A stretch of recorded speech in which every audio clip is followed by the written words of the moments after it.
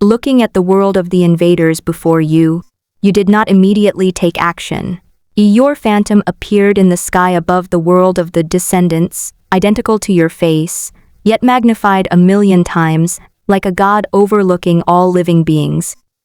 Every inch of its outline exudes an unshakable majesty. You are insatiably greedy, using the Tower of Descent to invade indiscriminately. Many worlds have suffered under the influence of the Descent beings for far too long. Today, the worlds of the Descent beings shall be destroyed. Your words of judgment, spoken from your moral high ground, rippled outwards, reaching the ears of everyone in the entire world of the Descendants. At this moment, the world of the Descendants fell into an eerie, deathly silence. On the streets, inside the tower, and in the council chamber, countless people looked up at that phantom image. An invisible sense of oppression filled the air, as if the entire world was being gripped by a giant hand and about to be crushed. Among all the arrivals, Gu Yunyan and Zhu Haitao were the most shocked. The moment they saw your phantom image, their faces turned deathly pale, and their pupils contracted sharply. If it were someone else they knew, they might have to think for a while to remember. But the impression you made on them was too deep. Gu Yunyan's lips trembled, his finger pointing shakily to the sky. The phantom's face instantly reminded him of a painful memory. Then Gu Yunyan suddenly burst into laughter, as if he had gone mad. "I told you so, I told you so." Gu Yunyan's voice was so shrill it was almost cracking. "It's not that I'm incapable. It's just that Emperor Fuyao is actually the reincarnation of a powerful being. I felt something was off from the beginning. How could someone from a low-level world be so strong? Now, everything makes sense. Back then, you wouldn't listen to my explanation at all. You all thought I was useless, unable to even conquer a small, low-level world. And now look what's happened. They've come looking for revenge. Do you see? We're all finished. Not a single one of us can escape." Gu Yunyan ignored the astonished and suspicious gaze cast upon him by his clansmen. His trembling finger pointed directly at your projection in the sky, his expression a mixture of fear and a sense of relief. Clearly, the trauma you inflicted on Gu Yunyan back then still lingers in his memory. And at this moment, you see that your display of divine power has not disturbed Master who descended upon the tower. So they immediately began to take action. Your 5 fingers slightly spread, then suddenly peer into the world of the invaders. Instantly, the sky over the entire world of the descendants darkened, as if an invisible hand had blocked out the light. Countless galaxies trembled violently, planets shattered, and countless arrivals discovered with horror that the world beneath their feet was losing something fundamental. Your hand pierced through the barriers of space, reaching directly into the deepest, most fundamental core of the world. It was a vortex of energy radiating 7-colored light, the foundation upon which the entire world of the descendants operated. The moment your finger touched it, the whole world let out a deafening wail, like the final cry of a dying beast. You begin refining the entire world of the descendants. The primordial core struggles violently in your palm, attempting to resist this force from a higher dimension. It unleashed a devastating shockwave of rules, attempting to shake your hand away, trying to expel you, the intruder, from the core of the world. However, all of this was in vain. Your 5 fingers, like 5 pillars supporting the heavens, firmly locked down every wisp of energy fluctuation at the core of origin. A more powerful and purer force surged from your palm, enveloping your core essence layer by layer like a furnace. The world of the descendants began to groan. Under its own weight, the entire world trembled, as if it were about to shatter completely at any moment. However, just as you were about to refine the world of the invaders, a pure white light flashed. After the light faded, the entire world of the descendants vanished into thin air. Immediately afterwards, a figure appeared in the original location of the Descendants' world. A towering structure radiating eternal light floats above this person's head. The moment he appeared, he unleashed a divine power without hesitation. It was a light of absolute purity, containing within it the concepts and rules of absolute accuracy and certain kill. The speed of light transcends the limitations of space and time. Almost the instant you see it, it has already struck your body. This person's name is Zhang Ji, the owner of the descending tower, and the one you secretly observed before. Your actions in refining the world have finally triggered the alert mechanism Zhang Ji left in the world of the Descendants, instantly awakening him, who was refining the magical artifact's restrictions deep within the core of the tower. Zhang Ji clearly understood the essence of combat. After identifying his enemy, he didn't waste any words and immediately launched a deadly attack. You were prepared for this deadly attack. Your will, in a fraction of a second, operates billions of times, negating the existence of this light. This light does not exist. A simple sentence empowered by your will becomes a rule of reality. That deadly beam of light dissipated like a bubble the instant it was about to touch your body, leaving no trace. Upon seeing this, Zhang Ji's pupils contracted slightly. He instantly realized that your strength was extraordinary.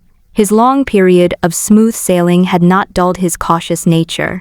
Seeing that ordinary methods were ineffective against you, Zhang Ji instantly went into full-on mode. His figure began to expand and change. Countless forces of law surged from within him, condensing into a halo of the great Tao behind him. His figure instantly grew to billions of feet in size, and the towering structure above his head also expanded accordingly, its surface radiating an eternal light that suppressed all heavens.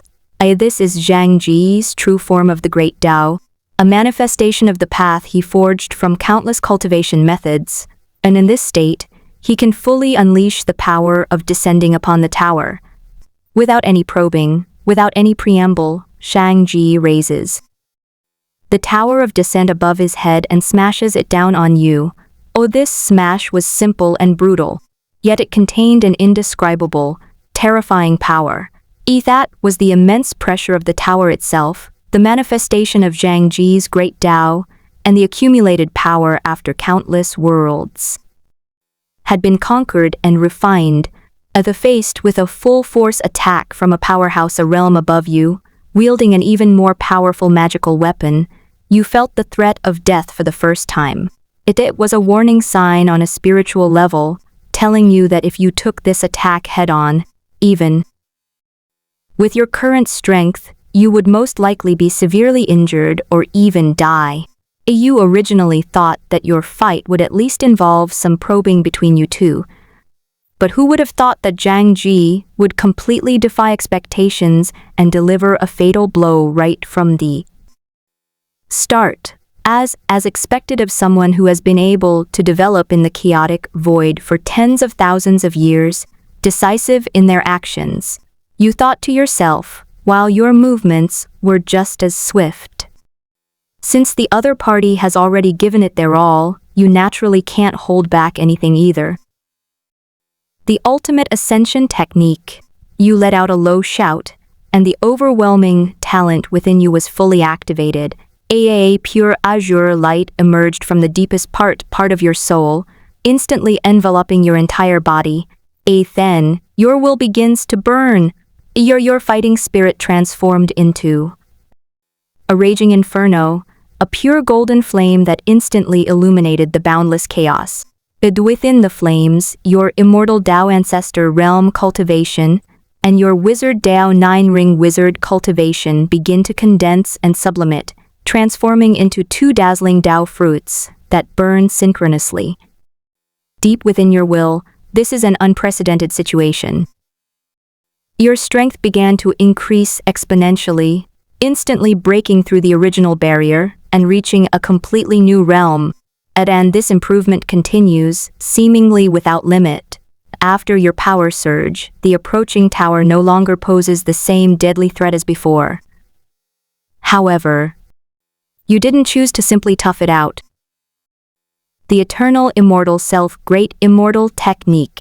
Before you finished speaking, an invisible force emanated from you, like ripples spreading outwards from a calm lake, after a pebble has been thrown in.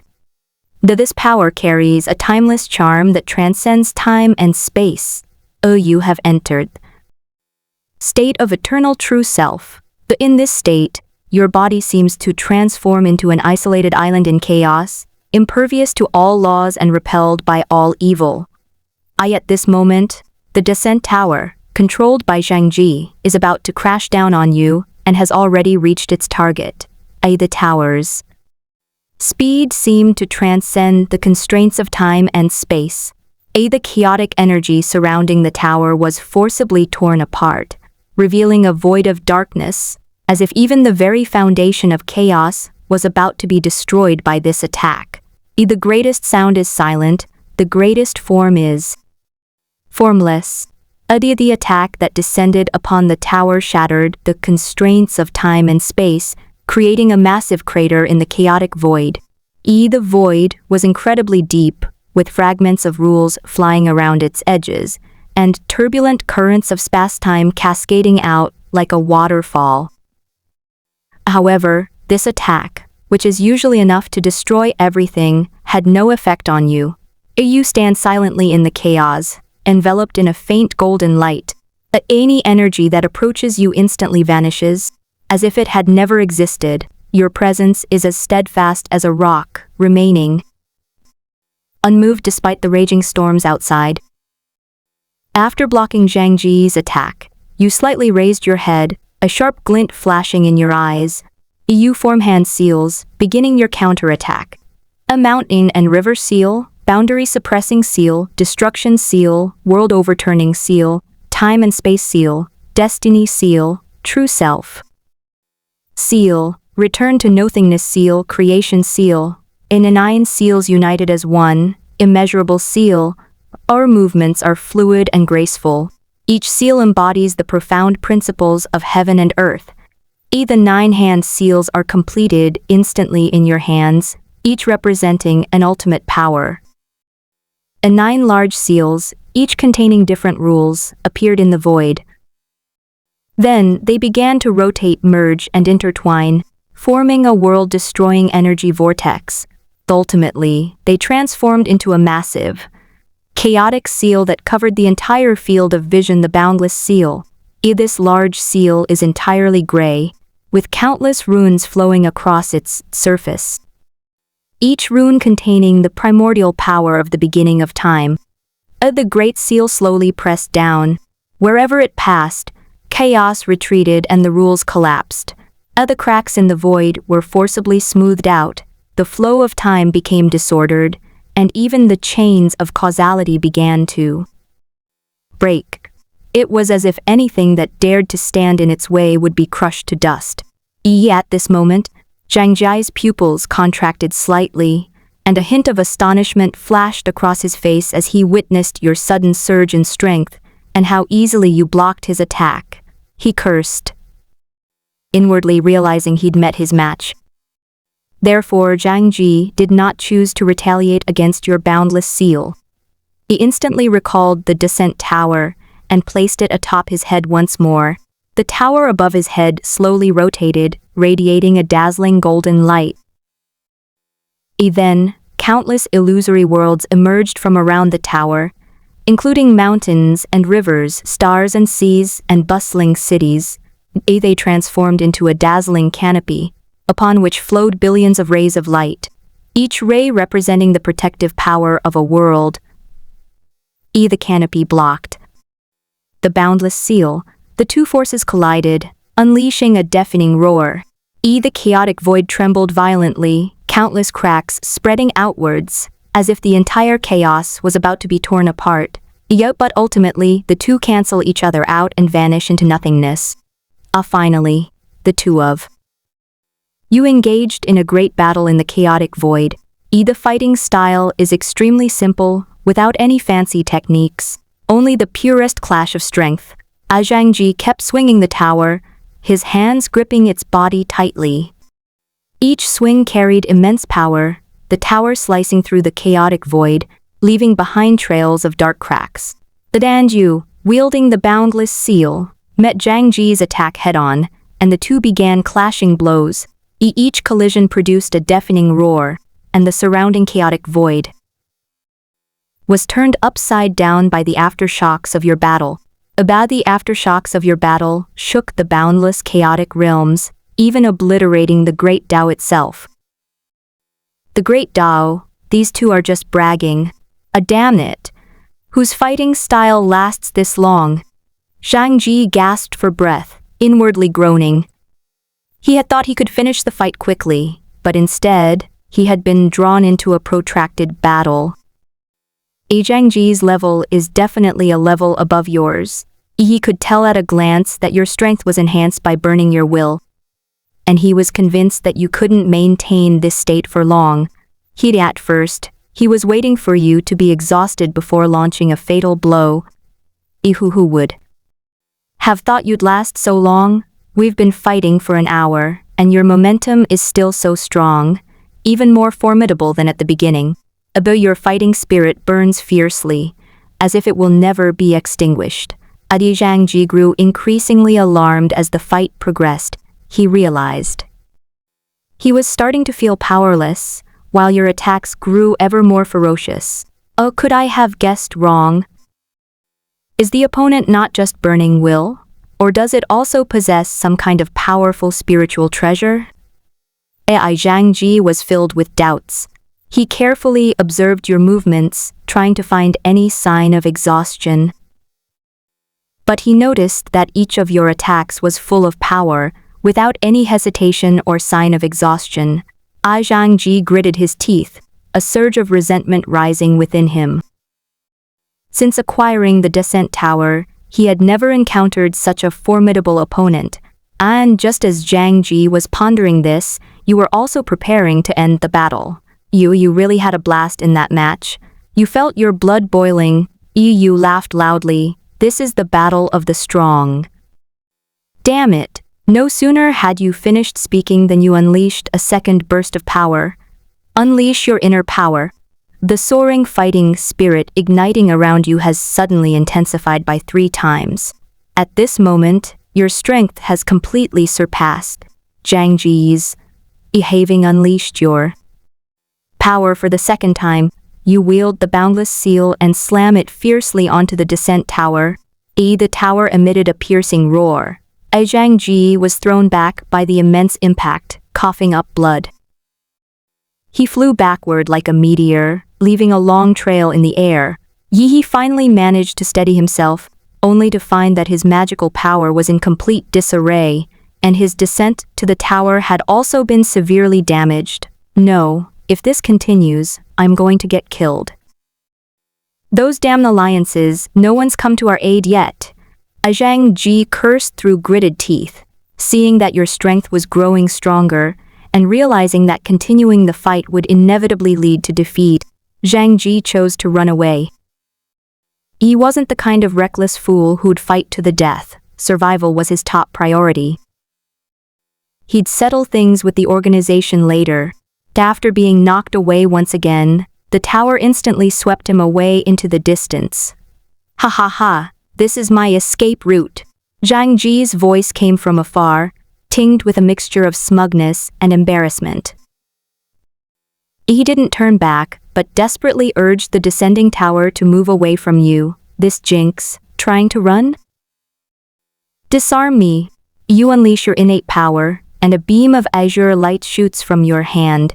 The azure light, like a shooting star, streaked across the sky, striking Zhang Ji with an irresistible force.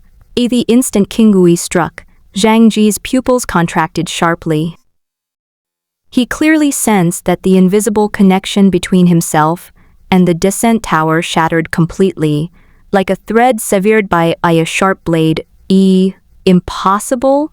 What kind of power is this? I was only one barrier away from refining the descent tower. How could the connection be so easily severed?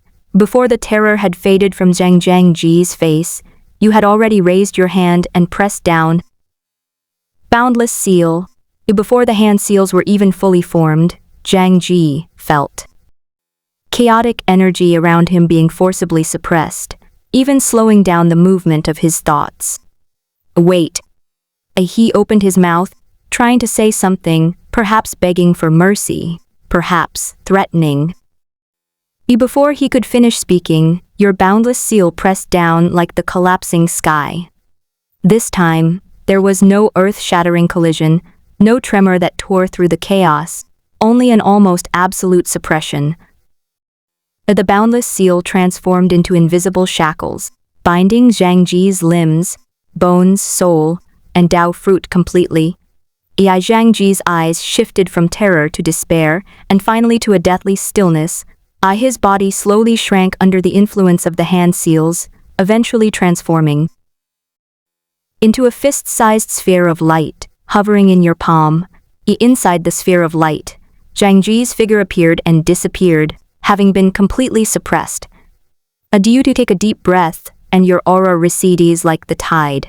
The flames of battle intent that once illuminated the endless chaos have now transformed into specks of starlight, dissipating into the chaos.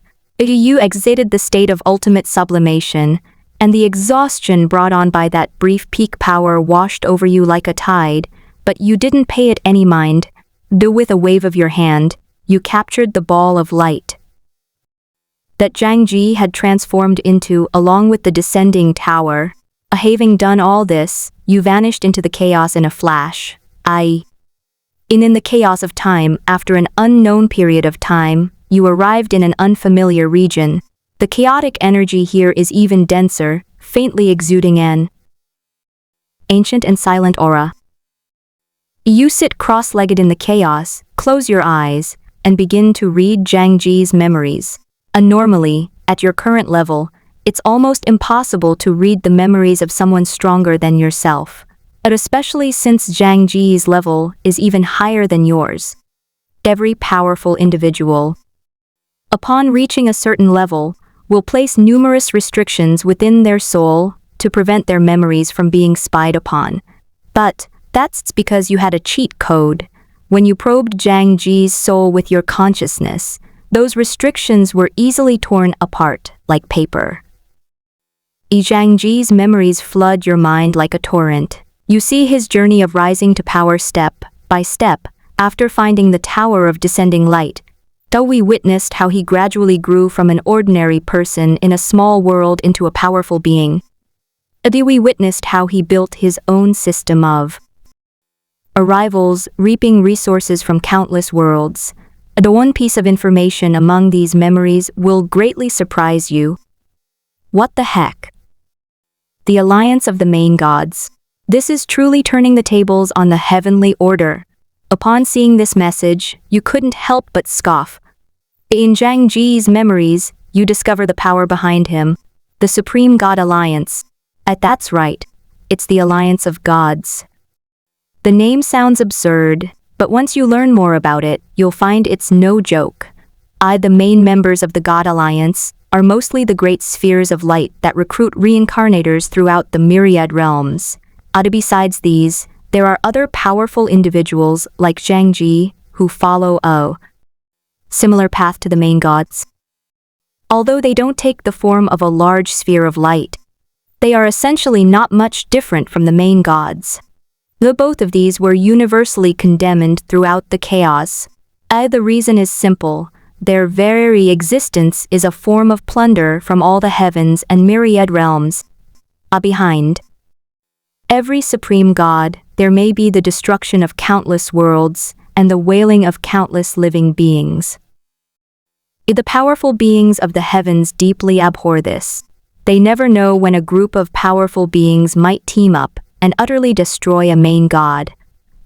Countless gods have long suffered under the oppression of the powerful beings of the heavens. Therefore, those gods or those who follow similar paths have chosen to band together and form the Alliance of Gods. The Alliance's purpose is simple. to support each other and jointly resist the encirclement and suppression by the powerful beings of the heavens. However, those who become chief gods are clearly not very good people. The alliance itself is also rife with intrigue and backstabbing. Before Yu suppressed Zhang Ji, he had actually sent a distress signal to the main god alliance. But what was the result? Not a single major deity provided timely support. When you read this memory, you couldn't help but chuckle.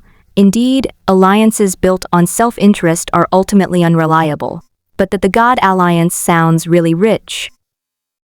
We'll definitely pull off one someday. You're not afraid of the alliance of gods causing you trouble. On the contrary, you are quite envious of the resources held by the Supreme God Alliance. Those supreme gods traversed countless realms, collecting treasures, cultivation techniques, materials from numerous worlds. Their accumulated wealth was so profound that probably no one could resist its covetousness. Of course, you are no match for the alliance of gods right now. A fully developed main god is already very powerful. Take Zhang Ji, for example. Although you suppressed him, his strength is still considerable. An alliance composed of countless main gods would be a top-tier force even within the entire chaotic void. And nobody knows where the alliance of gods' headquarters is. After all, if one's strength wasn't great and one wasn't well hidden, they would have been crushed by the powerful beings of the heavens long ago. You learn from Zhang Ji's memories that the alliance of gods has a large number of members, including many gods whose strength surpasses Zhang Ji's. They are scattered throughout the chaotic void, interconnected by a complex network of relationships and transactions. Besides the God Alliance, what interests you most is the common knowledge about the chaotic void that Zhang Ji learned from the God Alliance. These common sense facts are undoubtedly extremely valuable to a clueless newbie like you. Although you already possess considerable combat power, your overall understanding of the chaotic void remains limited. Zhang Ji's memories contain detailed records of world levels, cultivation realms, and other information, giving you a clearer understanding of the entire chaotic void. The world levels in the chaotic void are divided into, from lowest to highest, lesser thousand worlds, middle thousand worlds, greater thousand worlds, and the unique true realm. The low and mid-level worlds planned by the descendants are all minor chiliocosms. These worlds typically have incomplete laws, scarce resources, and extremely low cultivation ceilings for their inhabitants. Advanced and super worlds correspond to middle thousand worlds. These worlds possess a relatively complete system of laws, capable of nurturing mortals at the pinnacle of power. Any world capable of giving birth to an immortal level world can be called a great thousand world. The laws of this vast world are perfectly balanced and resources are abundant. It is a cradle of the strong. The immortals of the descendant world are also known as true immortals throughout the chaos. The true immortals here are not the true immortals of the Kangyuan realm, but rather the true immortal realm of the Hunyuan immortal path, which has been passed down through countless worlds. Due to the current chaotic void, the primordial immortal path can be considered a mainstream cultivation system, as it produces the most powerful individuals. Therefore, the current power distribution within chaos is based on the immortal realm. The immortal cultivation system of the Kangyuan realm is an alternative evolution of the Hunyuan immortal cultivation system. Although it has its unique features, it is essentially still a branch of the Hunyuan immortal cultivation system. Speaking of which, could that immortal ancestor be a projection of some powerful being? Forget it, whatever. Once it's entered the depths of my will, even a powerful being like it has to be suppressed. Above true immortals are celestial immortals, golden immortals, and Tai Daluo golden immortals. The primordial celestial immortal comprehended the 5 elements cycle and the 3 paths of heaven, earth and man, cultivating the 5 ki within his chest and the 3 flowers on his head. In most worlds, he could be considered a highly powerful being. A celestial immortal level expert has already begun to grasp the essence of the world. When a celestial immortal pushes their own path to its ultimate limit, and then comprehends the 4 immortalities: body immortality, soul immortality, ki immortality, and Tao immortality, they can then condense the golden immortal Tao fruit. At the golden immortal level, most cultivation systems begin to converge on the same goal. Cultivators at this level can roam the chaotic void without relying on any magical treasures, solely through their own strength. Golden immortal level experts are already able to ignore most of the dangers in the chaos and can even create their own blessed lands within it. The Tai Daluo golden immortals, above the golden immortal level, symbolize the ultimate state for almost all cultivation paths. When discussing Tai Daluo, one must mention the unique true realm. The unique true realm is the most advanced world in the entire chaotic void. The eternal and immortal, reflecting the heavens, capable of bearing multiple Tai golden immortals. Within the one true realm, the golden immortal who gathers all of their own time, stands at the source of space-time, and wields the power over the world is the Tai golden immortal. The Tao spreads from the primordial chaos, reflecting across all heavens and realms. Golden immortals who transcend the constraints of time, space, and destiny are called Great Luo golden immortals. Both are at the same level, but have their differences. But Tai golden immortals focus more on controlling power, while Daluo golden immortals pursue a carefree existence. Transcends time and fate. Of course, cultivators can simultaneously attain the Tai and Daluo levels, their strength far surpassing that of ordinary Tai Daluo golden immortals. Above these two, it is said, lies a noble and unimaginable supreme realm, known as Hunyuan. All the Tai and Daluo realms are pursuing the Hunyuan realm. Currently, there are only a few individuals in the chaotic void who are suspected to be at the primordial chaos level. These beings have transcended the laws of nature.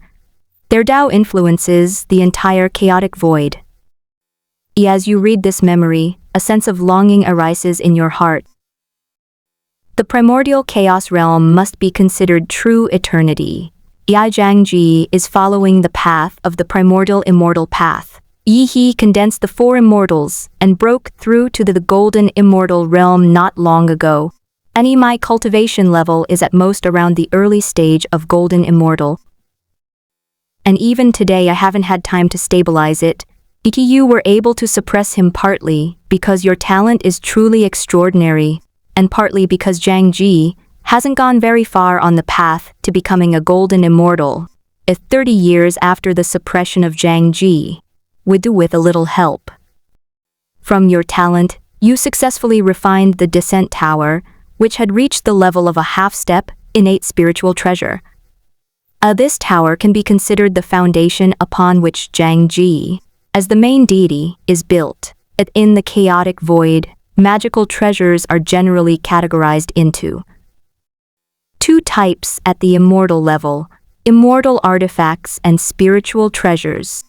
Celestial artifacts correspond to true immortals and celestial immortals, while spiritual treasures correspond to golden immortals and great Luo immortals. Lingbao, spiritual treasures, are further divided into acquired Lingbao and innate Lingbao.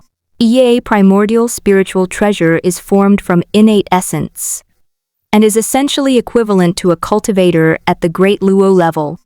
Acquired spiritual treasures are crafted by humans, but some powerful acquired spiritual treasures are no less powerful than innate spiritual treasures. The Descent Tower is a spiritual treasure that arose spontaneously from chaos. It should have been an innate spiritual treasure.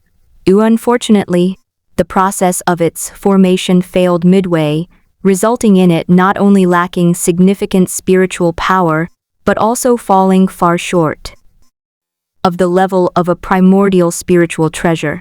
And nevertheless, its power still far surpasses that of ordinary acquired spiritual treasures, and in some aspects, it is even comparable to true innate spiritual treasures. However, although the tower it descended upon lacked spirituality, the laws it contained were extremely complex.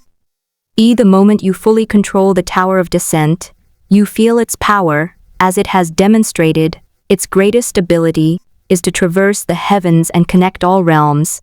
In addition, it possesses the ability to suppress all realms, but due to the premature arrival of the Tower of Descent, this ability is slightly inferior compared to its ability to traverse realms. 120th year after the suppression of Zhang Ji, you have integrated the knowledge of the primordial immortal path collected by Zhang Ji into the eternal true self path. As Zhang Ji's memories contain a wealth of cultivation experience in the Hunyuan immortal path, with detailed explanations of each realm from true immortal to golden immortal. You digest and absorb this knowledge, corroborating it with your own eternal true self, ultimately forming a more complete system of spiritual practice. Although you haven't broken through to a realm beyond the heavenly evolution realm, your normal strength has successfully transitioned to the golden immortal level. Now, your normal strength is comparable to that of a golden immortal in the early stages, even stronger than Zhang Ji before he possessed the Descent Tower. You sit cross-legged amidst the chaos, feeling the ever-growing power within you, yet you are not complacent. The existence of the Alliance of Gods makes you realize that there are far more powerful beings in the chaotic void than you imagined. Although those main gods each harbored their own ulterior motives, their power should not be underestimated. Moreover, there are those ancient beings who are suspected to be at the primordial chaos level. Their will is enough to influence the entire chaotic void. Faced with these circumstances, the only thing you might be good at is running away. You begin to think about your next steps. Resources as of the God Alliance may tempt you, but your current strength is insufficient to contend with the entire alliance. You need to continue improving yourself. And the fastest way you can think of to improve is to break through the heavenly evolution realm and reach the 7th realm of the eternal true self path. After some thought, you decide to travel to the one true realm. The 140 years after the suppression of Zhang Ji, you have once again entered a unique true realm within the chaotic void by assimilating into an alternate entity from another dimension. In this process, you used your innate talent to shield your own existence. Like a transparent shadow drifting on the edge of the world's perception, even those few beings standing at the pinnacle of the true realm were unaware of your arrival. Besides your original body entering the one true realm, you have also spread out countless primordial thoughts. These thoughts, like the tentacles of your consciousness, spread out into different worlds within the chaotic void. Every thought carries a portion of your innate talent, which disperses to different worlds to comprehend their rules and systems. This is also your consistent method of cultivation, accelerating your understanding of the rules through multi-sensory perception. Every insight gained will be fed back to your true self, as if countless versions of yourself are simultaneously cultivating in different worlds, far more efficient than enlightenment in a single world. After merging with your counterpart, you begin to peruse her memories, which flood back like a tidal wave. Through these memories, you learn that this unique true realm is called Heavenly Ruins. A Chiangsu is a nested world with distinct layers, like an inverted pyramid. Each level has its own unique rules and energy system. The rules of the lower levels are relatively loose, and the energy is scarce, while the rules of the upper levels are strict. and the energy is abundant and at a high level. And the place where the counterpart resides is the highest level of the entire heavenly ruins, the Supreme Realm. The Supreme Realm is eternal and indestructible. A high-level energy known as the power of eternity permeates the space between heaven and earth here. Although this energy is unlike any form of energy you've ever seen in other worlds, it seems to transcend the limitations of time and space, containing an extremely profound essence. A mere trace of it could transform an ordinary person into a powerhouse capable of shattering galaxies, if that ordinary person could withstand it.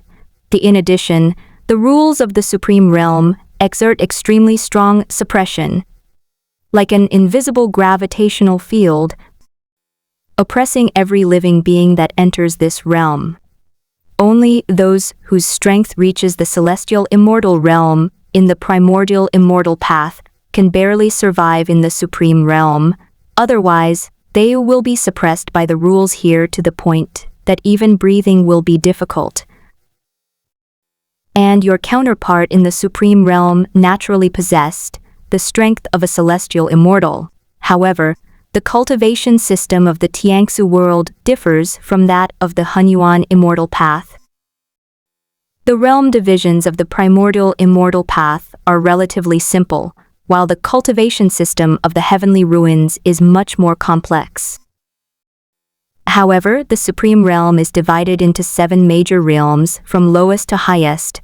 These are respectively Yuan Tian, Yuan Wang, Yuan Huang, Yuan Zeng, Yuan Sheng, Yuan Da, and the ultimate realm of this world, Yuan Shi. Besides the primordial realm, each realm is further divided into 10 heavens, like 10 steps, each requiring countless years of arduous cultivation and sudden enlightenment to traverse. Among them, Yuan Tian, Yuan Wang, and Yuan Huang correspond to the celestial immortals in the Hunyuan immortal path, while Yuan Zun, Yuan Sheng, and Yuan Di correspond to the golden immortals in the Hunyuan immortal path. EEAs for the primordial realm, based on the characteristics understood by my counterpart, it should be equivalent to a Taiyi golden immortal. With a mere gesture, one can shake the fabric of time and space. In the blink of an eye, one can create or destroy a world. Your counterpart in this world is at the Yuan Huang realm, roughly equivalent to a celestial immortal who has condensed 3 types of immortality. Those at the Yuan Huang Wang realm in the Supreme Realm are already able to utilize the power of eternity to condense an eternal body, allowing them to move freely within the Supreme Realm. But we are still a long way from those who truly stand at the pinnacle. Below the Supreme Realm lie 108,000 sacred realms. Each holy realm is like a dazzling star, suspended in the void, radiating its own unique light. Below the holy realm lies an endless array of realms. These realms are scattered like nebulae, containing an infinite universe within them. Each great universe contains countless smaller worlds, nested layer upon layer, forming the vast world background of the heavenly ruins world. From the small world to the great universe, to the realm, to the holy realm, there are 50 cultivation realms. Moreover, the names of these realms are very similar to those of the Supreme Realm, such as Immortal King, Immortal Emperor, Immortal King, God Emperor, God King, Saint Emperor, Saint King, Saint King, Saint Emperor, and so on. Although these realms differ from the Supreme Realm in name, they are essentially different levels of control over rules and energy. Including the realms in the Supreme Realm, the Heavenly Ruins world possesses 57 cultivation realms, while it can't compare to the hundreds of cultivation realms described in some novels from my previous life. This is the world you've ever witnessed in the entire chaotic void that contains the most self-created cultivation realms. The 57 realms are like 57 checkpoints, each requiring tremendous effort to overcome. So many realms to think about, it's enough to give me a headache. I'd probably be numb from all the breakthroughs. You couldn't help but sigh to yourself. 57 realms, each requiring a long period of cultivation and enlightenment. For the beings of this world, even a lifetime might not be enough to traverse this path. Unfortunately, these things are irrelevant to you. Your primary task right now is to comprehend the rules of the Supreme Realm. EA is the highest level of the only true realm in Tiangsu. The Supreme Realm can be considered the core of the world. Either the rules here are the most complete, and it's filled with the power of eternity energy, containing the unique rules of the Heavenly Ruins world. It's the perfect cultivation ground for you, though of course there are better cultivation grounds than this, but those are not within your reach right now. They are occupied by 4 primordial realm beings of this world. These 4 beings, equivalent to Tai golden immortals, stand like 4 majestic mountain peaks at the end of the river of time and space, overlooking the entire Tiangsu world. Although you are not afraid of them, you don't want to alert them so soon after arriving here without gaining anything. In order to comprehend the rules of heaven and earth, as before, scattered countless primordial thoughts into the world. These thoughts permeate every corner of the Heavenly Ruins world, perceiving, analyzing, understanding, and experiencing the workings of those worlds' rules. You didn't overlook even the most remote little worlds, because rules are interconnected, and even the slightest change in a rule can reflect the operating logic of the entire world. 200 years after descending to the Supreme Realm, at this moment, you sit cross-legged in a void of the Supreme Realm, surrounded by abundant, eternal power. 200 years is probably not even enough time for beings in the Supreme Realm to perceive any progress in their cultivation. But for you, this is enough for a basic understanding of the rules of the Supreme Boundary. Your current strength has reached the mid-stage of the Golden Immortal Realm, equivalent to the Yuan Shang Realm in this world. The 500 years since his descent into the Supreme Realm, your normal strength has broken through to the late stage of Golden Immortal. Over the course of 500 years, you have not only deepened your understanding of the rules of the Supreme Realm, your primordial thoughts permeate every corner of the Heavenly Ruins world, from the highest realm to the lowest small worlds. You can sense the changes in their rules. You discover that the rules of the Tiangsu world are not static, but are constantly evolving and adjusting. This evolution seems to follow some kind of internal logic, but you can't fully grasp it at this point. The great immortal techniques you created have also been elevated to the limit of the Golden Immortal Realm. Each immortal technique has become more refined, drawing ever closer to the essence of the Tao. The 62nd year since his descent into the Supreme Realm, on this day, as you were comprehending the rules of heaven and earth, you suddenly sensed that the entire Heavenly Ruins world seemed to have become even more powerful. This power is not a localized change, but rather a profound adjustment to the entire world's rule system. The world has become more stable, the rules more complete, and the energy more concentrated. This change did not happen suddenly, but was a qualitative leap after a long period of accumulation. What's going on? You wondered. So you mobilized your innate power and looked over the entire river of time and space in the Heavenly Ruins world. Your gaze pierced through the barriers of time, revealing the intertwining of past, present, and future. At the end of the river of time, a 5th figure appeared beside the 4 figures that had originally stood. These 4 figures are none other than the 4 primordial realm beings of the Heavenly Ruins world, standing at the source of space-time and ruling over the world. The 5th figure, however, appeared ethereal and unstable. It wasn't as solid as the other 4 figures. It seemed to still be in the process of being conceived, but its outline was already clearly visible, radiating an aura similar to that of beings in the primordial realm. Could this mean the 5th primordial being of the Heavenly Ruins world is about to be born? You thought in Surprise. You never imagined your arrival in this world would be so perfectly timed, just as the heavenly ruins were giving birth to the fifth Tai Golden Immortal. Unlike the great Luo Golden Immortals, most Tai Golden Immortals are not attained through cultivation, but rather are nurtured by the world's rules themselves. They are equivalent to innate gods and demons. Now, this primordial being is just one final step away from being born. That is, waiting for it to complete its path of enlightenment at its real-world anchor points. That the so-called anchor point is the avatar of this primordial realm being in the real world.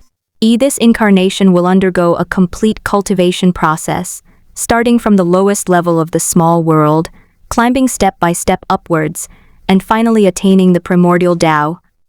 When this incarnation completes its path to enlightenment, this primordial realm being will truly be born. In other words, doesn't this mean the true protagonist of the Heavenly Ruins world has appeared? This is going to be interesting. A playful smile appeared on your lips. The appearance of the true protagonist signifies that the Tiangsu world is about to undergo a massive transformation. This protagonist's path to enlightenment will influence the entire world's Giju, a concept encompassing overall structure, and overall situation, and may even alter the balance among the four primordial realm beings. In particular, this was an action driven by the world itself, and even the four primordial beings could not prevent the birth of this fifth primordial being. And just 10 seconds after you realized all this, you discovered traces of the true protagonist in a remote little world. Your primordial thoughts permeate every corner of the Heavenly Ruins world, so when you deliberately search for them, you quickly lock onto your target. Although there are many characters with protagonist auras in the infinite realms and vast universes, you still manage to find the true protagonist at a glance thanks to your powerful insight. 10 seconds in. The Supreme Realm is equivalent to more than 10 years in this small world, and the protagonist has turned 18. The protagonist's name is Su Yuan, a born cultivation failure, but he possesses a supreme treasure within his body. He has parents who were both kings but are now deceased, and a childhood sweetheart with extraordinary talent. You've seen this kind of setup countless times in novels from your past life. Su Yuan was born in a medium-sized small world. Su Yuan's talent was that of a notoriously useless body. In that world, he couldn't absorb spiritual energy and therefore couldn't cultivate.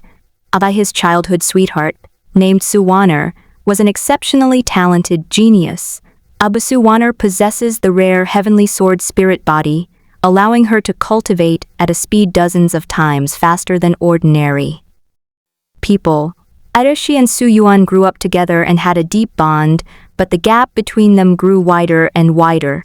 Though also in that year, Su Yuan and his childhood sweetheart were forced to separate because of a super sect in his world. This super sect is called the Heavenly Sword Sect, and it is one of the most powerful sects in this world. The sect leader of the Heavenly Sword Sect recognized Su Yuan's talent and wanted to take her as his personal disciple. Su Yuan's family was naturally overjoyed, but the Heavenly Sword Sect had a rule: direct disciples must sever all contact with the outside world and focus solely on cultivation. Su Yuan was unwilling to leave Su Yuan, but faced with the immense pressure from the Heavenly Sword Sect, she was powerless to resist. Finally, persuaded by Su Yuan, she left in tears, and it was after that that the arcana revived. The supreme treasure within Su Yuan awakened at his most desperate moment. And because of the supreme treasure, Su Yuan finally gained the ability to cultivate. A classic. Truly a classic, both in terms of character backgrounds and world building, you exclaimed. Su Yuan's story is practically a standard protagonist template, and a classic one at that, a protagonist template from the old-school fantasy genre. Starting as a loser, A rare treasure is revived, childhood sweethearts are forced apart, and then the journey of revenge begins. You've seen this kind of scenario countless times in novels in your past life, but novels obviously can't compare to seeing it with your own eyes. The moment you discovered that Su Yuan was the protagonist, you scanned his small world, the larger universe, and even his realm. You've discovered that the realm Su Yuan is in actually has quite a background. That realm was originally called the Xuanyuan Sacred Realm, and it was originally one of the top 10 sacred realms among the 108,000 sacred realms. The Xuanyuan Sacred Realm possesses an extremely complete system of rules, abundant energy, and countless powerful beings. But great power attracts the attention of other holy realms. Several holy realms joined forces to launch a war against the Xuanyuan Holy Realm. That war lasted for tens of millions of years, and in the end, the Xuanyuan Sacred Realm was destroyed and sank into the lower space of the Tiangsu world, transforming into a realm. But even a starved camel is bigger than a horse, although the Xuanyuan Sacred Realm has been reduced to a mere domain. The number of powerful individuals it contains far exceeds that of other domains. Those former powerful figures of the Xuanyuan Sacred Realm are not all dead, but their strength remains formidable. However, these powerful figures rarely made a move for fear of being detected. Other holy realms that had previously besieged the Xuanyuan Holy Realm. They are hidden in every corner of the realm, secretly accumulating power, waiting for the opportunity to revitalize the Xuanyuan Sacred Realm. The supreme treasure within Su Yuan's body was originally the Xuanyuan Bell, one of the three great sacred treasures of the Xuanyuan Sacred Realm. The Xuanyuan Bell is the treasure that guards the Xuanyuan Sacred Realm, containing the core rules of the Xuanyuan Sacred Realm. When the Xuanyuan Sacred Realm was destroyed, the Xuanyuan Bell disappeared without a trace, and unexpectedly, it ended up in Su Yuan's hands. Perhaps this is fate. Finally, something interesting is happening. A glint of interest flashed in your eyes. You decided to get involved in Su Yuan's rise to power. Let me see how I should intervene. You murmured to yourself, a playful smile curving your lips. You slowly close your eyes, fully unleashing your talents, your will rising like an invisible tide, until your perspective transcends the constraints of time and space, and you stand on a higher dimension to overlook everything. At this moment, what you see is not what Su Yuan is doing right now, but his entire growth trajectory. From a naive boy in a remote town to a cultivator who struggles to survive on the brink of life and death time and time again. Then, there are those seemingly accidental but actually inevitable encounters and calamities. Everything unfolds before you like a surging river of fate. You carefully examine every detail of this long river, your gaze piercing through the magnificent surface to see some deeper. Yes, he's a typical protagonist, with many confidants and friends along the way, but even more hardships. You sighed softly, but felt no pity. As the saying goes, when heaven is about to place a great responsibility on a person, it first tests their resolve and strengthens their body. Although Su Yuan is destined to become a primordial level being, this destiny requires him to undergo countless trials and tribulations. Your gaze sweeps across Su Yuan's life story, and suddenly a thought flashes through your mind like lightning. You smiled slightly, an interesting idea forming in your mind. Why don't I also play the role of the old man who bestows opportunities? Let's see how much of the original plot Su Yuan can change with the opportunities I give him. But once this idea took root, it grew wildly like weeds, becoming unstoppable. The more you think about it, the more brilliant the idea seems. Let's do it this way, and Su Yuan is also very suitable to be the first successor of my eternal true self path. You nodded in satisfaction, a glint of anticipation in your eyes. In your opinion, Su Yuan's personality is quite good. He's a very positive and traditional protagonist, the unwavering yet not rigidly stubborn, decisive yet retaining a rare childlike innocence. Most importantly, he possesses an indomitable stubbornness. Even if he's knocked down 1,000 times, he'll get back up on the 10,001st time.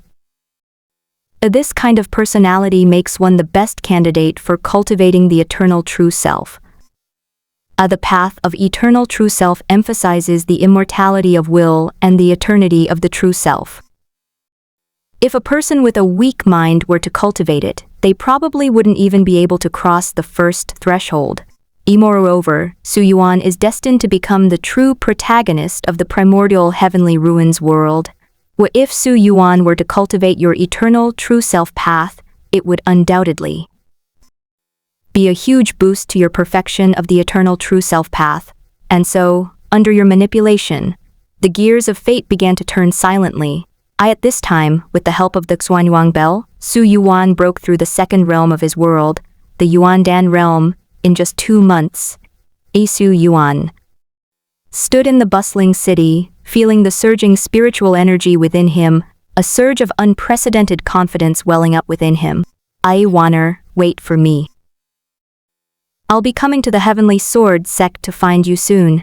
Having just broken through to the next level, Su Yuan decided to take a good stroll around the city, partly to relax after days of cultivation. Secondly, I also wanted to see if I could try my luck and find some opportunities that would be useful to me. This city is called Tianyuan City, and it is one of the largest cities in this region, bustling with merchants. All sorts of rare and precious treasures appear here in abundance.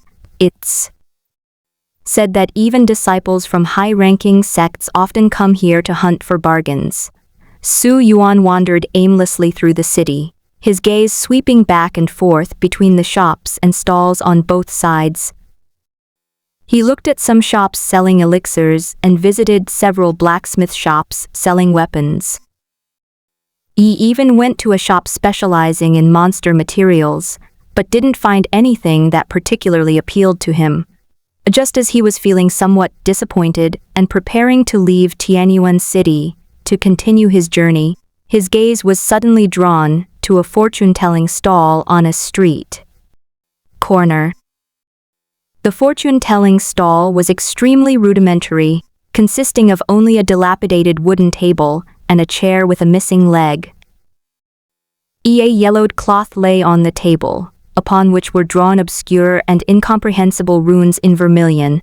Behind the stall sat an elderly man dressed in a gray Taoist robe, who appeared to be around 50 or 60 years old.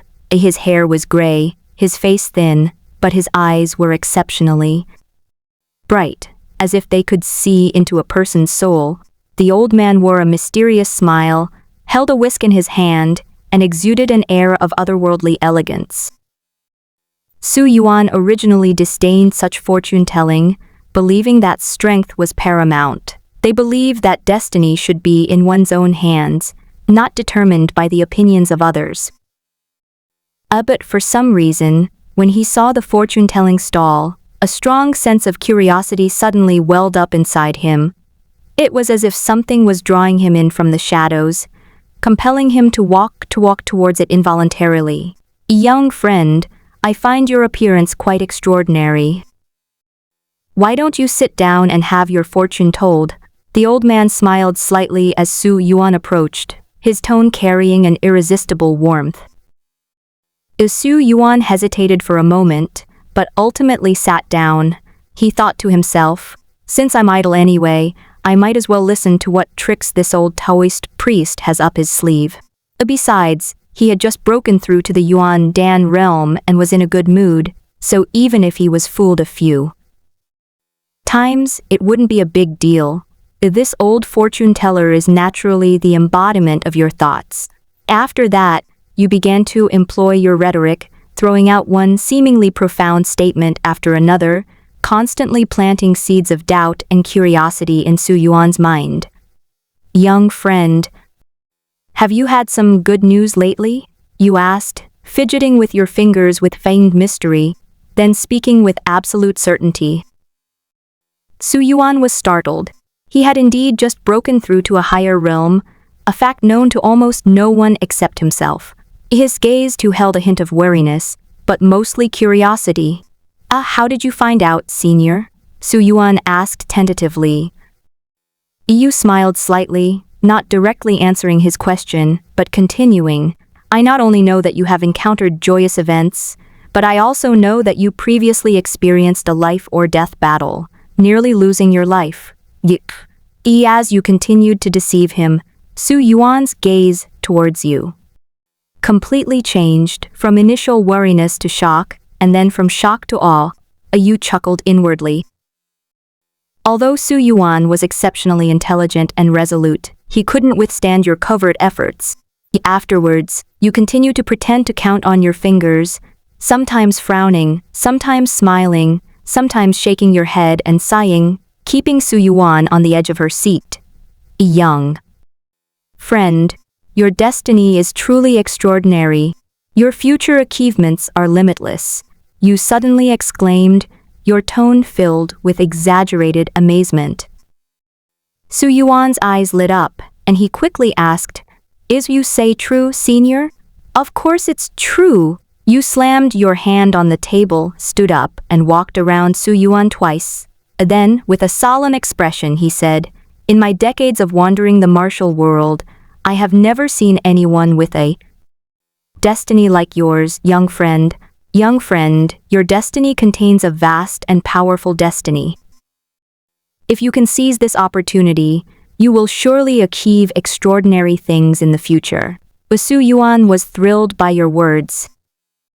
Ever since witnessing the power circulating within his body, he believed that his future was destined for greatness, that his eyes were filled with gratitude and trust as he looked at you, completely forgetting that he had initially only come with a casual attitude. Senior, I would like to ask you to give me a detailed reading to see what my future achievements will be like. Su Yuan said respectfully, then took out several dozen spirit stones from his pocket and placed them on the table. You picked up the few spirit stones, weighed them in your hand, and then shook your head saying, Young friend, I'm afraid this amount of spirit stones isn't enough. Su Yuan was taken aback. He hadn't expected you to complain about the amount being too small. He gritted his teeth, then pulled out another 1,000 spirit stones from his pocket, adding them to the previous ones, and pushed them in front of you. You nodded in satisfaction, then began to pretend to do the calculations. Of course you're not calculating, because you already know Su Yuan's future perfectly well.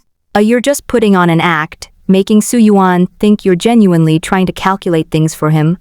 After a while, you suddenly opened your eyes, your face showing an expression of utter shock, as if you had witnessed something unbelievable.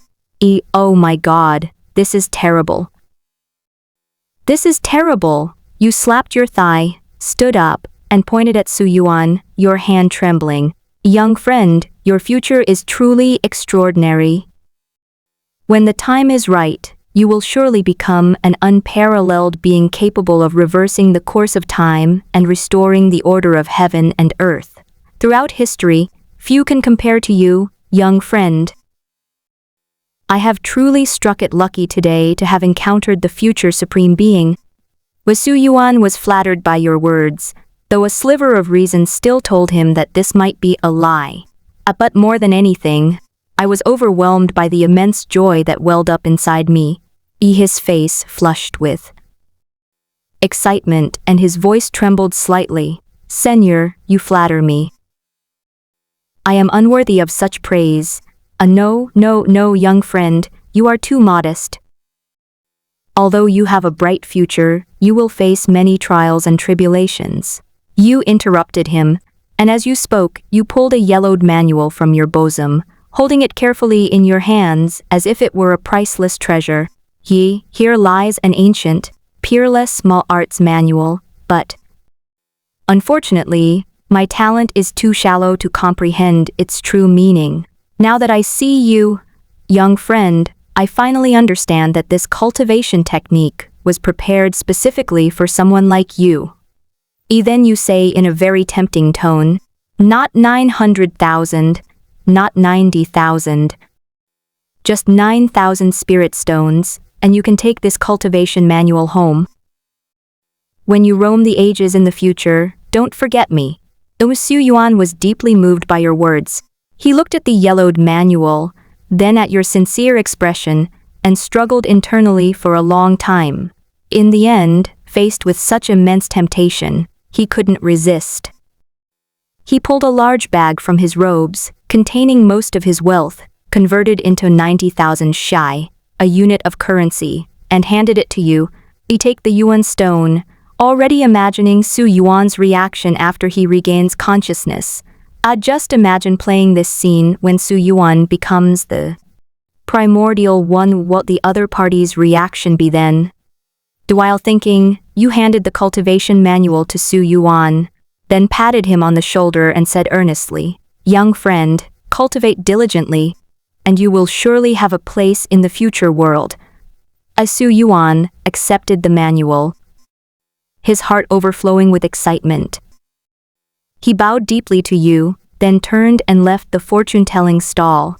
He jogged back to his lodgings, his heart filled with anticipation and hope for the future.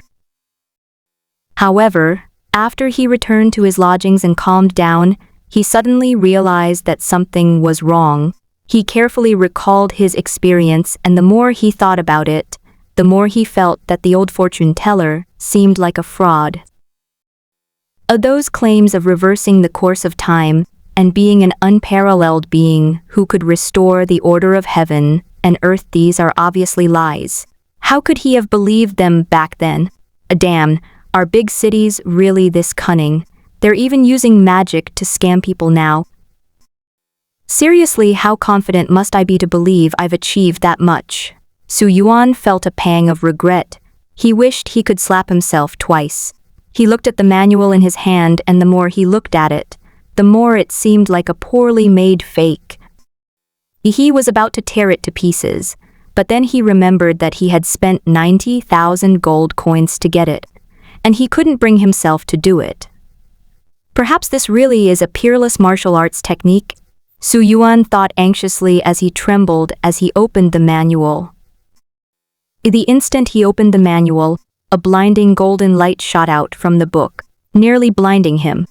Su Yuan screamed and quickly closed his eyes. Only after the golden light slowly dissipated did he dare to open them again. He looked down at the manual in his hand, only to find that it was completely blank, a wordless book. Damn it. Why make a blank book so shiny? Su Yuan was furious, throwing the book to the ground, his heart filled with the rage of being deceived.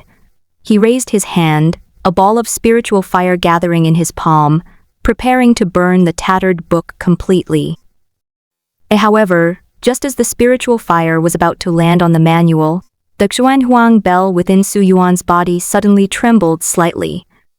A beam of divine light shot out from the Xuanhuang bell, striking the manual precisely. Immediately afterwards, the manual suddenly transformed into a sheet of golden paper under an inexplicable force. Countless mysterious runes shimmered on the paper, emanating an ancient and sacred aura. Su Yuan was stunned. Before he could react to what was happening, the gold paper instantly entered his mind. A vast amount of information flooded into his consciousness like a tidal wave. He felt as if a star had exploded in his mind, and countless insights and understandings about cultivation techniques blossomed deep within his soul. I didn't expect this cultivation technique to be so extraordinary. I wonder if the old Taoist priest who sold it to me knows about it. Su Yuan murmured to himself, his consciousness immersed in the flood of information, gradually understanding the contents recorded on the golden paper. This is a practice called the path of eternal true self, which cultivates the power of will and emphasizes the eternity and immortality of the true self. According to the inscription on the golden paper, cultivating the eternal true self path not only grants immortality of will, but also greatly enhances combat power, even enabling one to unleash power beyond limits in dire circumstances. Su Yuan was increasingly astonished as he read on. He had never imagined that such a profound and mysterious cultivation technique existed in the world. He quickly sat down cross-legged and began cultivating according to the method recorded on the golden paper. A hidden power began to slowly grow deep within his will, nourishing his soul like spring rain. He felt his mind was clearer than ever before, as if the whole world had become much clearer. In the days that followed, Su Yuan cultivated both the heavenly ruins world system and the eternal true self Tao. Two completely different cultivation methods coexisted within him, mutually reinforcing each other, allowing his cultivation to advance at an incredible speed. And you, observing all of this from the shadows, your heart filled with anticipation. However, the eternal true self Tao recorded in the golden paper you gave Su Yuan only covers the first two realms. The subsequent methods were written down on special gold paper and placed in different locations, some in the realms and some in the sacred realm. If Su Yuan wants to collect all the methods, he must go through hardships, searching step by step and breaking through each obstacle. But your operation is not over yet.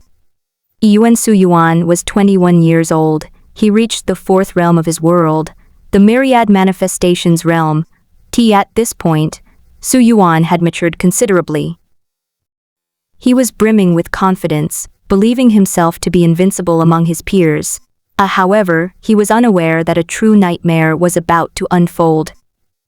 On this day, Su Yuan encountered a powerful enemy in a desolate wilderness.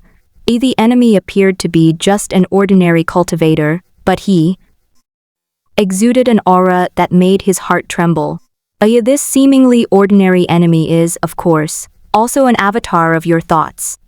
From this point on, Su Yuan, who was originally invincible among his peers and could even fight across realms, officially began his path of setbacks. Your thoughts transformed into a battle to the death across ranks, and a crushing defeat within the same rank. From the fourth to the eighth realm of Su Yuan would occasionally encounter your mental avatars. In every battle, Su Yuan fought with all his might, but each time he was easily defeated by your mental manifestation, only managing to escape with the help of the Xuanhuang bell. That feeling of powerlessness and frustration made Su Yuan feel extremely stifled. It wasn't until Su Yuan was 25 years old that, relying on a precious energy source, he activated the Xuanhuang bell within his body, finally managing to kill your mental manifestation. At that moment, Su Yuan, covered in blood, collapsed to the ground, gasping for breath. He gazed at his avatar lying on the ground, its soul and spirit utterly destroyed, his heart filled with a mixture of relief at surviving a catastrophe and an indescribable weariness. After your thought manifestation was destroyed, it began to explode wildly, directly giving Su Yuan a copy of the Divine Elephant Suppressing Prison Technique. Of course, this is not the original version of the Divine Elephant Suppressing Prison Technique. The original version of the Divine Elephant Suppressing Prison Technique is something even a primordial chaos level being might not be able to create. However, although it's not the original, the combat power boost provided by the techniques recorded in this manual, in the early stages, is in no way inferior to the original. Many of the supernatural abilities are retained, but the upper limit is not as high as the original, only reaching the Golden Immortal level. Su Yuan, who had obtained the Divine Elephant Suppressing Prison Technique, was immediately captivated by its opening line. Use key to guide the spirit, and the spirit to form the image. With every gesture, the power of a colossal elephant is unleashed. The human body is composed of 840 million particles. If its full potential is awakened, each particle contains the divine power of an ancient colossal elephant. Once fully awakened, one can rival the ancient prison-suppressing divine elephant, capable of overturning rivers and seas, roaring down stars, plucking the moon and swallowing the sun all in the blink of an eye. The countless cultivation techniques and Tao patterns flooded into Su Yuan's mind like a torrent, causing his very soul to tremble. He suddenly stood up, nearly jumping up on the spot. He finally understood why he had been so severely suppressed by your emanation of thought. Even though he has reached the pinnacle of every realm, and even cultivated the eternal true self path, his combat strength at the same level is still inferior to your thought carnation. The opponent had cultivated a supreme technique called the Divine Elephant Suppressing Prison Technique. This is absolutely a peerless opportunity, second only to the eternal true self path. Su Yuan's eyes gleamed with an unprecedented light.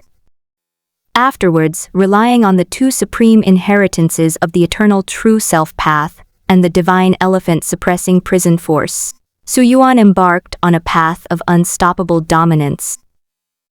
Yeah, right. As the saying goes, if there is no suffering creates suffering.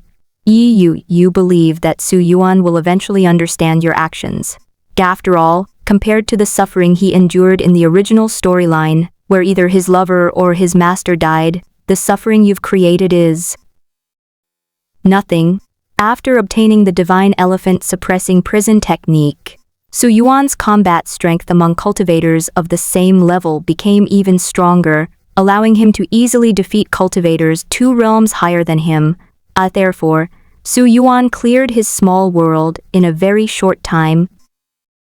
After absorbing the small world into his body, Su Yuan took a step forward, transforming into a streak of light and entering the vast and boundless universe. And after Su Yuan entered the great universe, your invisible hand began to exert its power again. You sit serenely in the void of the supreme realm, and with a slight shift of your thoughts, invisible threads of cause and effect coil around Su Yuan. Therefore, countless powerful forces, for various reasons, came one after another to seek revenge against him. For example, Su Yuan's relationship with the fiancé of a powerful figure's holy son came into contact with him. The holy son led his family's elite forces in pursuit of Su Yuan, but Su Yuan retaliated with a swift and decisive victory, leaving them utterly humiliated. The news sent shockwaves throughout the entire family. For example, in a secret realm, Su Yuan encountered a group of arrogant and domineering court disciples of a powerful force. Those people, relying on their powerful backgrounds, tried to seize the opportunity that Su Yuan had obtained, but were mercilessly killed by Su Yuan. Upon learning of this, that force was enraged and vowed to grind him to dust. Besides, this was also because he saw Su Yuan's powerful combat strength and wanted to kill him to seize the opportunity. Thus, wave after wave of pursuit followed. Under your influence, these powerful families no longer send their goods one by one as in the original storyline. After confirming Su Yuan as their target and conducting some probing, the major powers immediately went all out, some even summoning their reclusive patriarchs, although Su Yuan possessed extremely strong combat power thanks to his eternal true self Tao and divine elephant suppressing prison force, and could even overcome 3 major realms to defeat his opponents in a burst of power. However, his opponent was 4 or 5 realms higher than him, so Su Yuan was chased to the point of having nowhere to go, only managing to survive thanks to the power of the divine elephant, suppressing prison force in the eternal true self Tao. However, each time Su Yuan was about to be truly killed, a mysterious powerful figure would pass by and, by chance, help him escape. In addition, whenever Su Yuan engages in a major battle, your mental avatar will transform into an inconspicuous rogue cultivator, blending into the crowd and seemingly unintentionally offering commentary. Look at Su Yuan. Isn't he using the legendary divine elephant suppressing prison technique? That's an ancient, lost, supreme technique. It's said that when cultivated to its peak, one can possess the power of billions of divine elephants, capable of shattering countless worlds, or that magical artifact he carries looks like a lost ancient divine weapon. Legend has it that it once slew a true immortal, and its power is boundless. These words immediately caused a huge uproar. Each time the text points out which powerful lost techniques, powerful magical treasures, and the inheritances of strong individuals Su Yuan possesses. After this news spread, even more people coveted the opportunity that Su Yuan possessed. Some major powers that originally had no intention of intervening began to stir, sending out powerful individuals to track Su Yuan's whereabouts. It has been 700 years since you descended to the Supreme Realm.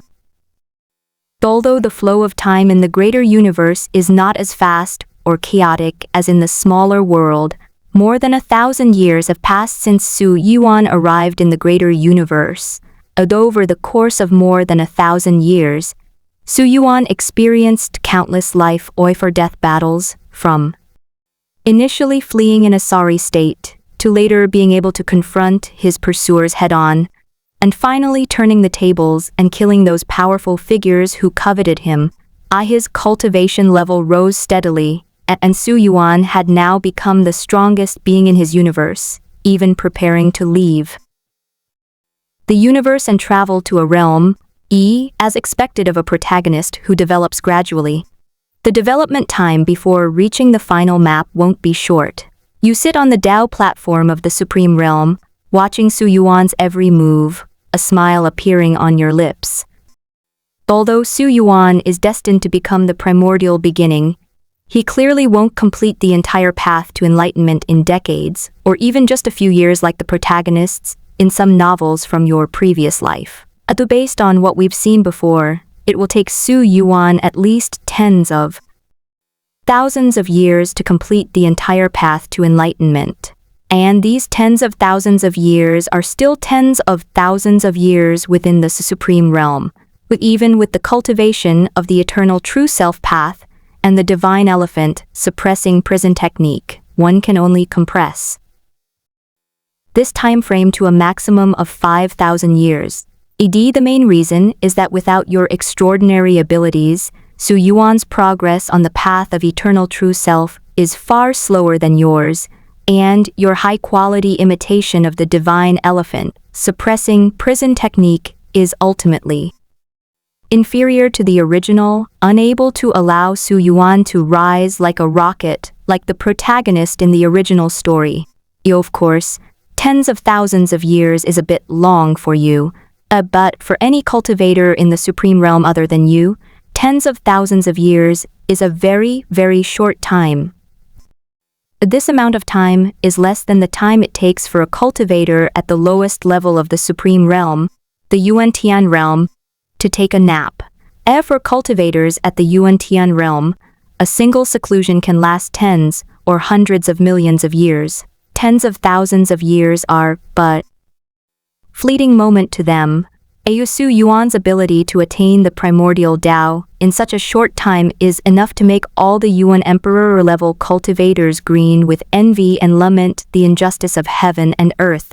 If I arrange more trials and opportunities for Su Yuan later, I should be able to compress his path to enlightenment to within 2,000 years. You stroke your chin, calculating in your mind how many perilous situations you should create within the realm. However, if that's the case, I should break through as soon as possible. Otherwise, wouldn't it be awkward if I couldn't beat Su Yuan after he breaks through to the primordial realm?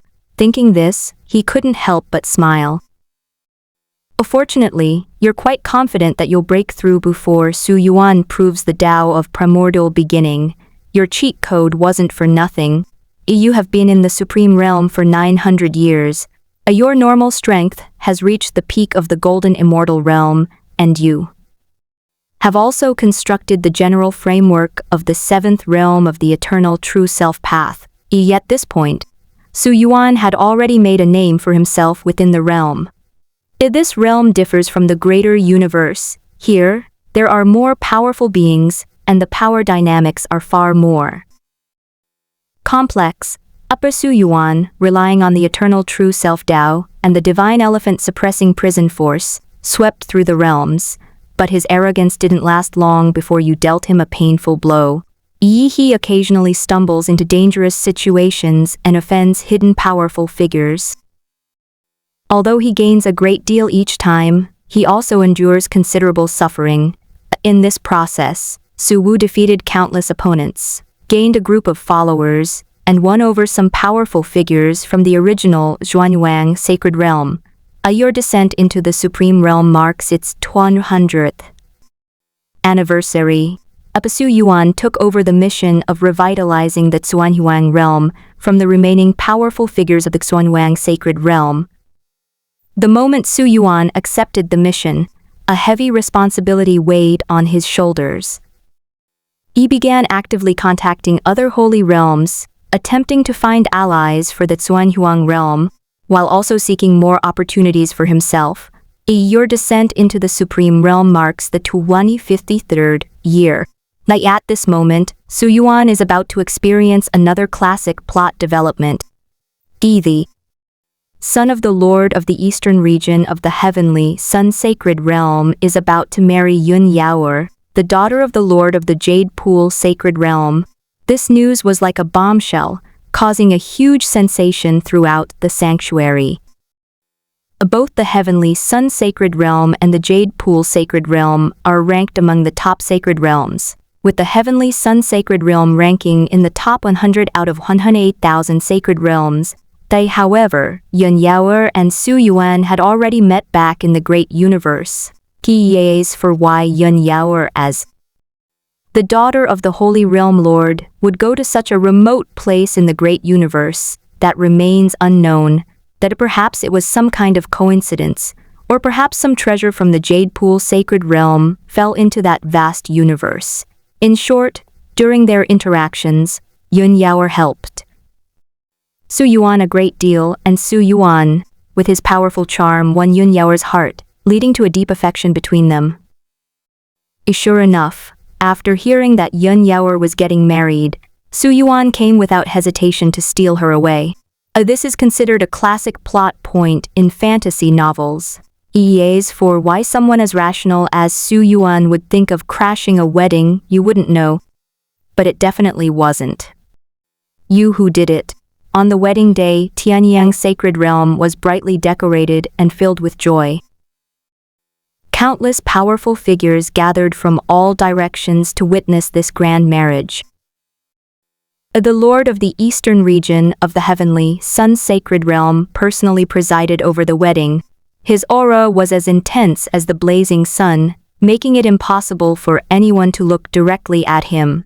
The Lord of Yaoqi Realm also arrived with a group of powerful figures from the Yaoqi Holy Realm.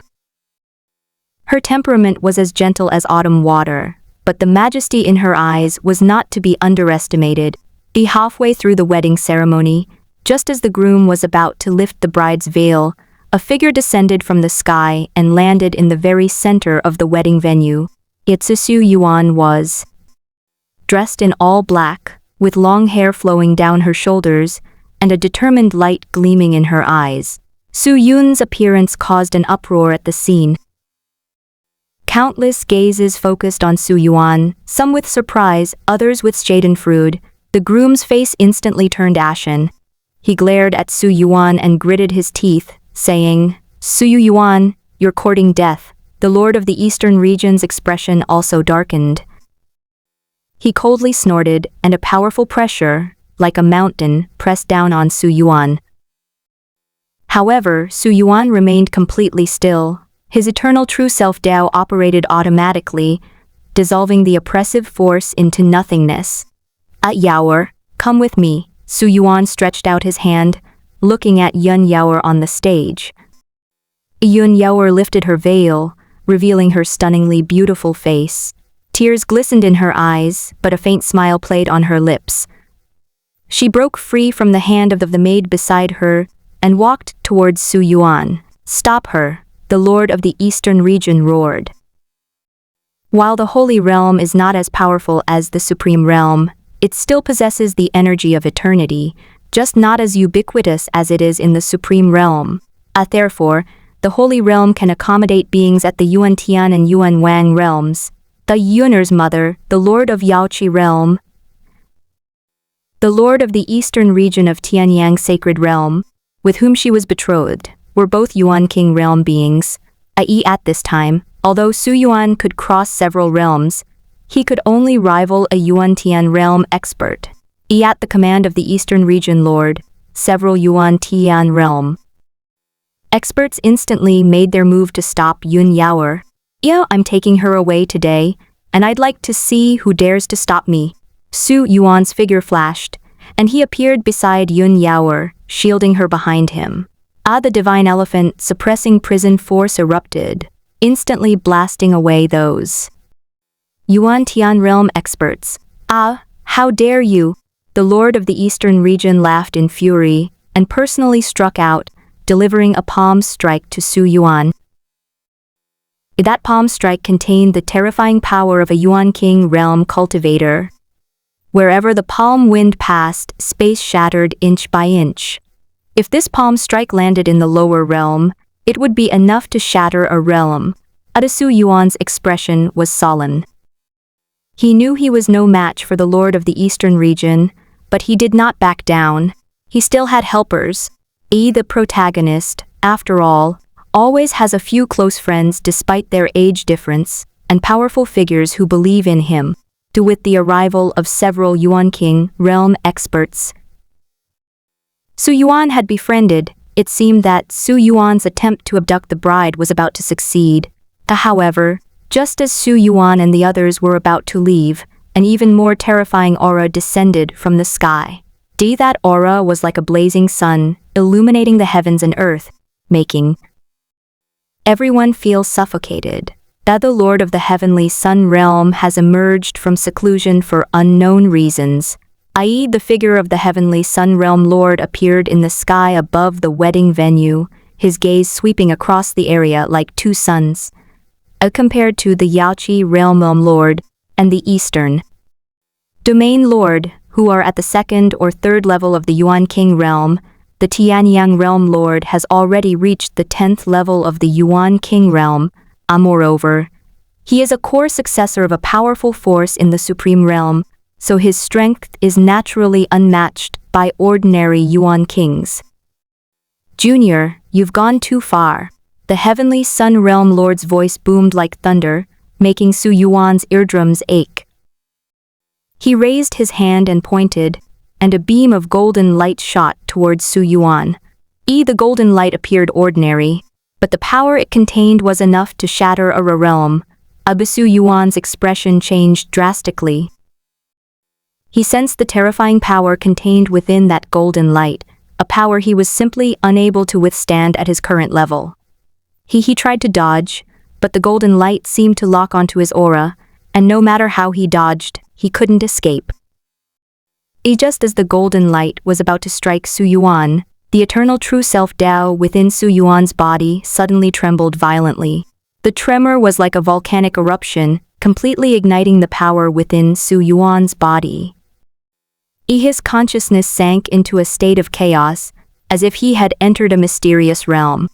In that realm, he saw the true essence of the eternal true self, and the path leading to the great Tao, the protagonist's exclusive trait, breaking through in the final battle, has appeared.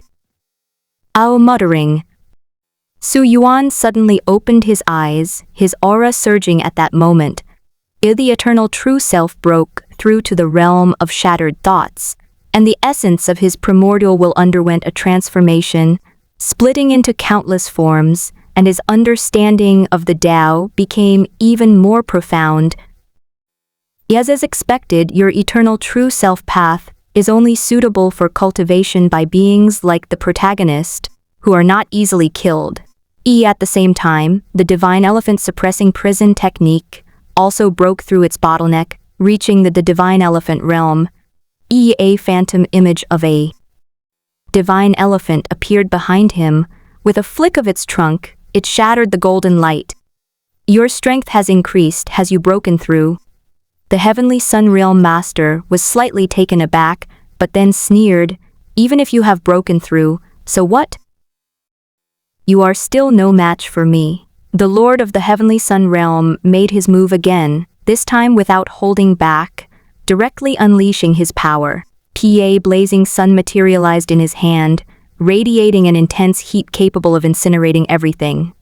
Yi raised his hand and waved it, and the blazing sun crashed down towards Su Yuan, but Su Yuan gritted his teeth, channeling the power he had just gained from his breakthrough, and clashed head-on with the blazing sun.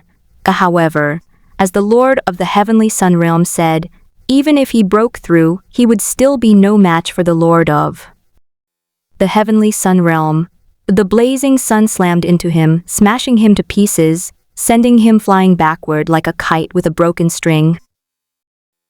Su Yuan, Yun Yaoer exclaimed, trying to rush over, but was stopped by the Lord of Yaoqi Realm. Yaoer, don't go. The Lord of Yaoqi Realm shook his head and sighed. He is no match for the Lord of Tianyang Realm, just as Su Yuan was about to be completely killed by the Lord of Tianyang Realm. You felt the pressure had been applied enough, and it was time to step in and cover for him. You sit upright in the Supreme Realm, gently raising your hand and grasping downwards. A giant hand tore through space and time, descending from the sky and directly piercing through the protective array of the heavenly sun-sacred realm, landing in front of Su Yuan. With a gentle scoop, the large hand lifted Su Yuan, Yun Yaoer, and several powerful companions who were with Su Yuan, then vanished into the horizon. The Lord of the Heavenly Sun Realm was stunned. He wanted to give chase, but found that the direction in which the giant hand had disappeared was completely untraceable. His face turned ashen. He knew a more powerful figure had intervened. He snorted coldly and turned to leave. At this moment, Su Yuan and his group have been led to a safe place by you. Thank you so much for your help, Senior. I am deeply grateful. Su Yuan didn't know who the owner of the giant hand was, but he knew it must be a powerful figure far beyond his imagination. He secretly vowed to become stronger, until one day he could stand before that powerful figure and express his gratitude. And you, seated in the Supreme Realm, watching Su Yuan's eyes brimming with fighting spirit, a slight smile played on your lips. You know, Su Yuan is one step closer to Yuan Shai, and you're about to break through too. Your descent into the Supreme Realm marks its 1500th anniversary. On this day, you suddenly felt a surge of emotion you'd never felt before. That was the opportunity for a breakthrough, like a volcano dormant for millennia about to erupt. The power hidden deep within your will began to stir. Without any hesitation, you vanished from the spot in a flash. The next instant, you find yourself in a chaotic void. An endless chaotic energy roared and surged like a raging dragon. You have chosen an exceptionally vast and chaotic region to begin your breakthrough. You sit cross-legged in the void, slowly closing your eyes. You sink your thoughts deep into your heart and begin to draw upon everything you have realized during this period. As you comprehend the rules of the one true realm, your countless primordial thoughts also traverse countless worlds. From the most significant mundane world to the powerful world of cultivation, cyclical laws of life and death of plants, to the ultimate cosmic principle of the birth and death of stars. The countless rules of countless worlds begin to converge, collide, and merge deep within your will. They surge and roar like a torrent, and bloom brilliantly like fireworks. Each collision sparks new flames, and each fusion gives birth to deeper mysteries. While your will has begun another transformation in this process, your will has become purer, more refined, and more vast, as if it could bear the weight of the entire chaos. As your will elevates and transforms, the boundless spiritual world begins to manifest. The river of time and the river of destiny, These two supreme rivers that traverse the boundless spiritual world now appear around you like gentle ribbons, constantly circling you, and for every increase in your willpower. These two great rivers grow stronger. In addition, all your otherworldly counterparts in the myriad realms, those beings in countless parallel worlds who share the same essence as you, but have taken different fates, begin to be continuously gathered by you. Whether you are a high and mighty God King or a humble, whether you are from the past or the future, at this moment, everything is drawn by your will, converging upon you like rivers flowing into the sea. The return of each isotope makes your will more complete and your power more vast. Moreover, as your will evolves, the fundamental principles inherent in your talent begin to gradually integrate into your will. The boundless azure light emanated from within you, illuminating the chaotic void around you and transforming the originally dark and chaotic area into a world of crystal. The light was pure and profound, containing boundless power that calmed the chaotic air currents. After an unknown amount of time, an invisible wave instantly spread from your location, rippling across the entire chaotic void. Where the fluctuations passed, chaos was smoothed out, order was reshaped, and even the most chaotic areas temporarily returned to calm. You opened your eyes. At this moment, your will has successfully completed another transformation. You have united countless others and transcended the constraints of time, space, and fate. Your boundless spiritual world, along with the sublimation of your will, has reached the realm of the one true world.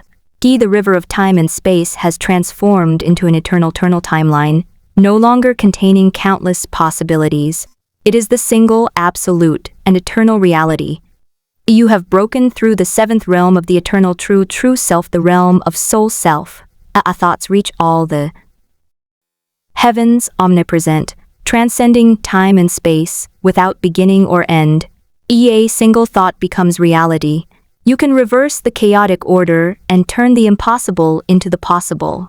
Your current strength is equivalent to that of a cultivator who has attained the Tai and Daluo levels, placing you at the very pinnacle of the entire chaotic void.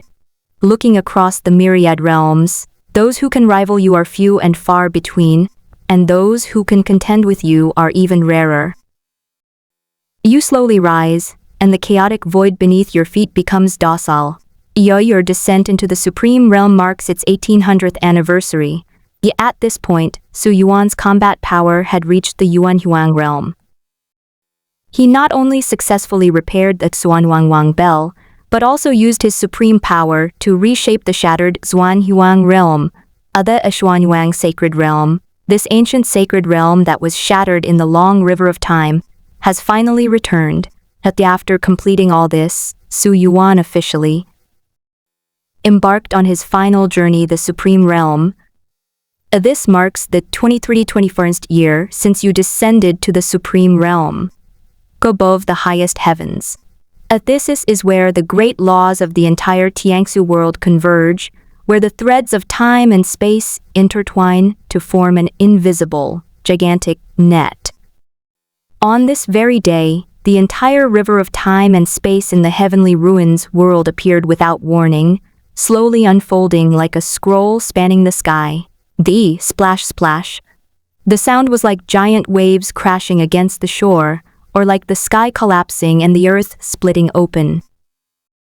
A golden river of time surged forth from the void, traversing every corner of the heavenly ruins world. Within the long river of time, countless fragmented images flickered and flowed, these images intertwining to form the entire history of the Tiangsu world from its birth to dawn. This vast and boundless river of time and space, a phantom slowly coalesced. It was the figure of a young man, with handsome features, an extraordinary air, and a faint golden aura surrounding him.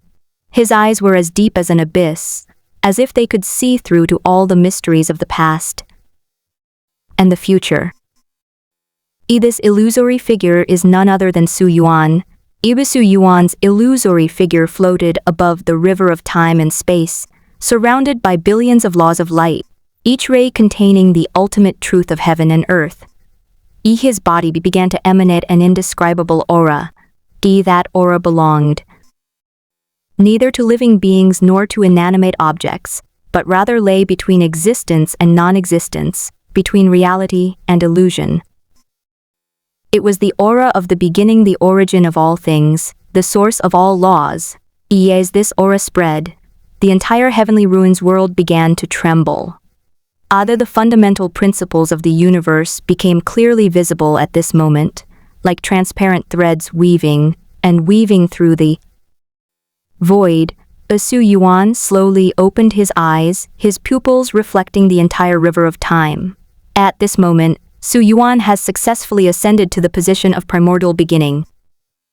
After becoming the primordial one, Su Yuan understood everything in an instant. He saw the past. He saw the future. He saw everything he had experienced along the way. He saw himself starting as a lowly mortal cultivator, climbing step by step to the pinnacle of cultivation, enduring countless hardships, defeating numerous powerful enemies, and finally standing here. But he also saw that behind those hardships, there always seemed to be an invisible hand pushing things along. Those seemingly accidental opportunities, those seemingly coincidental encounters, those seemingly divine arrangements, all actually have hidden reasons. Especially when he recalls his early days as a newcomer. The old Taoist priest who swindled him out of most of his fortune, the mysterious prodigy who almost became his shadow. His expression suddenly became extremely interesting, angry yet helpless. Right now, thinking about all this makes him want to beat you up, but he can't find a reason to do so. Because every seemingly difficult experience ultimately led him to greater opportunities and faster growth. Your intervention may have brought him more suffering, but it's still better than the original scenario of a life or death separation. In the original course of fate, Su Yuan would have lost her beloved, her family and friends, and experienced endless regret. Although these things could change after he ascended to the primordial beginning, there is always a difference between having experienced them and not having experienced them. While your appearance made his path more winding, it also allowed him to avoid the most painful experiences. Most importantly, you have a debt of gratitude to him for spreading his teachings. Such a debt is greater than the heavens. Besides, he's not even sure if he can defeat you, you old monster with such a twisted sense of humor. That's right. Su Yuan mistook you for an old monster who has traveled through the heavens. Young friend, how is it? I wasn't wrong about my calculations, was I? Aren't you extremely satisfied with your current situation? Your figure instantly appeared beside Su Yuan, saying in a cheeky tone with a "look how awesome I am" expression on your face. Upon seeing you, Su Yuan gritted his teeth and said, "Satisfied? Extremely satisfied? I don't even know how to thank you enough, senior." Sigh. It seems you've misunderstood me a lot. I did all that for you. If it weren't for me, could you have gotten this far so quickly? Don't you agree? You explained jokingly. Upon hearing this, Su Yuan remained silent, his eyes fixed intently on you. Don't look at me like that, it's kind of embarrassing. You coughed lightly, trying to cover up your awkwardness. In the next moment, your expression turned serious, as if you had become a completely different person. I'll give you a chance. Make your move and let me see your strength, Su Yuanshi. That's not right. You're a senior and you've taught me a lot, Su Yuan said apologetically, but his right fist was already clenched and aimed at you. This punch, seemingly ordinary, actually contains the power of the rules of the entire Tiangsu world. Where the fist's force passed, the void shattered, and time reversed, as if to reduce everything to nothingness. You smiled slightly, raised your hand to gently block, and neutralized the punch. Without a trace. The two of you started fighting right at the source of time and space in the heavenly ruins world. In an instant, space-time churned, fragments of laws scattered, and the entire heavenly ruins world trembled in your battle. The other four primordial beings of the heavenly ruins world exchanged bewildered glances, unsure whether to intervene. These four primordial beings are Taichu, Taishi, Taisu, and Taiji. They are the oldest beings in the Tiangsu world, witnessing countless eras, but at this moment, they were unsure whether to intervene. Logically, they should be working with Su Yuan to deal with you, this outsider, but without your cover, they understood the whole story. It's really not appropriate for outsiders like them to interfere in the fight between you two, the master and disciple. Furthermore, they can see that you are exceptionally strong. Even if they all attack together, they might not be able to defeat you. Forget it, let them fight it out. Taichu Yuanshi shook his head and said, that guy may have a bit of a twisted sense of humor, but he doesn't mean any harm to Su Yuan. Indeed.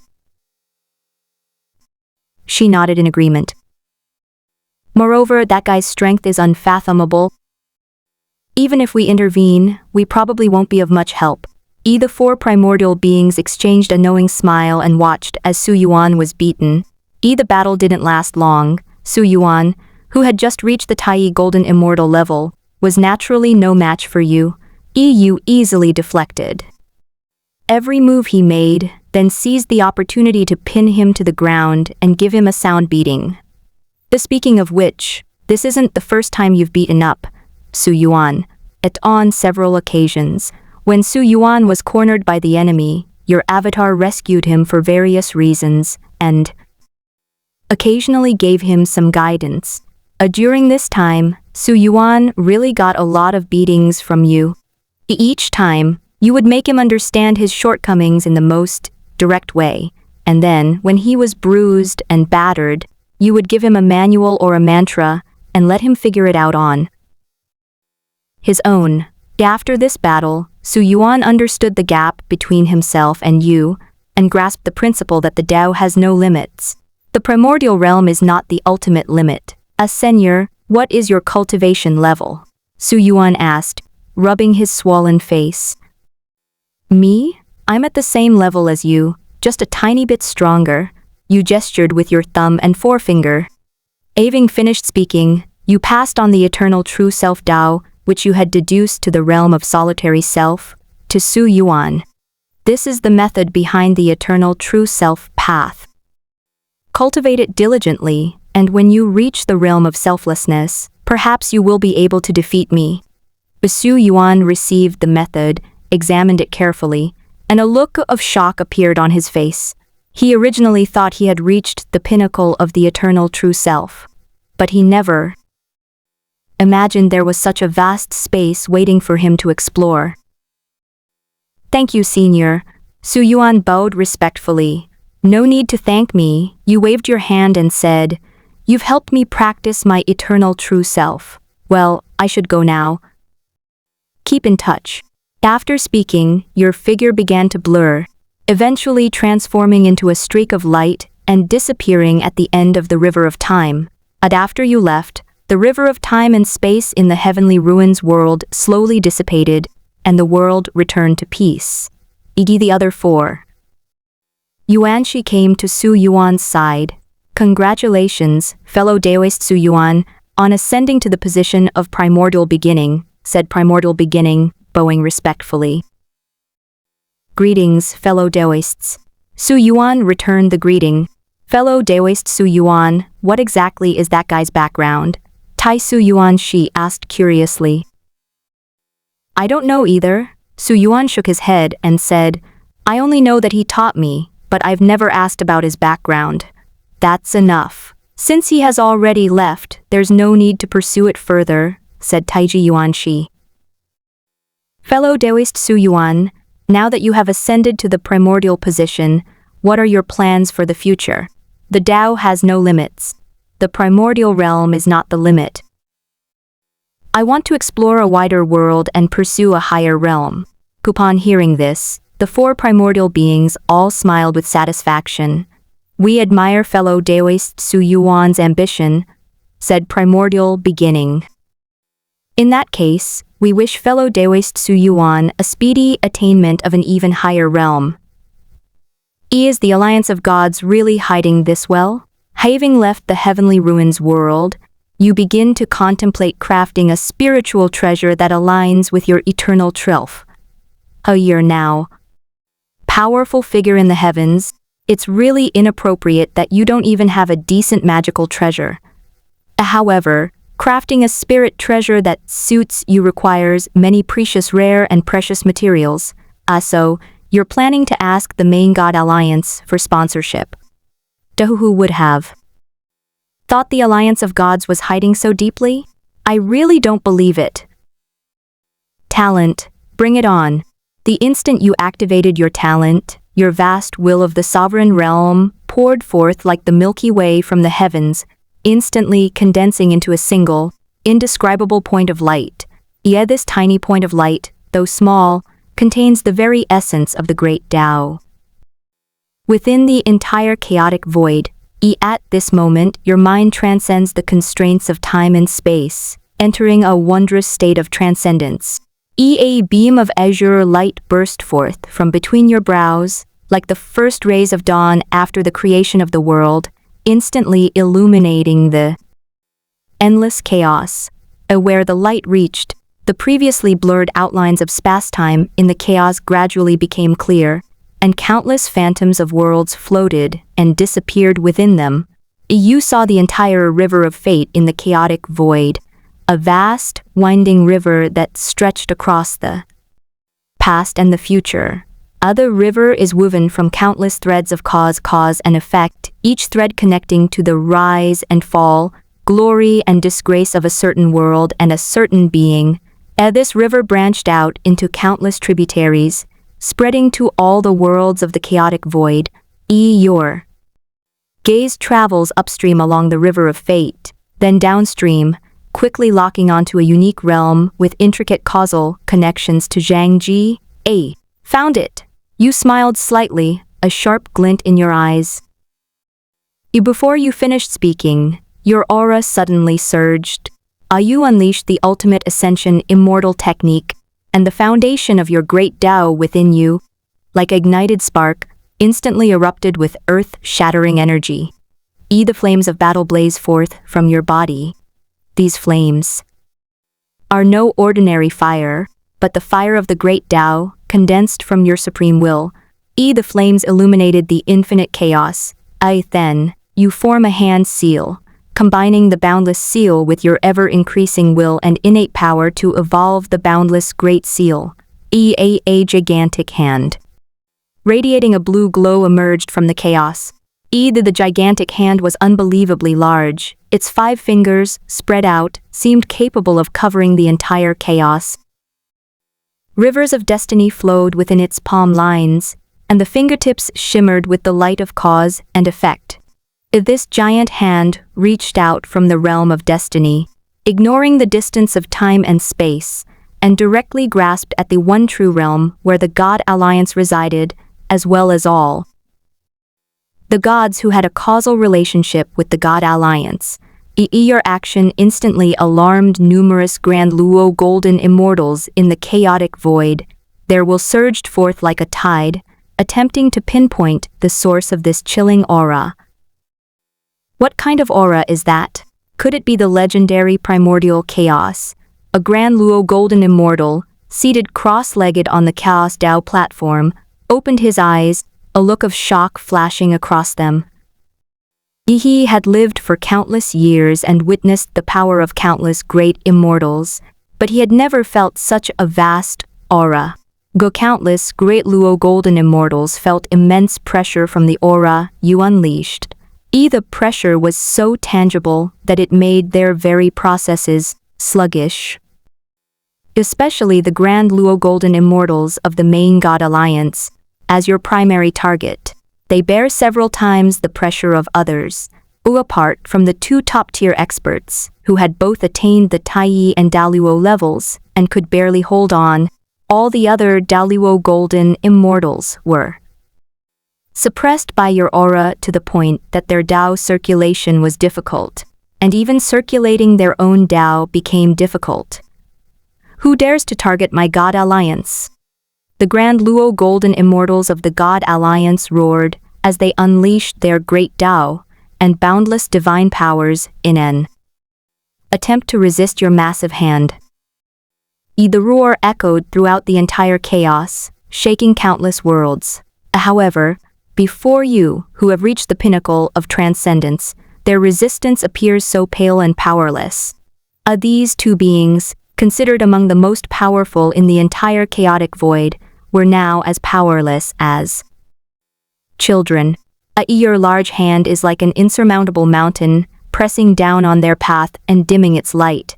Just when the great Luo immortals watching the battle thought the God Alliance was doomed, an infinitely mysterious power rose from the entire chaotic void.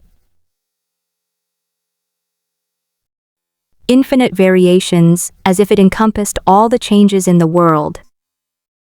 A life and death, success and failure, prosperity and decline, gathering and scattering, all opposing yet unified concepts become blurred in the face of this force. This power transformed into a majestic beam of light, rising like a pillar from the depths of chaos, instantly dissolving your boundless great handprint. Your giant hand vanished silently into the void, like ice and snow meeting the blazing sun. A primordial chaos-level expert. I never imagined there really were primordial chaos-level experts in the chaos realm. I always thought it was just a legend.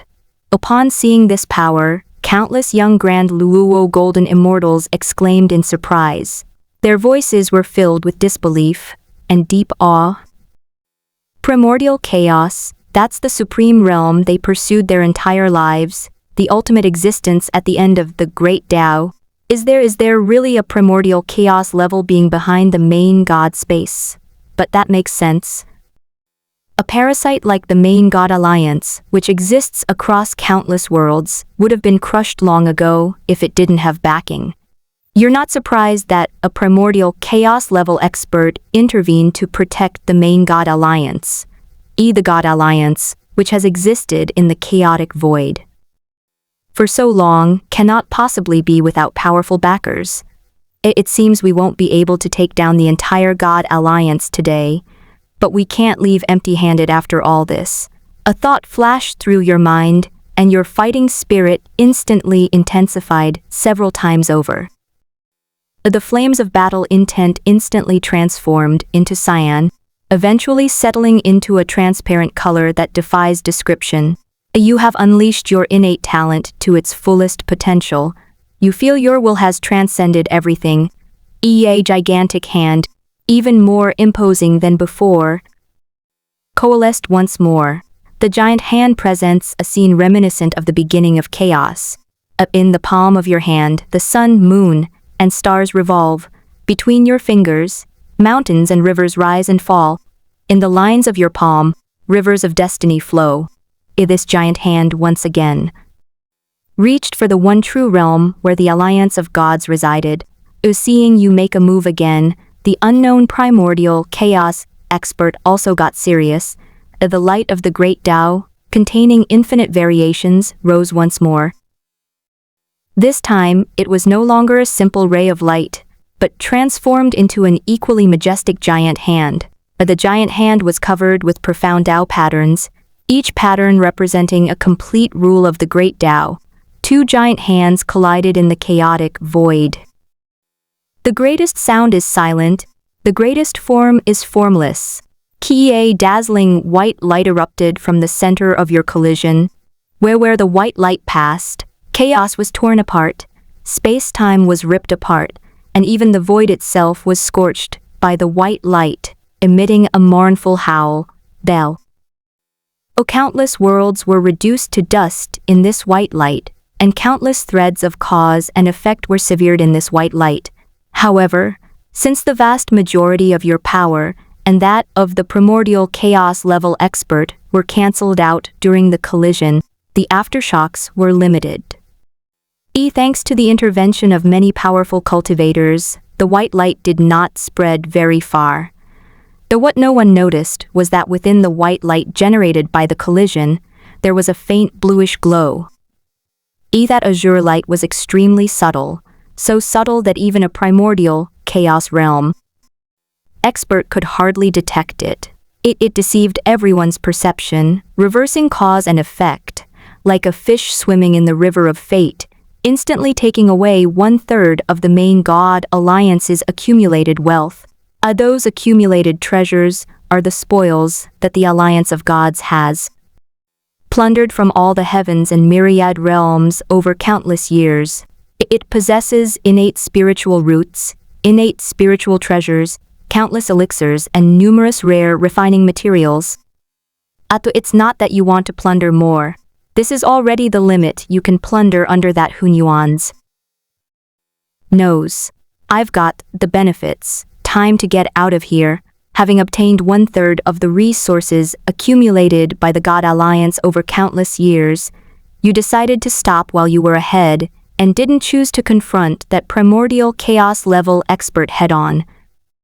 You envelop your entire body in your innate power, transforming it into a streak of azure light, and vanish completely from the realms of time, destiny, and causality. Your presence vanished as if it had never existed, completely erased from the chaotic void, leaving not a trace at and after you left. That primordial chaoval expert immediately realized that you had taken the opportunity to plunder resources. However, he didn't react to this. At his level, the resources collected by the God Alliance are practically irrelevant to him. He was just a little confused. Which lowly cultivator is so bored as to come here and bully a junior? It's no wonder they think you're a mixed-race person. Once you reach the level of Great Luo, every difference in cultivation level becomes enormous, let alone the gap between Great Luo and Primordial Chaos. Those below the Great Luo realm are ants to the Great Luo realm, and the Great Luo realm is even less than an ant to the Primordial Chaos realm. The only thing capable of contending with Hunyuan is Hunyuan itself. Ignoring the doubts of the Primordial Chaos expert, you, through deduction, have entered a unique, true realm suitable for refining treasures. This true realm is unlike any world you've ever seen before. Its world barriers are extremely thick. The internal Dao rules are extremely perfect and powerful, resembling a miniature version of the chaotic void, and making no attempt to conceal its information. You knew the true name of this world the moment you entered it. Wow, it's the primordial world that's indispensable in all astronomical phenomena. You couldn't help but exclaim in surprise that what will surprise you even more is that this primordial world is actually an experimental site. Is an experimental site. The prehistoric world had very few locals. Everyone was from elsewhere. If, for example, in the primordial chaos, before Pangu created the world, the 3,000 gods and demons of that primordial chaos were all Great Luo golden immortals from the primordial heavens. These great immortals each play the role of a different chaos demon god. They are enacting a grand drama in this primordial world, and the purpose of this drama seems to be some higher pursuit. Is a primordial world capable of supporting so many Great Luo golden immortals. Its world level is no longer simply the sole true realm. Its status is almost comparable to the entire chaos void. A rumor has it that this primordial world was created by a supreme being of immense power, with the aim of transcending the chaotic void.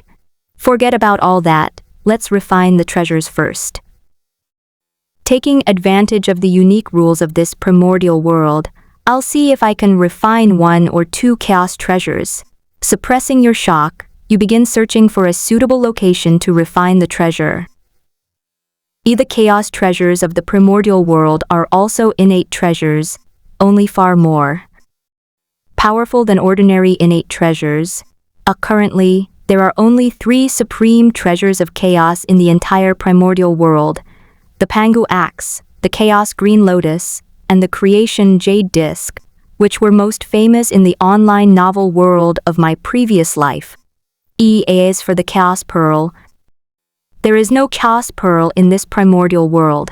E the Pangu axe, hailed as the treasure that created heaven and earth, possesses unparalleled sharpness. The chaos green lotus, known as the source of creation, can nurture all things.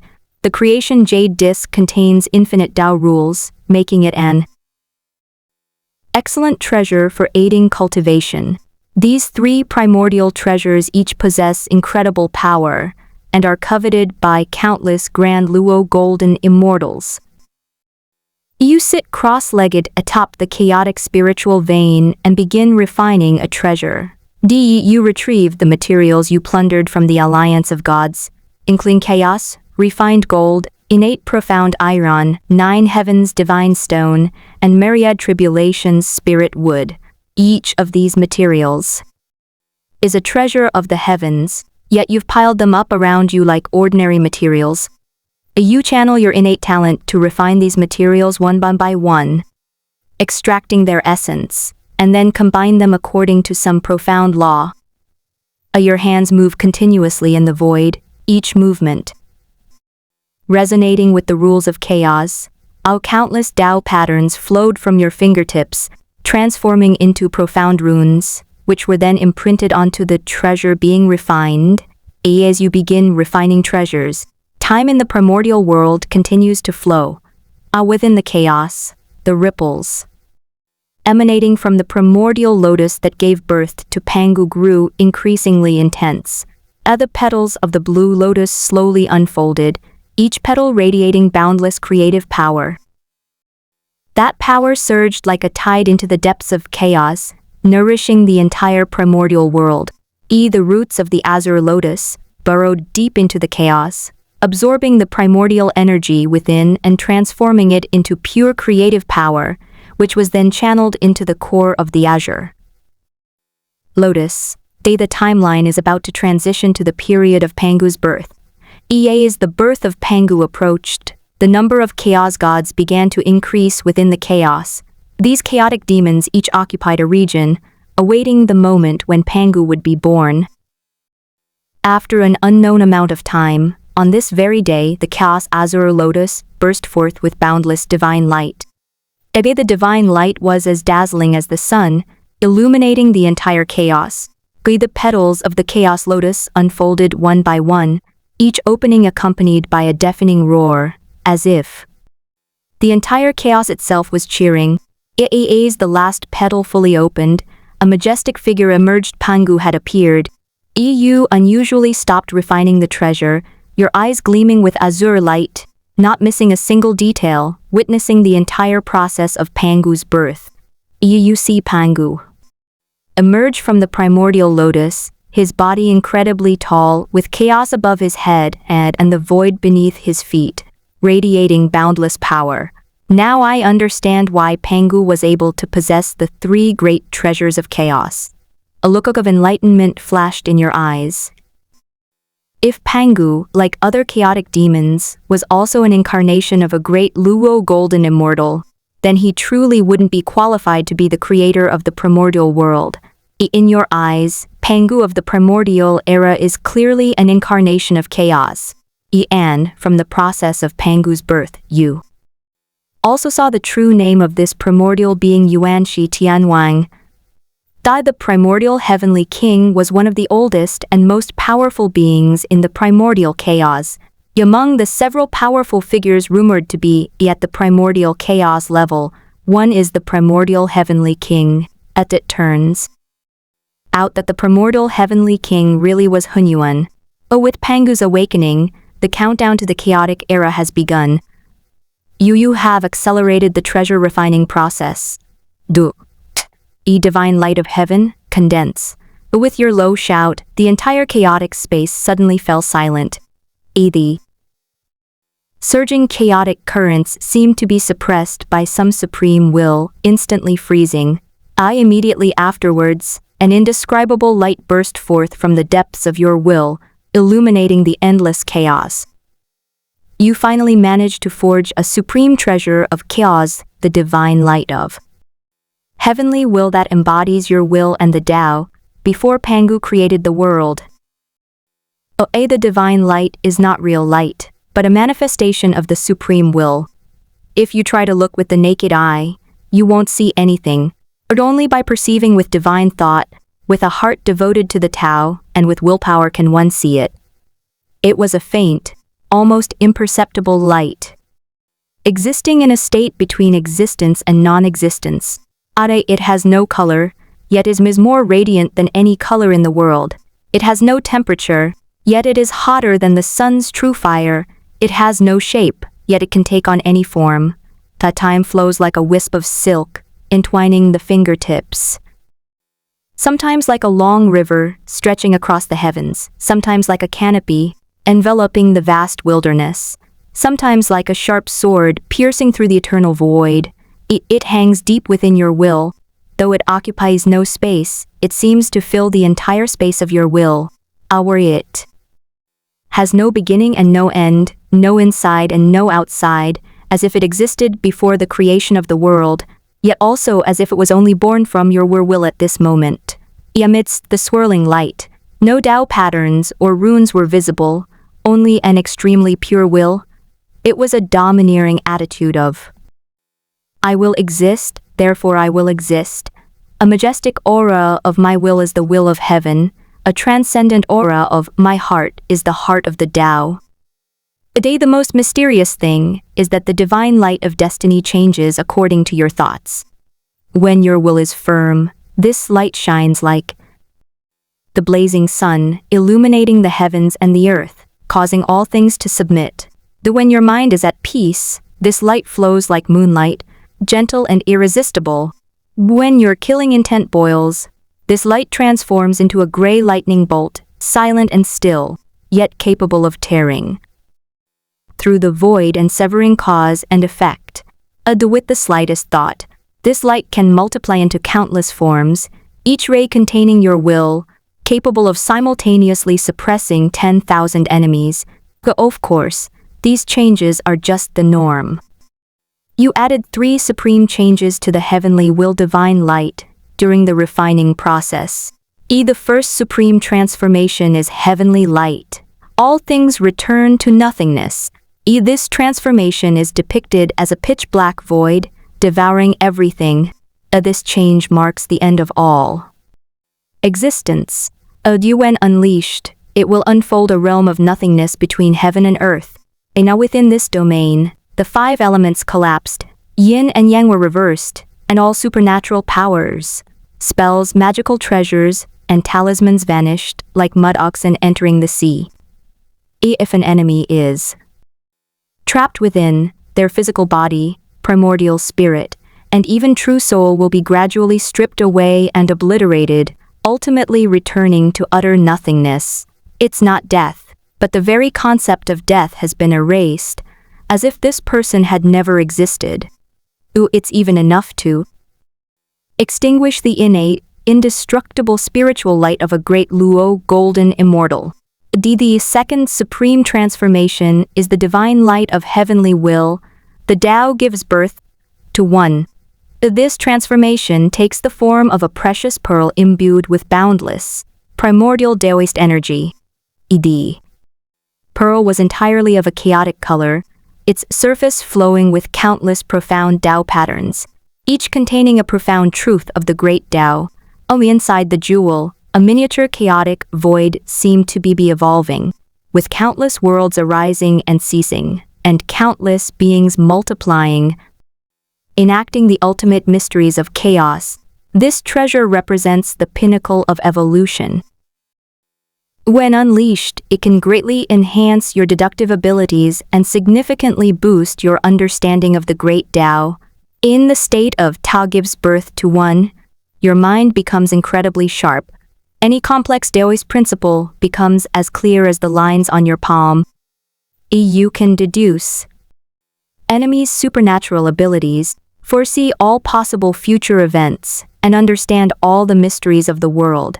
In addition, this change can also forcibly elevate another person's cultivation level to the level of a great Luo golden immortal. However, this ability to elevate your cultivation level takes a considerable toll on you. The third's supreme transformation is the divine light of heavenly will, wheel of destiny. This transformation is depicted as a magnificent wheel, radiating the infinite light of destiny. When unleashed, it grants you enhanced control over destiny, allowing you to conjure a river of fate that traps your enemies within its endless torrent, capable of overturning fate and shattering the Tao fruit of a great Luo golden immortal. Because your talent was incorporated during the refining of the heavenly will divine light, this treasure can be simultaneously upgraded to a primordial treasure when you break through to the primordial realm and fully master your talent. My darling, you feel the divine light emanating from the depths of your will, and you are extremely satisfied with your craftsmanship. We should go and take a blow from Pangu's axe and feel the power of this primordial heavenly king's incarnation in creating the world. In the primordial chaos, there was no time, no space, no up or down, no directions, no past or present. Only the hazy, chaotic currents of air, like billions of giant dragons, rolled and roared, occasionally colliding to unleash chaotic lightning that illuminated billions of miles of void, before being swallowed by an even denser darkness. In the depths of this chaotic realm, where even existence itself was yet to be defined, Pangu, having reached his peak, slowly rose from the chaotic lotus, wielding the axe that cleaved the heavens and earth, with the jade disk of creation atop his head. At this time, Pangu's body was so enormous that words could not describe it. His feet trod upon the primordial blue lotus, his head piercing the indescribable primordial dome. With each breath he took, the boundless chaotic energy surged back. With each heartbeat, it was as if a billion drums were beating simultaneously, causing the entire chaotic sea to tremble. At the instant Pangu rose from the depths of chaos, thousands of wills powerful enough to crush countless worlds simultaneously awakened. A Pangu is about to create the world. A hoarse and majestic voice echoed from the deepest recesses of chaos. That voice contained the weight of countless ages, seemingly older than chaos itself. However, to be honest, some great golden immortals are indeed more ancient than the current primordial world. Now it's our turn, the creation of heaven and earth. After so many times, I still can't fathom the depths of Pangu. A voice sighed. It is said that Pangu is the incarnation of the primordial chaos being who created the primordial world. It is only because that primordial chaos being was merciful that we were able to enter the primordial world. Otherwise, how could we experience the power of the primordial chaos being elsewhere? Thousands of great Luo wills collided and interacted in the chaos, ultimately transforming into a single shared decision kill. They besieged and attacked Pangu, only to be slain by him in the end. This is the script for the great beings of the heavens. During this process, their Tao aura will merge into the primordial realm, elevating its status. This is also their ticket to enter the primordial world. The first to attack was a giant formed entirely of chaotic, unyielding stone. His body was larger than the universe, every inch of his skin etched with primordial Tao patterns, radiating an aura that suppressed eternity. This grand Luo immortal cultivates the immortal Tao, is considered one of the strongest among the many grand Luo immortals. He roared and swung a giant hammer formed from primordial chaos metal, smashing it down fiercely towards Pangu's head. This single hammer blow is enough to shatter countless worlds. Pangu did not turn back. He simply raised his left hand slowly, extended two fingers, and gently pinched them together. That hammer blow, powerful enough to destroy the heavens, was held firmly between his fingers, unmoving. The great Luo was greatly alarmed and tried to pull back the giant hammer, but found that no matter how hard he tried, The hammer seemed to be welded to Pangu's fingers by chaos itself, and wouldn't budge an inch. Pangu turned his head and glanced at him. Just one glance. Just a glance. This enormous body of the great Luo King crumbled inch by inch, from the inside out. His supposedly eternal and indestructible chaotic Tao patterns, under Pangu's gaze, were as fragile as paper breaking, shattering, and turning into nothingness. I.e. didn't even have time to let out a scream before he completely shattered, turning into a sky full of chaotic dust, and was eliminated on the spot. Based on the information you've gathered, this great Luo is a newcomer, just like you. Otherwise, he wouldn't be so reckless as to dare attack Pangu. First, the next moment, the remaining demon gods attacked simultaneously. A demon god, formed entirely of chaotic flames, launched the first attack.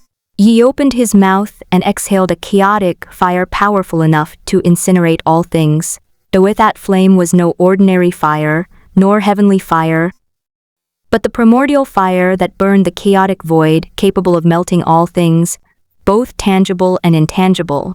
The flames transformed into a fire dragon that seemed poised to tear apart the entire chaos, its gigantic maw snapping down towards Pangu. Though Pangu didn't even look at it. He simply blew a light breath. At that breath, the chaotic energy condensed, transformed into a gray storm, heading towards the fire dragon formed from the chaotic Tao fire. At the moment of their collision, there was no earth-shattering explosion. The chaotic fire, powerful enough to incinerate the heavens, was extinguished instantly like a candle in the wind before Pangu's breath. The fire demon let out a shrill scream, its chaotic flames flickering wildly, yet it could not stop itself from extinguishing. His body, starting from his feet, turned to ashes inch by inch, finally dissipating completely into chaos. Second Ronaldo, out. None of us can be a match for Pangu. Set up the formation as planned. A demon god, his entire body crackling with chaotic lightning, roared. He was billions of feet tall, his body crackling with lightning, each bolt of thunder powerful enough to cleave a world in two. As the great Luo immortal finished speaking, the other great Luo immortals around him quickly changed their positions.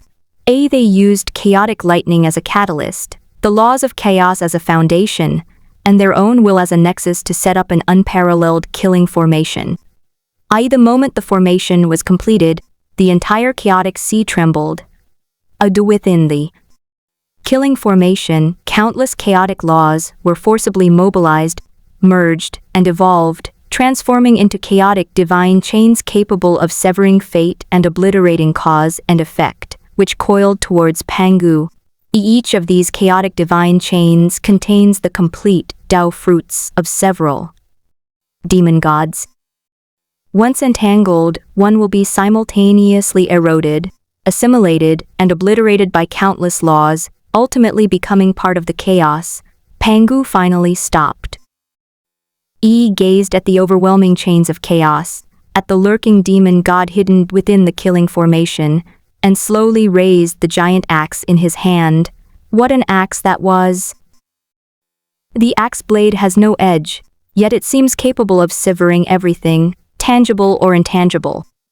The axe was covered with natural Tao patterns, the lines rough and primitive, as if the first mark left on the stone by the great Tao at the beginning of time.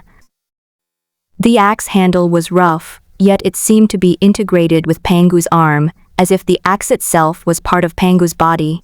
The axe, though lacking luster and brilliance, possessed an inherently domineering aura capable of suppressing the heavens and cleaving through chaos. Then, he swung his axe. No moves, no techniques, just a simple, unpretentious axe strike. With this swing of the axe, a beam of light, seemingly capable of cleaving everything, illuminated the entire chaos. Immediately afterwards, the chaos god chain snapped inch by inch, the core principles of the killing formation collapsed instantly. All the demons except you simultaneously felt an irresistible force. This force ripped them from the chaos, as if an invisible hand had forcibly erased them from the very concept of existence. With just this one axe strike, all the other great Luo immortals are eliminated, leaving only you and Pangu on the field. As expected of Pangu, as expected of the primordial heavenly king, awesome. You sense the world-shaking power contained in that axe strike, and a sudden realization dawns upon you. That pioneering spirit, that transformative power of destruction and rebirth, has deepened your understanding of the great Tao. When Pangu saw that you hadn't died from his axe blow, his gaze finally changed, taking on a scrutinizing look. Immediately afterwards, without saying a word, Pangu swung his axe again. This axe strike was more ferocious and domineering than the first, as if it would cleave the entire chaos, too. Well done. Divine light of heaven, all things return to nothingness.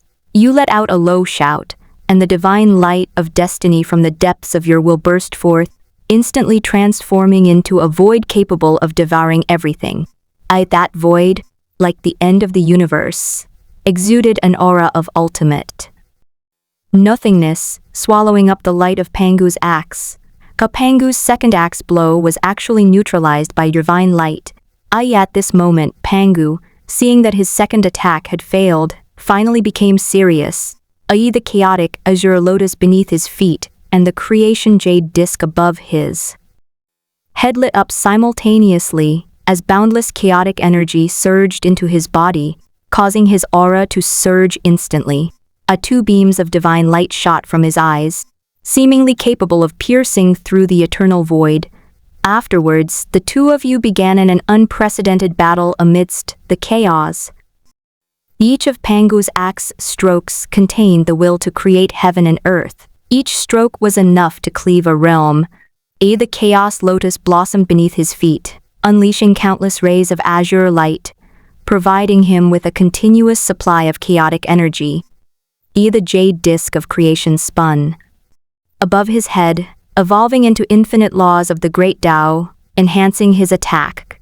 And you, in turn, unleash the divine light of heaven's will, using all things return to nothing nor his attack, using the Tao gives birth to one, to deduce his changes, and using the wheel of destiny to interfere with his fate. You fought a chaotic battle, turning the world upside down. However, Pangu was ultimately the embodiment of chaos, and he also possessed 3 supreme treasures of chaos. Without reaching the pinnacle of your cultivation and drawing upon your innate talent, even with your current level of cultivation and divine light, you are no match for Pangu. Finally, you stopped, taking the full force of Pangu's axe blow with your own body. That single axe strike contained the full power of Pangu, the ultimate will to create heaven and earth. You sensed the world-shaking power contained within the axe's light. A profound understanding welled up within you, and then you collapsed, satisfied. But immediately afterwards, you and the other great Luo immortals began to witness the creation of heaven and earth, seeing all the chaos gods die. Pangu, the incarnation of the primordial heavenly king, is finally about to begin fulfilling his innate mission.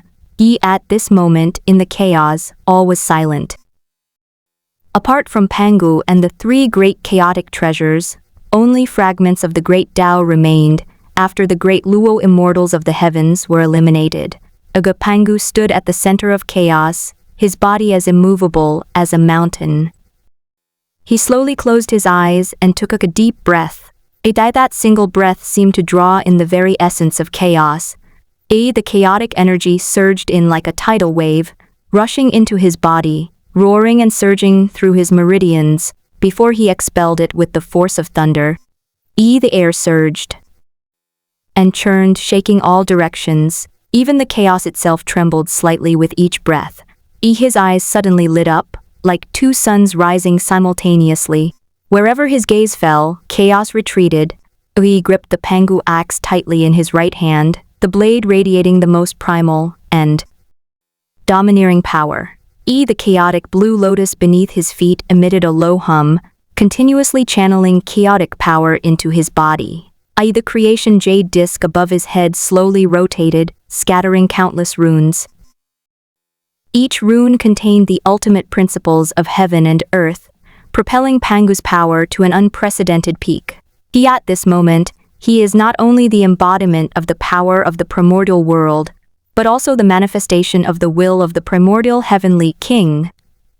Open, a thunderous roar, like billions of thunderbolts exploding simultaneously, shook the heavens and resonated through eternity. Pangu swung his giant axe. The movement appeared slow, yet it contained power sufficient to tear everything apart. The axe blade slices through the void and strikes down. Where the axe blade passed, chaos was torn apart like cloth, emitting a deep and long roar. The pure air rises, light as a feather, drifting towards the endless heights.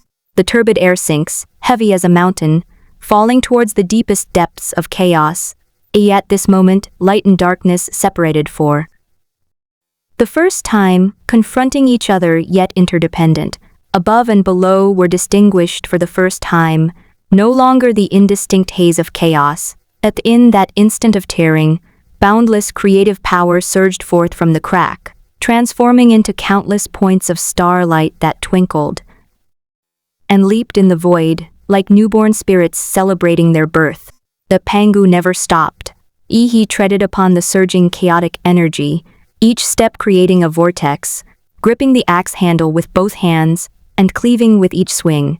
Each axe blow is like a fatal strike delivered with all one's might. Each axe blow pours forth the strength of one's entire being. Each axe blow carves out a new world from the chaos. The pure air rises higher and higher. The turbid air sinks deeper and deeper, and the space between heaven and earth becomes increasingly vast. In this process, fragments of the great Tao left behind by the chaos demon gods, who were the incarnations of the great Lu immortals, after their deaths, began to flow continuously into the newly created primordial world, like an invisible river. Though those fragments of the great Tao, drawn by the power of creation, merged in this newly born land, becoming the foundation for the growth of all things in the future. How much time has passed is unknown, perhaps 10,000 years, perhaps just a fleeting moment. Pangu finally stopped wielding his giant axe.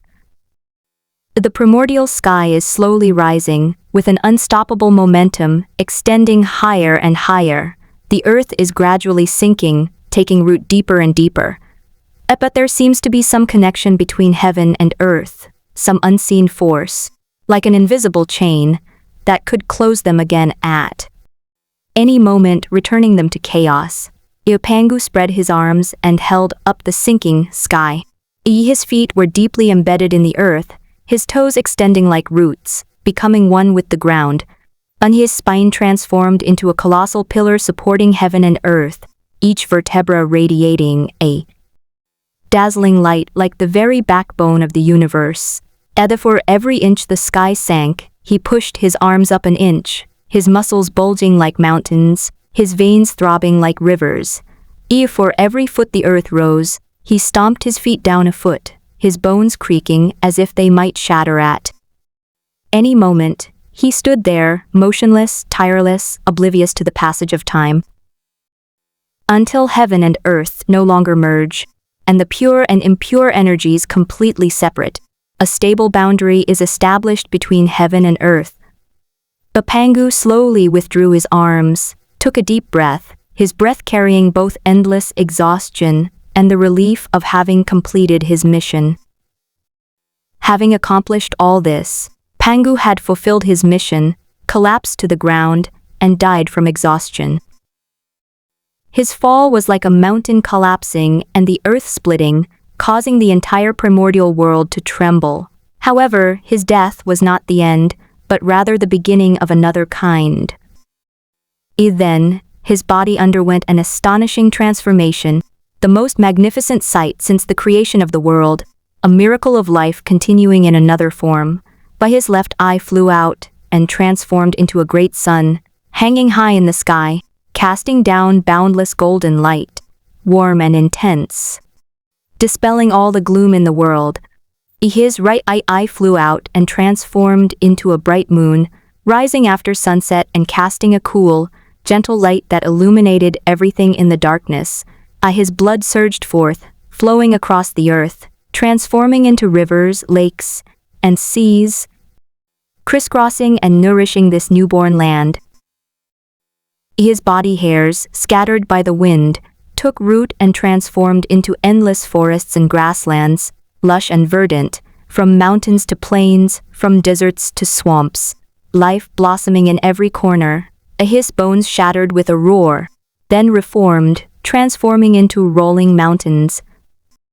Mineral veins, the spine transformed into Mount Buzu, reaching to the heavens and earth, becoming the central support of the universe, majestic and magnificent, piercing the clouds.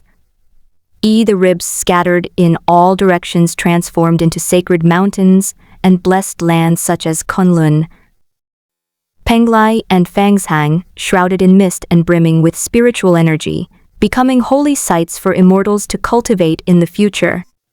His teeth fell out and transformed into various beautiful jade gems, buried deep underground, shimmering with a warm luster in the darkness, i.e. his bone marrow flowed, transforming into underground veins, winding and twisting like the earth's blood vessels, nourishing this newborn land, allowing all things to thrive and multiply. Baheth transformed into wind and clouds, sweeping across the earth and mountains. His voice became thunder, booming through the clouds. His sweat became rain and dew. Kiat. After Pangu's creation transformed into all things in the primordial universe, the creation of heaven and earth officially came to an end. The Pangu's transformation into heaven and earth remained unchanged. However, the three great primordial treasures he possessed, including the Pangu axe, did not shatter during this process. However, after Pangu fell, it was retrieved by Yuanshi Tianwang and disappeared from the primordial world. EAs for the primordial treasures of later generations, such as the Tai diagram, the Pangu banner, the creation lotus. They are merely reflections of a portion of the power of these three chaotic treasures. You close your eyes and feel the profound resonance within you, stirred by the great Tao that has witnessed the creation of the world. After reading the entire story of Pangu creating the world, you feel you've gained a lot. That's true. Rather than saying Pangu separated heaven and earth, it's more accurate to say that the primordial heavenly king created the world. The entire process of a primordial chaos creating the world is an immense opportunity for all great Luo golden immortals, and you are no exception. This was a direct encounter with the fundamental principles of the Tao. You can clearly feel that your eternal true self has been infused with a completely new vitality during this observation. All right, I've taken the axe, witnessed the creation of heaven and earth. Now I'll sort out my understanding and deduce the eighth realm of the eternal true self. While participating in this grand primordial drama, a slight smile appeared on your lips. The primordial world, a realm created by the primordial heavenly king himself, has had its plot drastically altered due to the machinations of the great Luo immortals.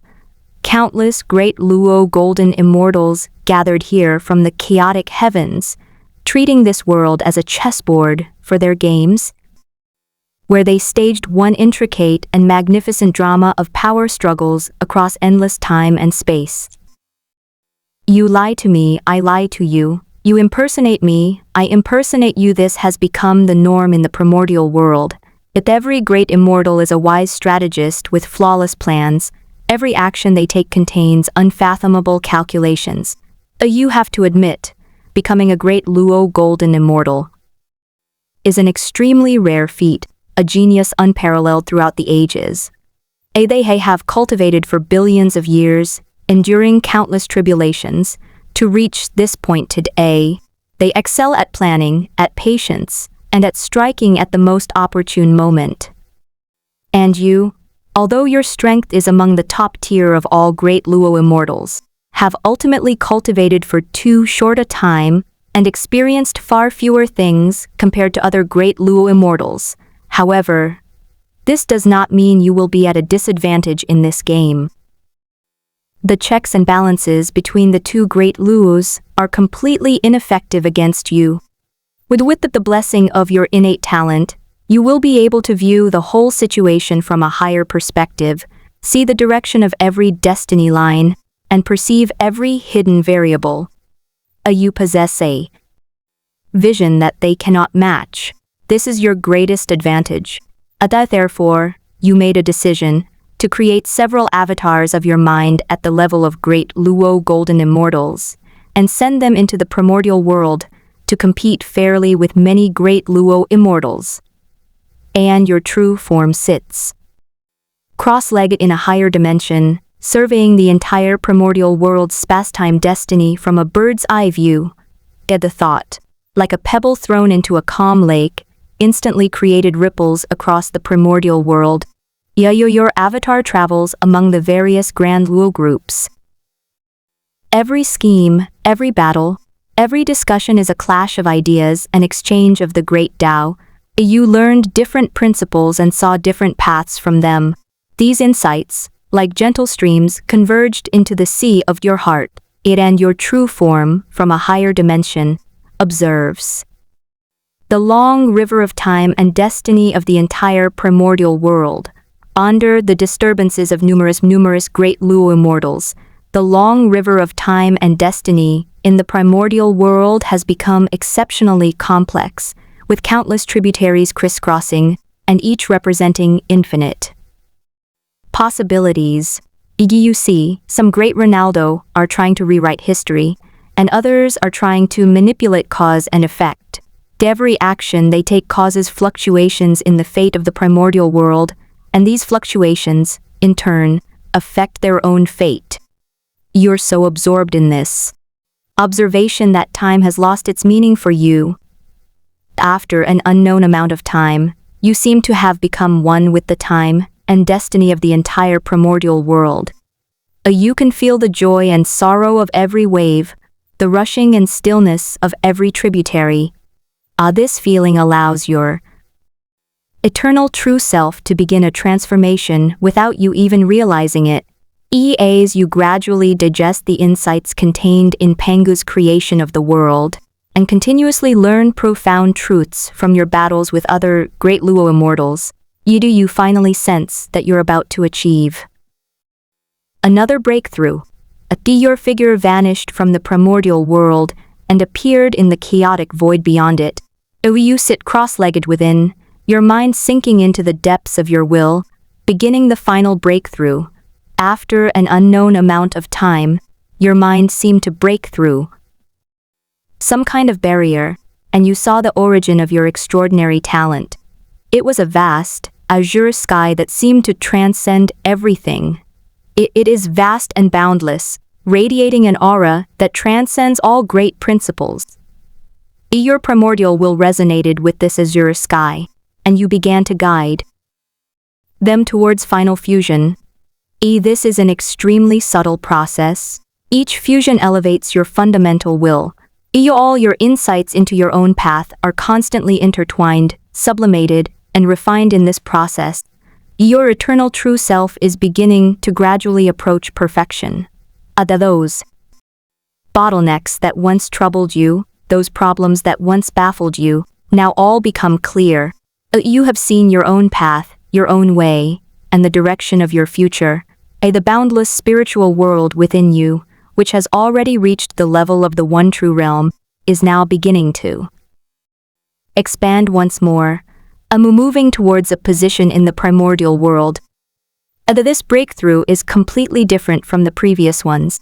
No unusual phenomena have occurred in your body. There was no earth-shattering sound, no light illuminating the heavens, and no ripples spreading outwards. It's all just an inner transformation, quiet and profound, and after an unknown amount of time, your primal will and talent finally completed their ultimate fusion. Your eternal true self has reached a state of complete perfection, without any flaws. The boundless spiritual world, deep within your will has reached the same level as the primordial world, created by the primordial heavenly king, the creator of chaos. At this moment, you have broken through to the 8th realm of the eternal true self path, the eternal realm. You slowly open your eyes, and the whole world appears completely different to you, the eternal realm, eternally unique, transcending existence and non-existence. Where your thoughts reach, the heavens will turn in accordance with your will, and all things will live according to your nature. When thoughts arise, countless worlds can be created. When thoughts are still, all existence is illusory. You felt an unprecedented freedom, a sense of liberation from all constraints. Your senses rapidly spread, directly covering the entire chaotic universe. You clearly sense 3 auras at the same level as you. You are familiar with 2 of them.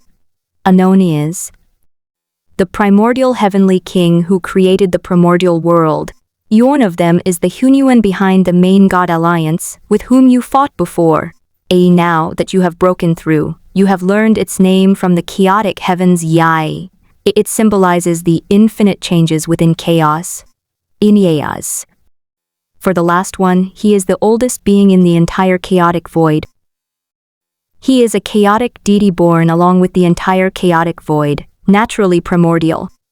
Its name is Hunyuan. The primordial immortal Tao, which is now prevalent throughout the heavens, was jointly created by him and the primordial heavenly king. Adayu smiled slightly. Now, you have finally become a top-tier figure in the entire chaotic void. You sink your mind into the depths of your will. It was a boundless void, within which your primordial will floated like an eternal star. Either the divine light of destiny, suspended deep within the will, shines like a blue sun radiating a soft glow. However, this radiance was not still, rather it trembled and breathed at a mysterious frequency, as if a sleeping giant were awakening. You clearly perceive that the divine light of destiny is transforming into a higher level. Its internal structure is being reorganized, every major path is being rewoven, and every pulse seems to resonate throughout the chaotic heavens. Based on the information you obtained from the chaotic heavens after your breakthrough, there are currently no spiritual treasures at the primordial chaos level in the chaos. Because a primordial chaos level spiritual treasure is equivalent to a primordial chaos level expert, capable of directly confronting a primordial chaos level expert. Such an existence is essentially an independent living entity, rather than a mere object. Therefore, even a primordial heavenly king of such primordial state could not refine a primordial level spiritual treasure. They can at most create treasures that are infinitely close to the primordial chaos level, but they will never be able to cross that final step. If your talent weren't at a cheat-like level, even if the heavenly will divine light you refined could be further enhanced, it wouldn't be able to truly transform into a primordial chaos level.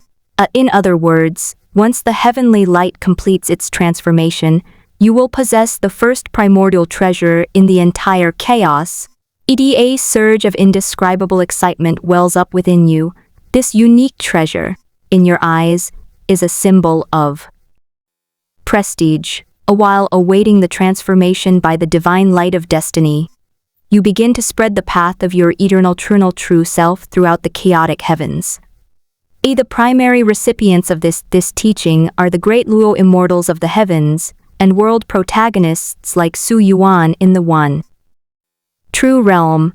You chose them because they have either already reached the pinnacle of cultivation, possessing sufficient comprehension and foundation to understand the essence of the eternal true self.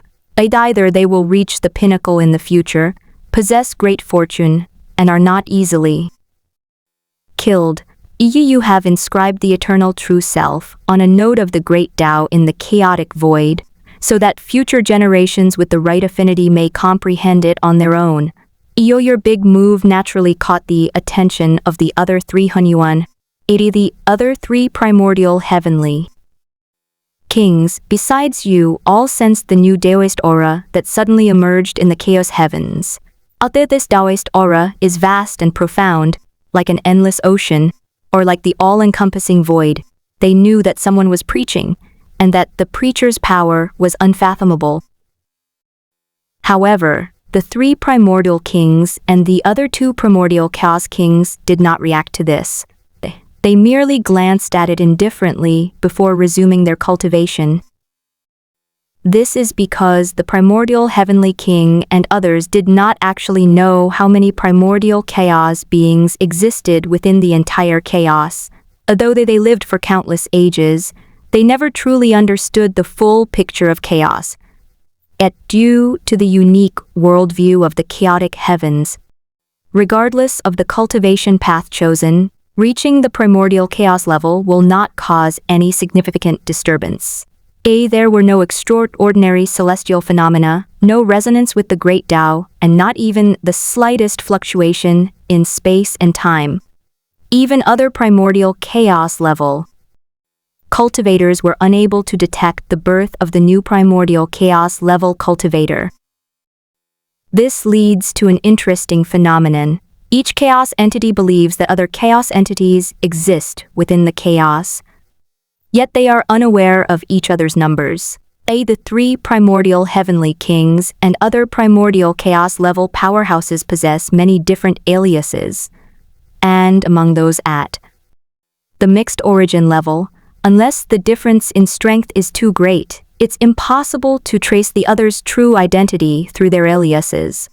Therefore, after encountering numerous primordial level powers, the three primordial kings, including the primordial heavenly king, concluded that there were still quite a few primordial level experts in the entire chaos. They even believed that there were at least dozens of primordial chaos beings within the chaos, but they were all hiding very well. Who would have thought that before your breakthrough, there were only 3 primordial chaos cultivators in the entire chaos? They only interacted with each other using pseudonyms. After all, not everyone can be like you, able to perceive the entire chaotic universe and discern the exact number of primordial chaos level beings, even though you've just broken through your strength. After the breakthrough is far greater than that of Hunyuan, the oldest Hunyuan level expert. The hundreds of millions of years after your breakthrough, under the baptism of innate power, the divine light of heavenly will finally completed its final transformation, becoming the first primordial chaos level spiritual treasure in the entire chaos. At that moment, a beam of azure light shot forth from the depths of your will, piercing through the entire chaotic universe. The entire world trembled at that moment, and all living beings felt an indescribable pressure. The divine light of heaven transforms into a blue sun, hovering deep within your will. The transformation brought about by the divine light of destiny has made you even stronger. In the endless time that followed, you left more and more footprints in the chaotic heavens. You are no longer confined to preaching and spreading the Dharma, but have begun to actively intervene in the fate of all the heavens and worlds. You have helped many people who had no hope of achieving the great Luo realm to defy fate and ascend to it.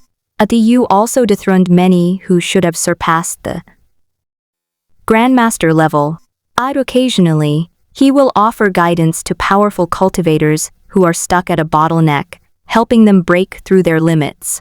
Occasionally, new missions are assigned to certain protagonists of the world, allowing them to shine even brighter in their respective destinies. After breaking through to the eternal realm, your strength not only didn't stop increasing, but it increased even faster. Since your breakthrough and fusion with your innate talent, your fundamental will has never ceased to evolve and transform. With each passing second, your strength increases countless times over. You can feel your own path constantly expanding, your will constantly extending, and your power constantly accumulating. You don't know if this improvement will continue indefinitely, or if it will allow you to break through to the Hunyuan realm. You don't even know if your next breakthrough will lead you to the transcendent state that the primordial heavenly king seeks. After that, you seem to forget the concept of time. You no longer calculate years and months, no longer focus on those subtle changes, but instead concentrate on the macroscopic evolution of chaos. Only a few major events occurring across the entire chaotic void are enough to make you remember them. I wonder how many trillions of years will pass.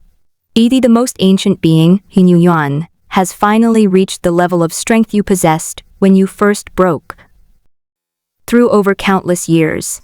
At this moment, his perception is sufficient to cover the entire chaotic universe, allowing him to see all the other primordial beings besides you. They then, for a period of time that cannot be measured in numbers, you have witnessed the endless cycle of destruction and rebirth of all the heavens and myriad realms. You have witnessed the birth of one Hunyuan after another. You witnessed the great battle between the primordial beings shatter the entire chaotic void into fragments. You witnessed the rebirth of the chaotic void after it survived the primordial tribulation. After each cataclysmic event, chaos becomes more vast, more profound, and more mysterious. You seem to see a cycle, an eternal cycle, and you yourself are a part of this cycle. During this period, in addition to experiencing a passive increase in strength, you are also constantly comprehending the higher-level Tao contained within the origin of your talent. Finally, you have successfully mastered the cheat-like talent you acquired upon transmigrating. I felt it. A more dazzling azure light than ever before erupted from the depths of your will. The light was so dazzling, so pure, as if it could penetrate and illuminate everything. Instantly, it covered the entire chaotic universe, and then you instantly pulled the entire chaotic universe into your own boundless spiritual world. Your inner world expands only with your strength. Your spiritual world is now larger than the entire chaotic void. It contains infinite dimensions and infinite space-time. At this moment, the chaotic heavens were pulled into it, like a drop of water merging into the ocean, or a grain of sand merging into the desert. Your entire being appeared in a void even emptier than the primordial chaos.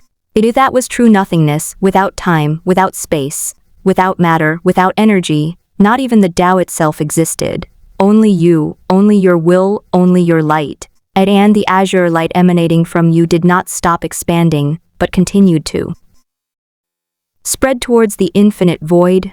It stretched and expanded endlessly, as if trying to fill the entire void. Open the heavens, pave the way. As the words fell, your figure instantly collapsed, merging with the azure glow, transforming into the azure sky. It was an endless expanse of blue sky. It was both reality and nothingness, both existence and non-existence. It encompasses everything, yet transcends everything. Then, one after another, countless wondrous flowers suddenly appeared from the nothingness where you originally stood, from the azure sky, and slowly bloomed. Those flowers were so beautiful, so mysterious. Each one contained boundless wisdom, limitless energy, and inexhaustible vitality. As the wondrous flowers bloom, countless universes are born from them, and from these universes, countless more wondrous flowers emerge. As the saying goes, wondrous flowers bloom in the azure sky, within which are endless realms, and within those realms, endless realms of flowers.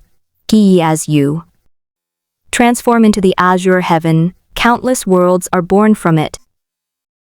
Your will seems to transcend all, and your Tao transcends all limits. You have comprehended the essence of your innate talent, and upon reaching the already perfect and flawless eternal true self, you have opened up a new realm, and opened up an eternal and boundless realm.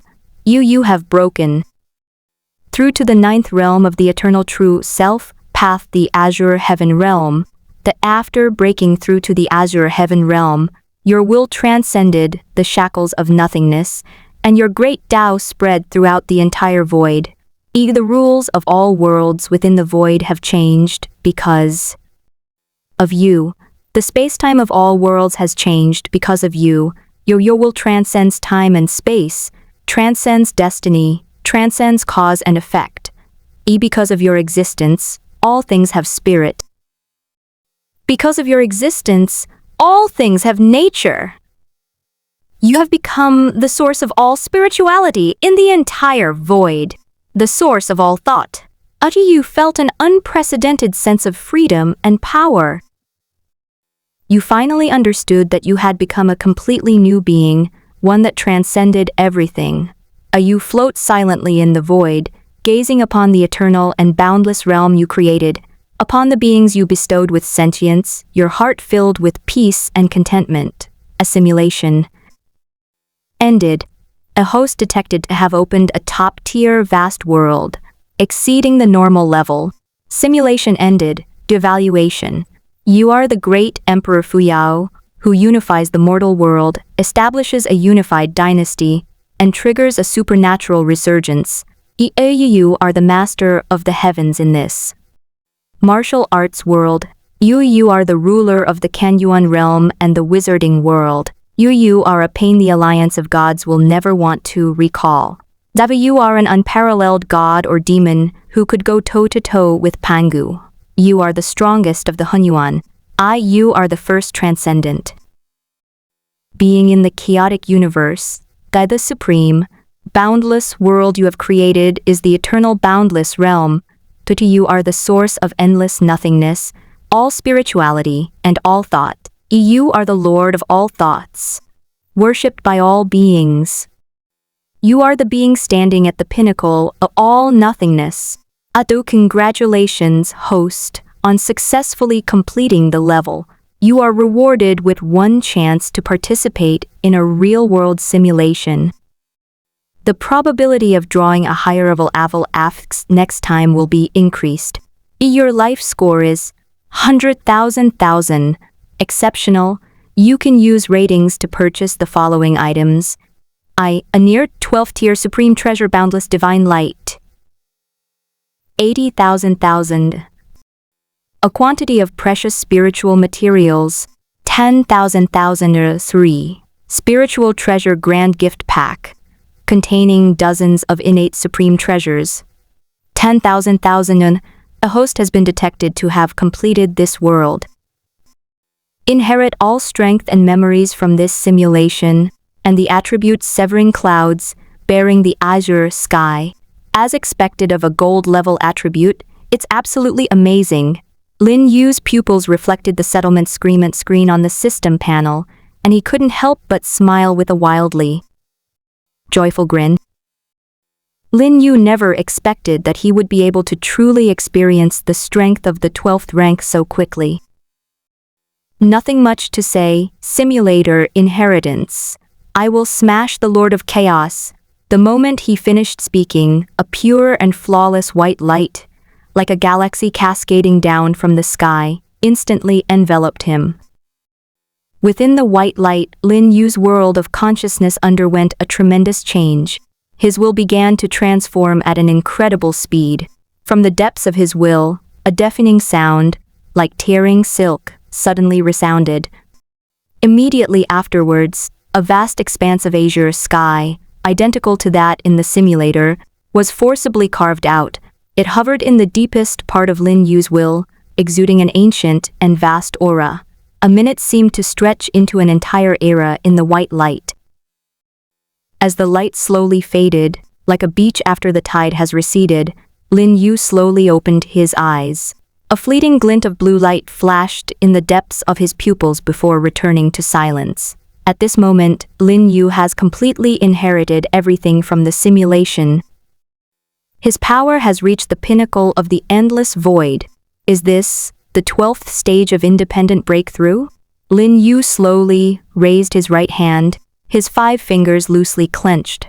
A beam of azure light rose from Lin Yu's palm, and within it, countless heavens instantly began to unfold. Lin Yu felt that his current strength was significantly greater than the power displayed by the Lord of Chaos in the previous simulations, second only to Yuan Shi Tianzun. Next, let's simulate the reality and see if the Lord of Chaos is currently alone. Of course, you might think that if you join forces with the Lord of all thoughts, you might be able to take down the Lord of Chaos, as well as the gods and demons. After spending all his points, Lin Yu started another reality simulation. The host has been detected to have one more opportunity for reality simulation. Reality simulation is now activated. That lousy beggar is simulating again. The instant you lose all sensation of the simulator, you'll realize you're in a simulation state. Forget about that for now. I need to settle accounts with the Lord of Chaos. You sighed softly, cutting off all the chaotic thoughts in your mind. With a slight thought, the entire infinite paradise begins to move under your will, transforming into an extremely dazzling stream of light. It pierced through layer upon layer of void barriers. The endless void, so vast and empty, is torn apart as easily as paper before you. The next second, they arrived at the eternal boundless realm. This magnificent world, suspended in nothingness, radiates an eternal and undying light. At this moment, beside the eternal boundless realm, a figure who looks exactly like you has been waiting for a long time. He stood there quietly, surrounded by an unfathomable aura of Taoism. The Taoist principles flowed around him like water, each containing a power capable of overturning the entire world.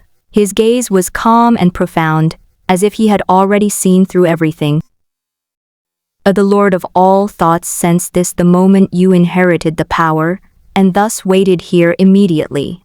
You and the Lord of all thoughts exchange a glance. Without a word, your memories and experiences intertwine like a surging tide.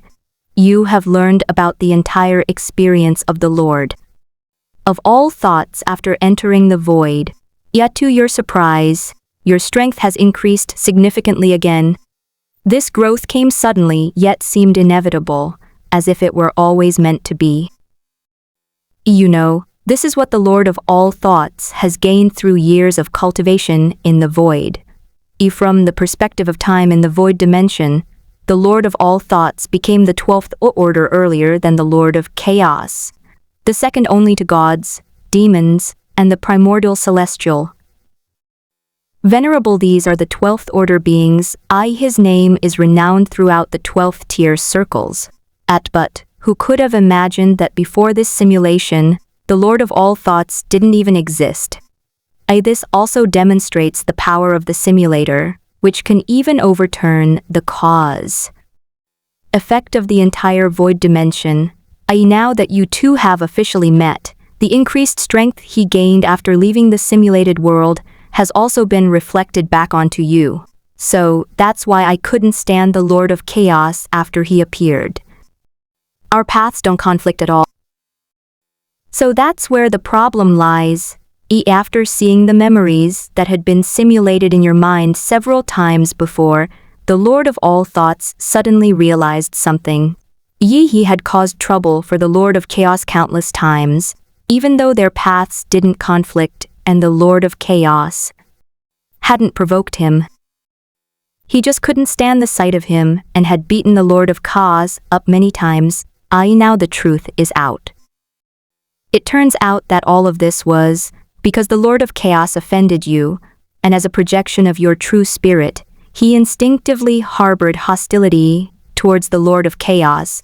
After the true spirit projection of the Lord of all thoughts returned to its place, you did not hesitate. You exchanged a glance with the Lord of all thoughts and instantly descended to the location of the Lord of Chaos's true form. The reason the Lord of Chaos was found so easily is mainly due to the positioning left on him by the Lord of Myriad Thoughts when he was teaching the Lord of Chaos. Lesson. The Lord of all thoughts at the time felt that there must be a reason why he disliked the Lord of Chaos, so he left a contingency plan against the Lord of Chaos. Upon meeting the Lord of Chaos, the two of you immediately unleashed your full power without a word. Would you form a hand seal? And with the blessing of your rank, your power reaches the 12th level of the infinite Great Tao. Combined with the Great Tao of the Lord of Myriad Thoughts will, it transforms into an invisible net, sealing off all surrounding time, space, destiny, and cause and effect. And though the Lord of Chaos suddenly awoke, wanting to resist, only to find that the causal relationships of time and space around him had been completely sealed off. He roared, unleashing boundless, chaotic power from his body in an attempt to break through the blockade. However, you and the Lord of 10,000 Thoughts are already stronger than him, and now that the two of you are working together, you are completely suppressing him. Immediately following this, the inhumane 2-on-1 battle began. You unleashed the infinite Great Tao, transforming into countless streams of light, relentlessly bombarding the foundation of the Lord of Chaos's Great Tao. Although the Lord of Chaos fought desperately, his resistance appeared pale and powerless against the combined efforts of the two of you. Afterwards, before the gods and demons could provide support, you and the Lord of Myriad Thoughts directly shattered the Lord of Chaos's Great Tao and suppressed him. Awesome! Revenge should be taken as soon as possible. After beating up the Lord of Chaos and suppressing him, you felt an extraordinary sense of relief. That long-suppressed frustration finally found its release. You feel your Tao heart has become more clear, and even the infinite Great Tao seems to be showing signs of a breakthrough. Afterwards, you took over the estates of the Lord of Chaos. Those countless spaces scattered throughout the void, those worlds and beings controlled by the Lord of Chaos, are now all under your control. You integrated these industries and incorporated them into the infinite paradise system. To prevent the gods and demons from becoming more wary, because of the Lord of Chaos, you barely managed to create a 12th tier avatar to impersonate the Lord of Chaos. Next, I should allow my own infinite path to break through to the 12th level and try to help the other true spirit projections also break through to the 12th level. If everything goes smoothly, the entire void will eventually belong to the Lin family. Gazing upon the endless void before you, your heart swells with boundless pride. Actually, if you imprint the Great Tao onto the void origin, just like you did the previous 2 breakthroughs to the 12th level, you could now allow the infinite Great Tao to break through. This method is simple and direct. As long as your Tao is strong enough and someone protects you from being affected, you can leave a mark on the void root, thereby breaking through to the 12th level. However, while this method is quick, it has limitations.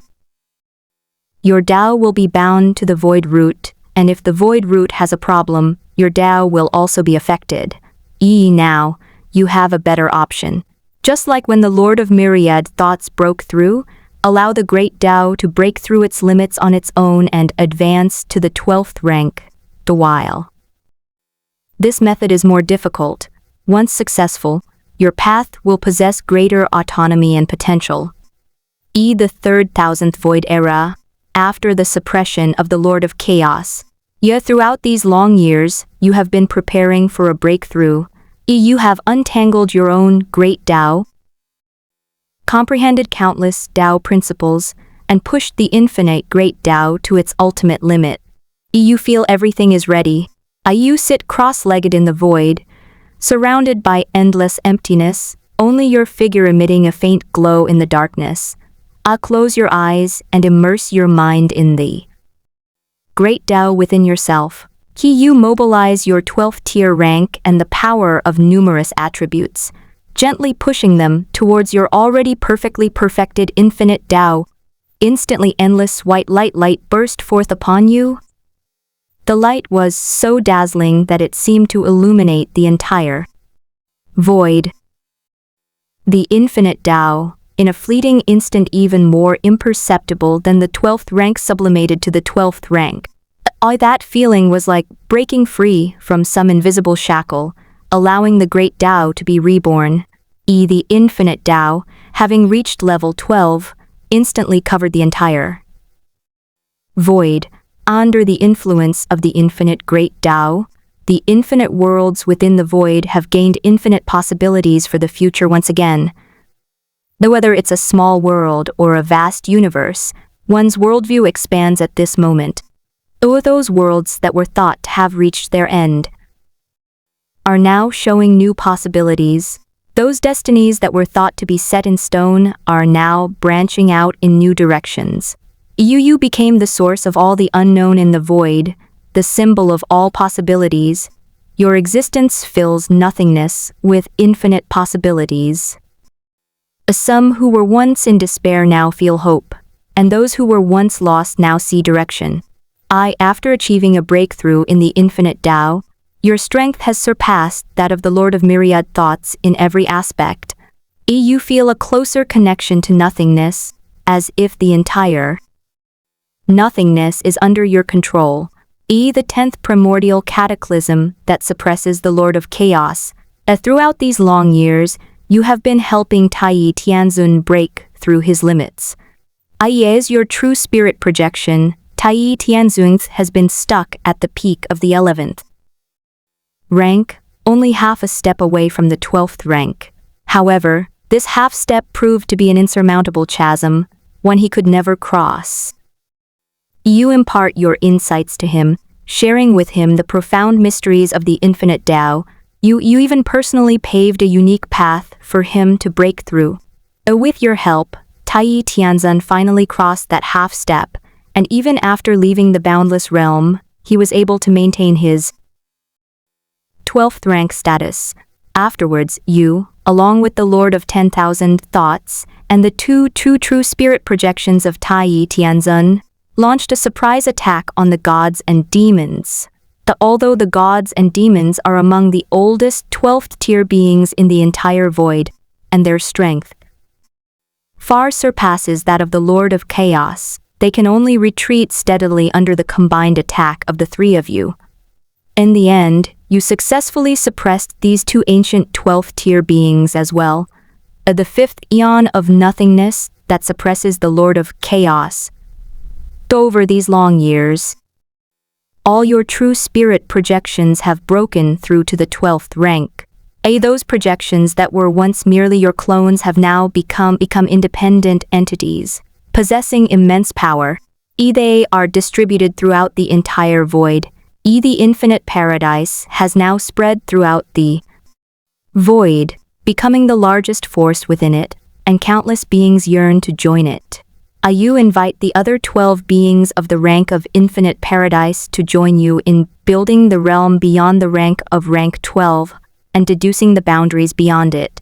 Those beings, though wary of you, chose to cooperate at your invitation in pursuit of the great Tao.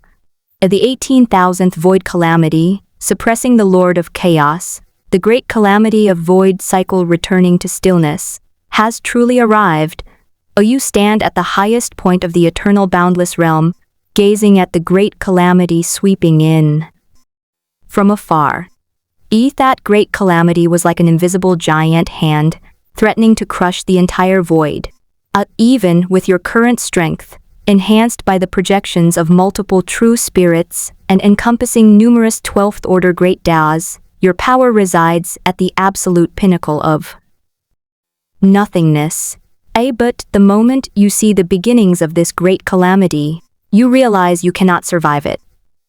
Therefore, without hesitation, in the split second before the great calamity of nothingness returned to stillness arrived, you pulled all existence from the nothingness into your world. Those living beings, those worlds, those great paths, you have all taken them into the eternal boundless realm. This even includes other 12th order beings. With your supreme power, you have stretched the flow of time in the eternal boundless realm relative to nothingness to its maximum. A fleeting moment in nothingness is equivalent to countless years passing in the eternal and boundless realm. As long as it exists within the eternal boundless realm, the great calamity of reincarnation will essentially never arrive. You used your power to create a safe haven for beings in the void. If I never die, will my original body get stuck? As you gaze upon the beings in the boundless realm of eternity, a strange thought suddenly arises in your mind. A predetermined future has been detected. Reality simulation has ended. Oh ho, sorry to disappoint you, bro. But what's going on? Why did it end early? The next second, a message appeared in Lin Yu's mind, answering his question. The simulated Lin Yu could exist in the eternal boundless realm indefinitely, infinitely delaying his death caused by the great calamity. However, from the simulator's perspective, the future was already predetermined, and the great calamity of the virtual return would eventually arrive, so the simulation ended directly. Emulator receiving. As he silently recited the mantra, Lin Yu's consciousness seemed to be drawn by an invisible force, sinking into a vast torrent of memories. That complete life of Lin Yu in the simulation flooded into his mind like countless fragments, quickly merging with his soul.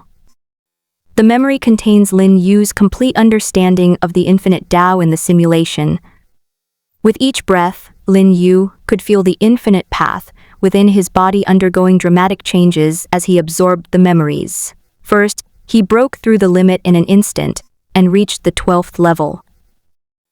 After reaching the 12th level, the infinite great Tao continued to improve, getting closer to Lin Yu's peak in the simulation with each second.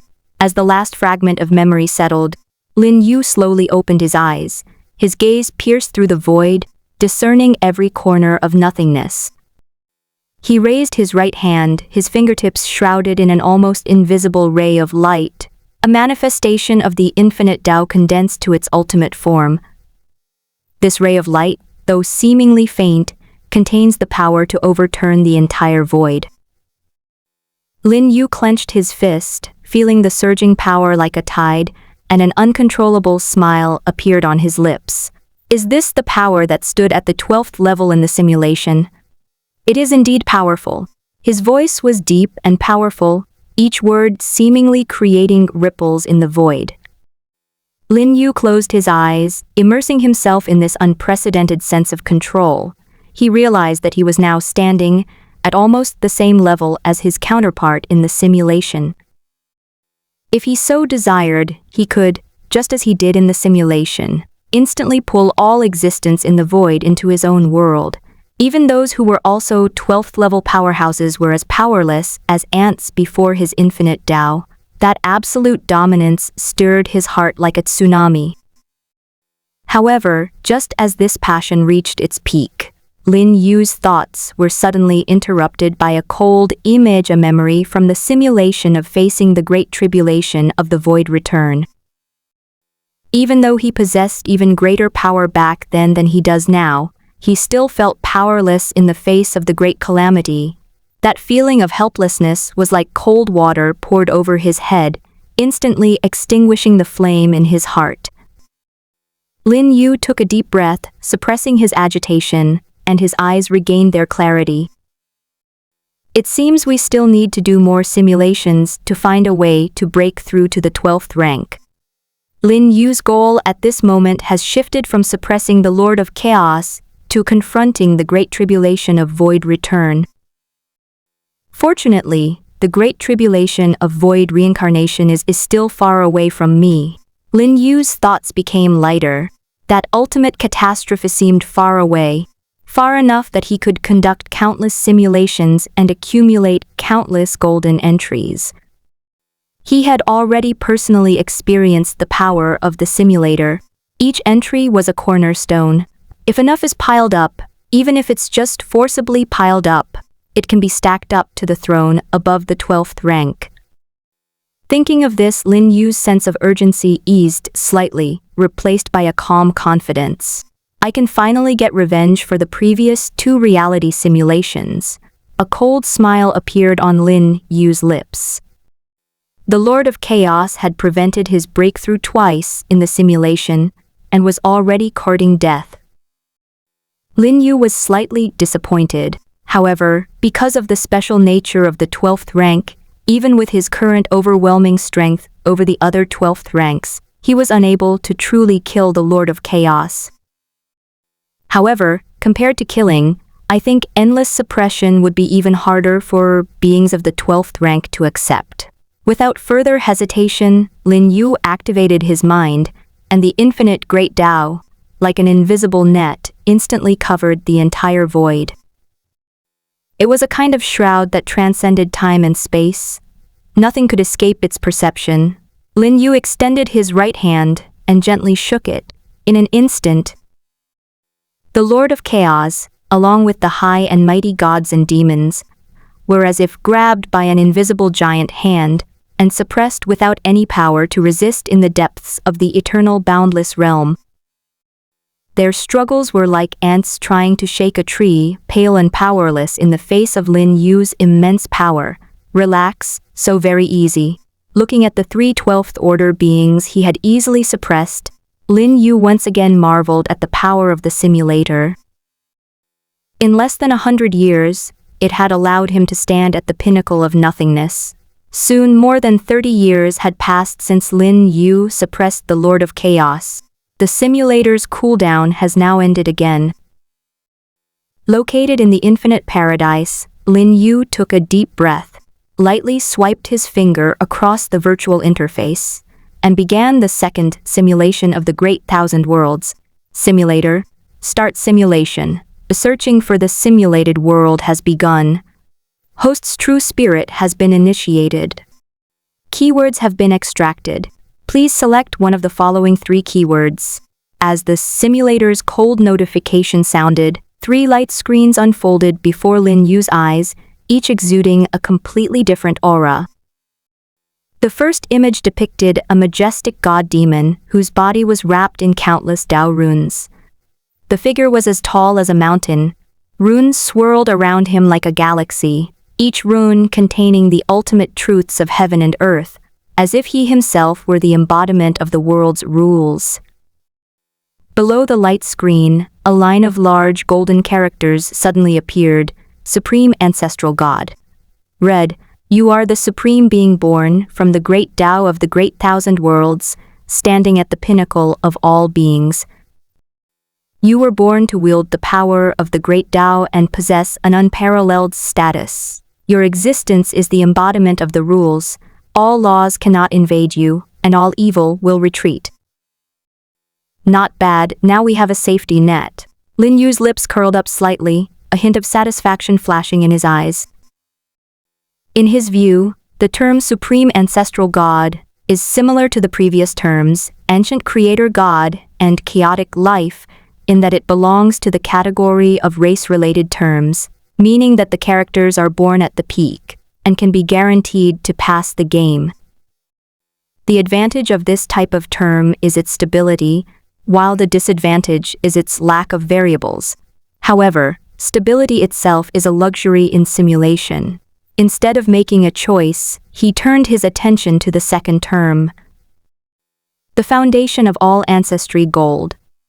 All races that share your origin are your source of power, providing you with comprehensive blessings. The more clans there are, and the more powerful members they have, the stronger the buffs they can provide. You possess the ability to reproduce with all things, and one person can develop a vast clan. Damn, it's again, the golden legend. This time it should be a sure thing. Lin Yu's eyes lit up, and his heart beat slightly faster. However, Lin Yu did not immediately choose this term, but instead turned his attention to the third term. Within the light screen, a young man stands beneath an endless starry sky, his gaze piercing through the void, revealing truths inaccessible to ordinary people. With a wave of his hand, the stars began to rotate. With a stroke of his pen, the laws of nature were inscribed upon him. His life seemed to be dedicated to surpassing limits. Whether it was cultivation, formations, alchemy, or weapon crafting, he could reach unprecedented heights in anything he touched upon. Jingshan Whitey. Read, you are a peerless genius. one in trillions of years in the entire world. You can reach heights that ordinary people cannot achieve in any field. Your talent has no limit, your wisdom has no boundaries, and your insight is enough to see through all illusions. A genius beyond compare. Lin Yu's pupils shrank slightly. Although the name had been changed, judging from the description, it was definitely an advanced version of a genius beyond compare. Lin Yu never expected to encounter an upgraded version of this entry. It's a pity that if it were a gold quality entry, I would have chosen this one. I want to see what a gold quality prodigy would look like. Lin Yu shook his head with slight regret. While red entries are valuable, in his mind, gold entries represent a more special mechanism and a broader space for development. Choice is the foundation of all principles. A host selection complete, simulation begins. On your first day after your transmigration, you wake up in a mountain cave, and a flood of memories immediately rushes into your mind. After receiving the memories, you opened your eyes. You saw the flickering firelight beside the campfire and the crude tools made from animal bones and stone. You know you've time-traveled to a primitive society. That's right, you're a caveman right now. You slowly sit up. Cool water droplets drip from the cave walls, and the air is filled with the scent of moss. And moss, the faint light from the cave entrance shone in, illuminating your scared yet strong and powerful hands. Based on your memory, you are currently in a primitive tribe of about 100 people, called Zhong, and you are the current chief of all the tribes. Have I traveled back to the prehistoric era? However, in your opinion, this shouldn't be Earth's primitive era. The world I remember is completely different from any prehistoric civilization described in textbooks. On this land grow colossal trees that block out the sky, their trunks thick that dozens of people would need to encircle them. Other birds with wingspans as wide as clouds soared in the sky, each flap of their wings stirring up a gust of wind. But even more terrifying are the strange beasts lurking deep in the dense forests and dwelling among the mountains. According to my memory, this world is inhabited by all sorts of strange and wondrous beasts, each possessing magical powers. Some can breathe fire, turning entire forests to ashes. Some can summon thunder, splitting the earth under a clear sky, and some can control water, creating towering waves. It's not just the strange beasts, even the primitive people in your mind possessed physical abilities, far surpassing those of humans in your previous life. Any grown-up primitive man could lift 10,000 jin, approximately 5,000 kg, and jump 10 meters, and you, as the leader of the tribes, possessed a strength of 300,000 jin. But you look down at your hands, feeling the surging power hidden deep within your flesh and blood. You stand up and gently clench your fist. With just this tiny movement, you can feel the air being compressed in your palm, producing a slight popping sound. You lifted your foot and tentatively stepped on the ground. The hard rock beneath foot instantly cracked, the fissures spreading outwards like a spider web. This doesn't look like someone with only 100,000 jin of strength at all. You feel the immense power within your body, enough to shatter mountains and split the earth. It's like a sleeping beast, lurking in every muscle and bone, waiting to awaken and unleash its power. And it's not just about the physical body. You find that even with your eyes closed, you can clearly perceive everything about the various tribes. You can see the actions of the primitive people in the tribe.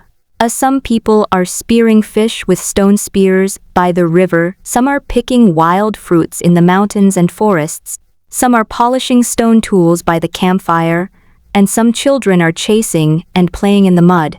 You can sense their heartbeats, their breathing, and even vaguely feel their emotions. That awe and dependence on you as their leader, like invisible threads, binds you tightly to them. This is a skill you didn't possess before. You try to focus your mind inside your body, following that strange sense of perception to explore inwards. You vaguely sensed the source of your power.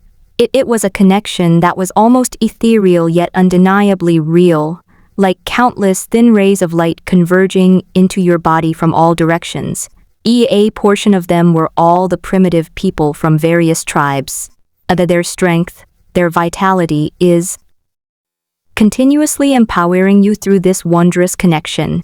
Besides that, you also sensed something much more distant. Similar links exist in other places far away from you, only they are weaker and more indistinct. Could this be my cheat code after transmigrating? All the powers of primitive people can be added to me. Your heart starts racing. If that's the case, then as long as the tribe continues to grow and the number of primitive people increases, your power will rise accordingly. However, the primary goal right now is to test your current strength. You step out of the cave into an open area surrounded by dense jungle. When the primitive people of the various tribes saw you appear, they all stopped what they were doing and gazed at you with awe. You nodded to them, then strode into the dense forest outside the tribe. According to memory, in a valley dozens of miles away from the central tribe, there lived a powerful beast, 30 meters long, that controlled the power of storms. It is the overlord of the beasts in this area. Even though the tribes were numerous and powerful, and each possessed superhuman strength, none of them considered attacking it. When you found it, the strange beast was resting coiled up in the valley. Its entire body was covered in bluish-gray scales, and a row of sharp bone spikes stood upright on its back. Each breath it took created a whistling sound. You stand at the valley entrance, making no attempt to conceal yourself, and walk straight towards it. The beast senses your presence and slowly opens its eyes. Those were a pair of amber-colored vertical pupils, within which surged storms and lightning. It got angry the moment it saw you. As the dominant species in this area, it had never seen any creature dare to approach so provocatively. It roared to the sky, and instantly a fierce wind arose in the valley, countless wind blades materializing out of thin air and slashing down at you like a torrential rain. Those wind blades sliced through gold and jade, shattering rocks and breaking trees in their wake. Then it opened its enormous maw and spewed out a cloud of grayish-black sand, the sand carrying a corrosive power that scorched and distorted even the air itself. However, neither the wind blades that can cut through gold and jade, nor the sandstorms that can erode flesh and bone, can cause you the slightest harm. Those wind blades struck you as if hitting an unshakable iron wall, shattering and dissipating. The sandstorm swept in, but was repelled by an invisible force within 3 feet of you. You didn't even make a defensive move. You simply stood there calmly, letting the beast unleash all its attacks. A fear appeared in the beast's eyes for the first time. It starts backing away, trying to escape.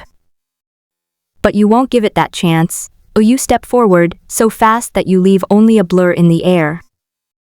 The next instant, you're in front of the beast's head, right fist clenched, and then you throw a punch.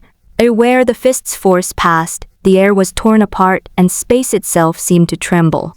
The beast's head shattered before you like fragile pottery, blood and bone fragments splattering everywhere. Its massive body crashed to the ground, the shockwave shaking the entire valley. The strength you displayed left the primitive people of the various tribes, who stood far away at the edge of the valley and witnessed everything, speechless. They witnessed their tribal chief, barehanded, slay the storm overlord they had feared for generations with a single blow. The shock and awe felt were indescribable. All the primitive people knelt on the ground, showing you even greater worship.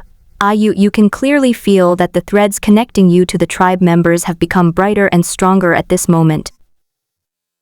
In the 10 days or so after killing the alien beast, you taught the primitive people their language while researching the cheat codes you gained after transmigrating. While the primitive people of this world possessed formidable physical abilities, they were virtually devoid of culture and wisdom. They communicate using only the most basic syllables. They have no written language, no numbers.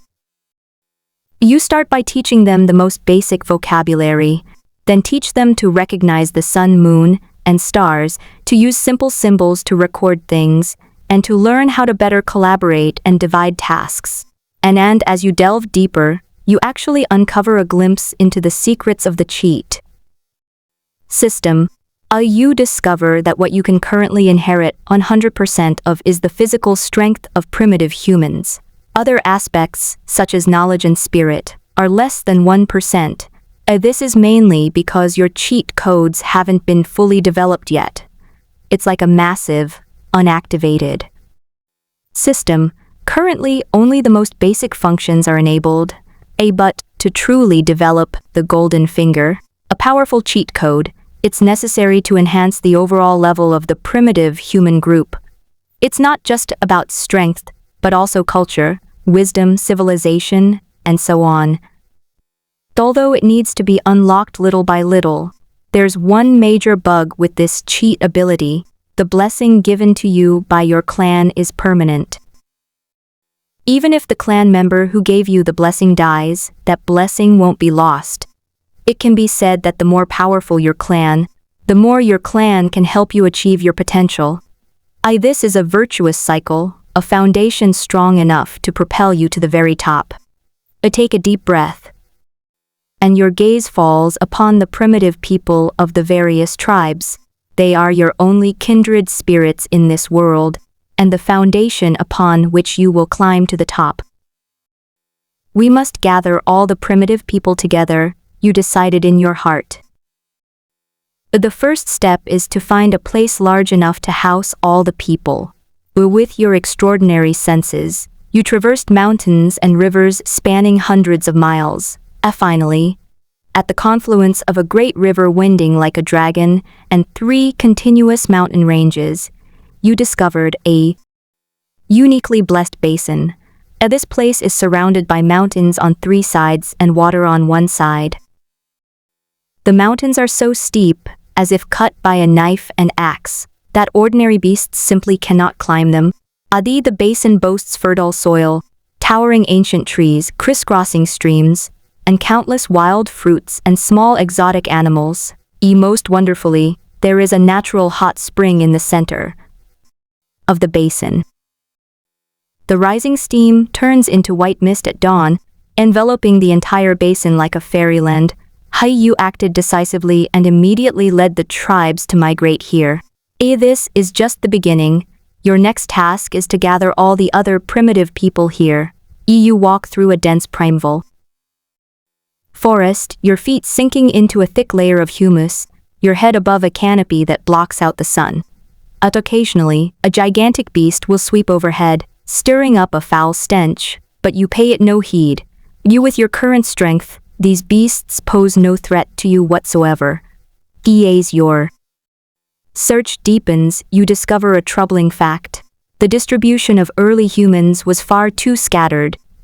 Within a radius of 1,000 miles, besides your own tribe, there are only 3 other tribes that can truly be called tribes: the Ancient Tribe, the Green Tribe, and the Fire Tribe. Rest are small groups of 12 or so people, scattered deep in the mountains and forests. The people of the Ancient Tribe had dark skin, were skilled with axes, and were as robust as iron towers. The people of the King Tribe are more agile, skilled in climbing and hunting. The people of the Fire Tribe are the most fierce, with a volatile and belligerent temperament. Fortunately, your strength is sufficient. 1,000 miles is but a stroll for you. Your power is like a magnet, attracting these primitive people who worship strength in the wilderness. Although they were not highly educated, they instinctively knew that only by following the strong could they survive. As a result, more and more primitive people chose to submit to you. You led them back to that basin, in batches. The camp is growing larger, and the population is increasing. And in this process, you are surprised to discover that some primitive people possessed special abilities.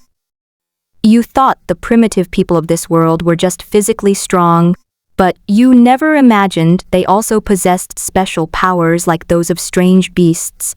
You begin to pay extra attention, and in your subsequent search, you discover several more people with similar abilities.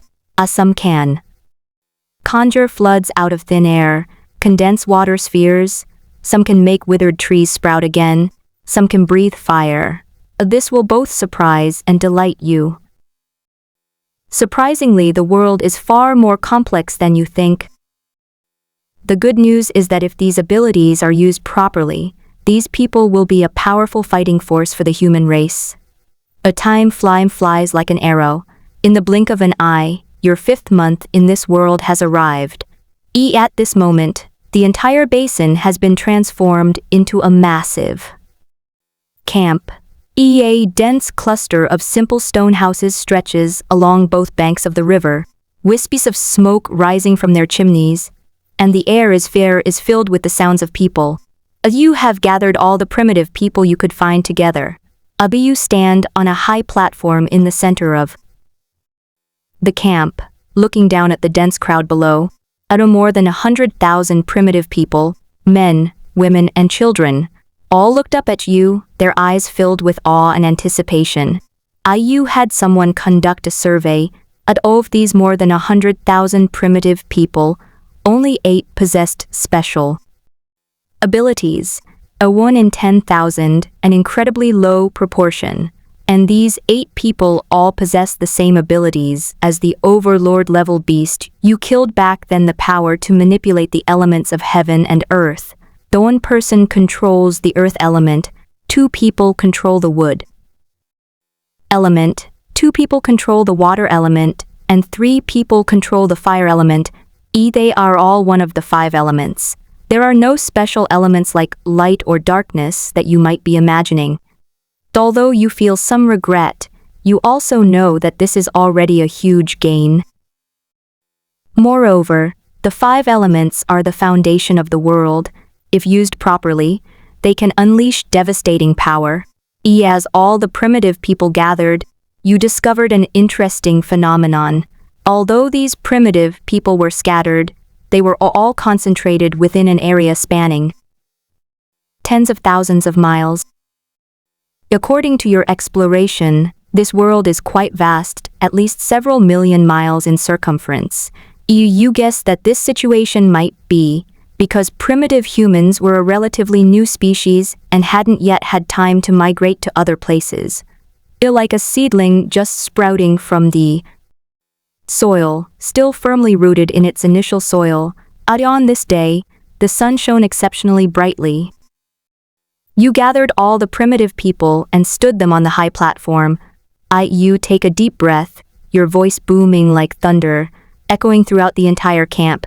Though my people, you were once like wild beasts, ignorant and unenlightened. You had no names, no unified writing system, no traditions, and not even the concept of race. Your words silenced the primitive people below. Although they didn't understand all your words, your spirit and your presence inspired them, allowing them to understand what you were trying to say. But from this day forward, all of this will change. We will share a common name, human, and I will be the first emperor of humanity. The human emperor, your voice, like thunder, echoes throughout heaven and earth. You paused, then proclaimed loudly again, I declare that today is the first day of the 1st month of the 1st year of the human emperor's calendar. This day is the day of our human race's birth, the starting point of our human history. Today marks the beginning of the year as you have deduced based on the cyclical nature of the universe. After your announcement, you subconsciously looked up at the sky, following the tropes of those fantasy novels from your past life. The founding of the human race should have involved some extraordinary celestial phenomena, right? For example, golden light falling from the sky, golden lotuses sprouting from the earth, or the heavens bestowing merits, etc. However, the sky remained calm. White clouds drifted lazily by, the sun shone brightly, and nothing happened. No merit whatsoever, you sighed, your joy dashed. In your opinion, this world is full of all sorts of strange beasts, and even humans are so powerful. There should be some explanation for that. Till you established the human race, there should have been some kind of response, but instead, the world didn't give you a single hair.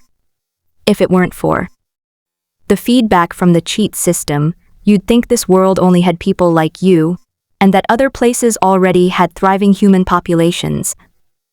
Fortunately, all my efforts weren't in vain. My cheat ability has finally been somewhat relieved. You feel the surging power in your mind, and a smile appears on your lips. Now, every human can provide you with 10% of their mental strength, while the mental strength of a single primitive person is negligible. The combined mental strength of over 10,000 people has increased your mental power to a terrifying level. Your perception has expanded tenfold compared to before, your thinking is clearer, and you can even faintly sense the subtle fluctuations of the rules governing the universe. Next, it's teach the clansmen the method of cultivating inner energy. In the past year, you haven't simply gathered primitive people.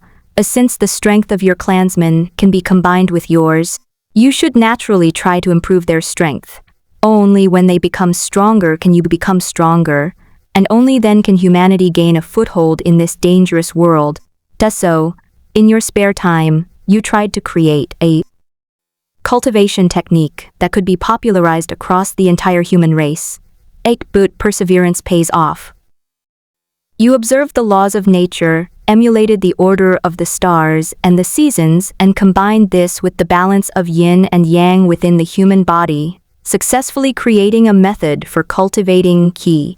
This technique allows one to combine their internal energy and blood with the energy of heaven and earth, nurturing an energy called internal energy. Internal energy can enhance the spirit and vitality of the human race, expanding their potential. Based on your speculation, given the current physical foundation of humans, who can exert a strength of 10,000 jin upon reaching adulthood, with the cultivation of qi-nourishing techniques, their strength ceiling could be raised to approximately 3 million jin.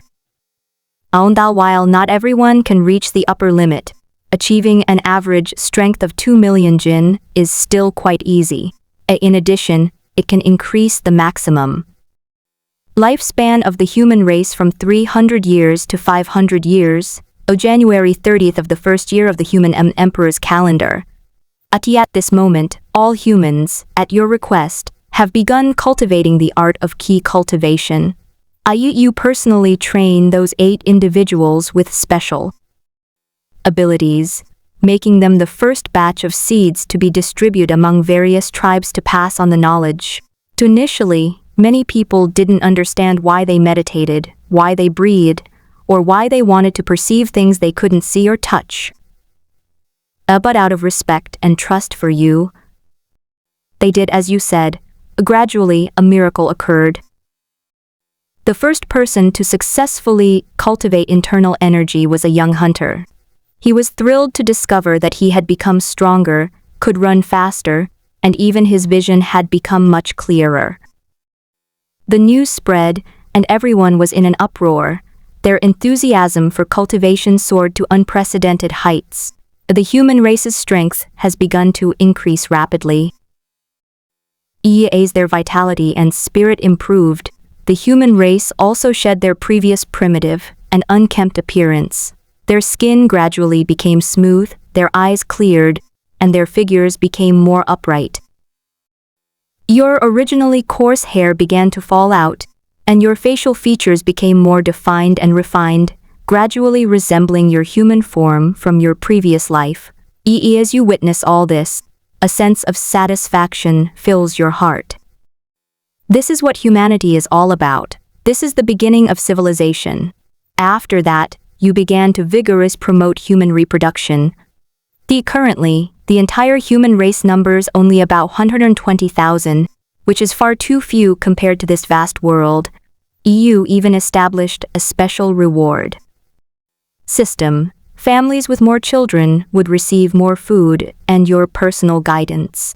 In May of the first year of the emperor's reign, with ample nutrition from the meat of exotic beasts, the elite human race has reached an average strength of 400,000 jinn.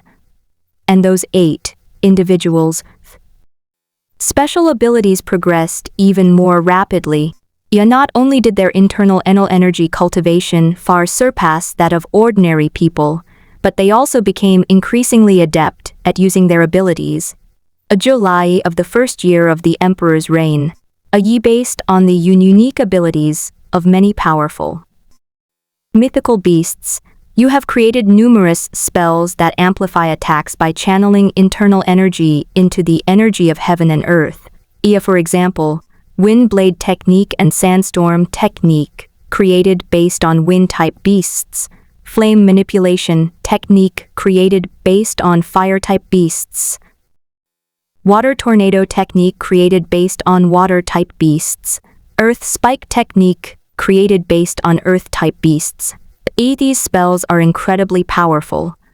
And unlike elementalists who are born with special abilities, anyone can learn them as long as their internal energy cultivation is sufficient. You compiled them into a booklet and distributed it, causing the human race's fighting power to soar once again. August of the first year of the emperor's reign, you have deduced a higher level of ki cultivation technique. The moment you stepped out of your secluded retreat, your aura underwent a dramatic transformation. This wasn't merely a change in power, but a shift in your very being. You have become a celestial being. Those who embody the spirit of heaven and man are one with heaven and man, acting in accordance with the will of heaven, transcending individual limitations, and becoming an integral part of the universe. Every word and action aligns with the yin and yang of the 4 seasons and the rules of heaven and earth.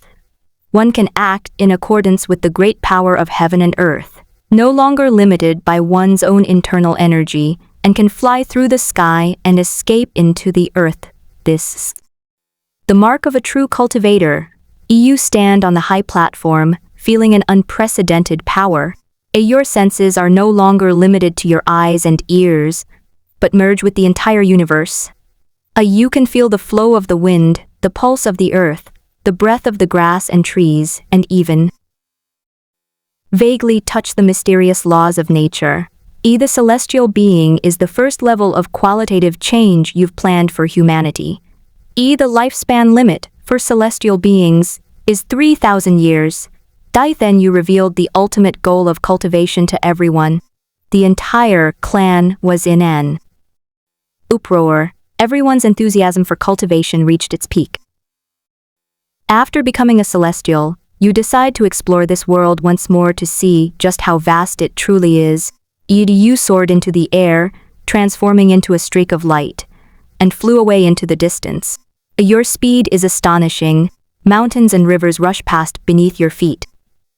You flew for a whole day, crossing countless miles, and finally arrived at the edge of this land. You stand atop a sheer cliff, gazing into the distance. Before me stretched an endless ocean, its waters a deep, penetrating blue, seemingly capable of swallowing everything. The sea was turbulent, and occasionally enormous sea creatures would leap out of the water, creating towering waves. You flew along the coastline, spending a full month just to get a general idea of the land's outline. This landmass spans millions of miles, larger than your sun in your previous life. And this enormous continent is surrounded by a vast ocean. You try to fly into the depths of the ocean, but the deeper you go, the more you feel an inexplicable sense of oppression. Something terrifying seems to lurk in the sea, making even a celestial being like you, who has gathered the power of your entire race, feel a chill run down your spine. You have to retreat back to land. You stand on the beach, gazing at the boundless ocean, lost in thought. You feel that you are not currently on a real continent, but rather on a small island. While an island spanning millions of square meters is an exaggeration, it's a classic setting from many fantasy novels in your past life. Yeah, if it's really as I think, I hope this island won't be destroyed by the aftermath of some divine beast war before the human race develops. A hint of worry flashed in your eyes. The waters of this world are far deeper than you imagine. Your current strength, compared to the rest of the world, is probably far from sufficient. You turn and look towards the human camp. You must speed things up and get the human race to develop as quickly as possible.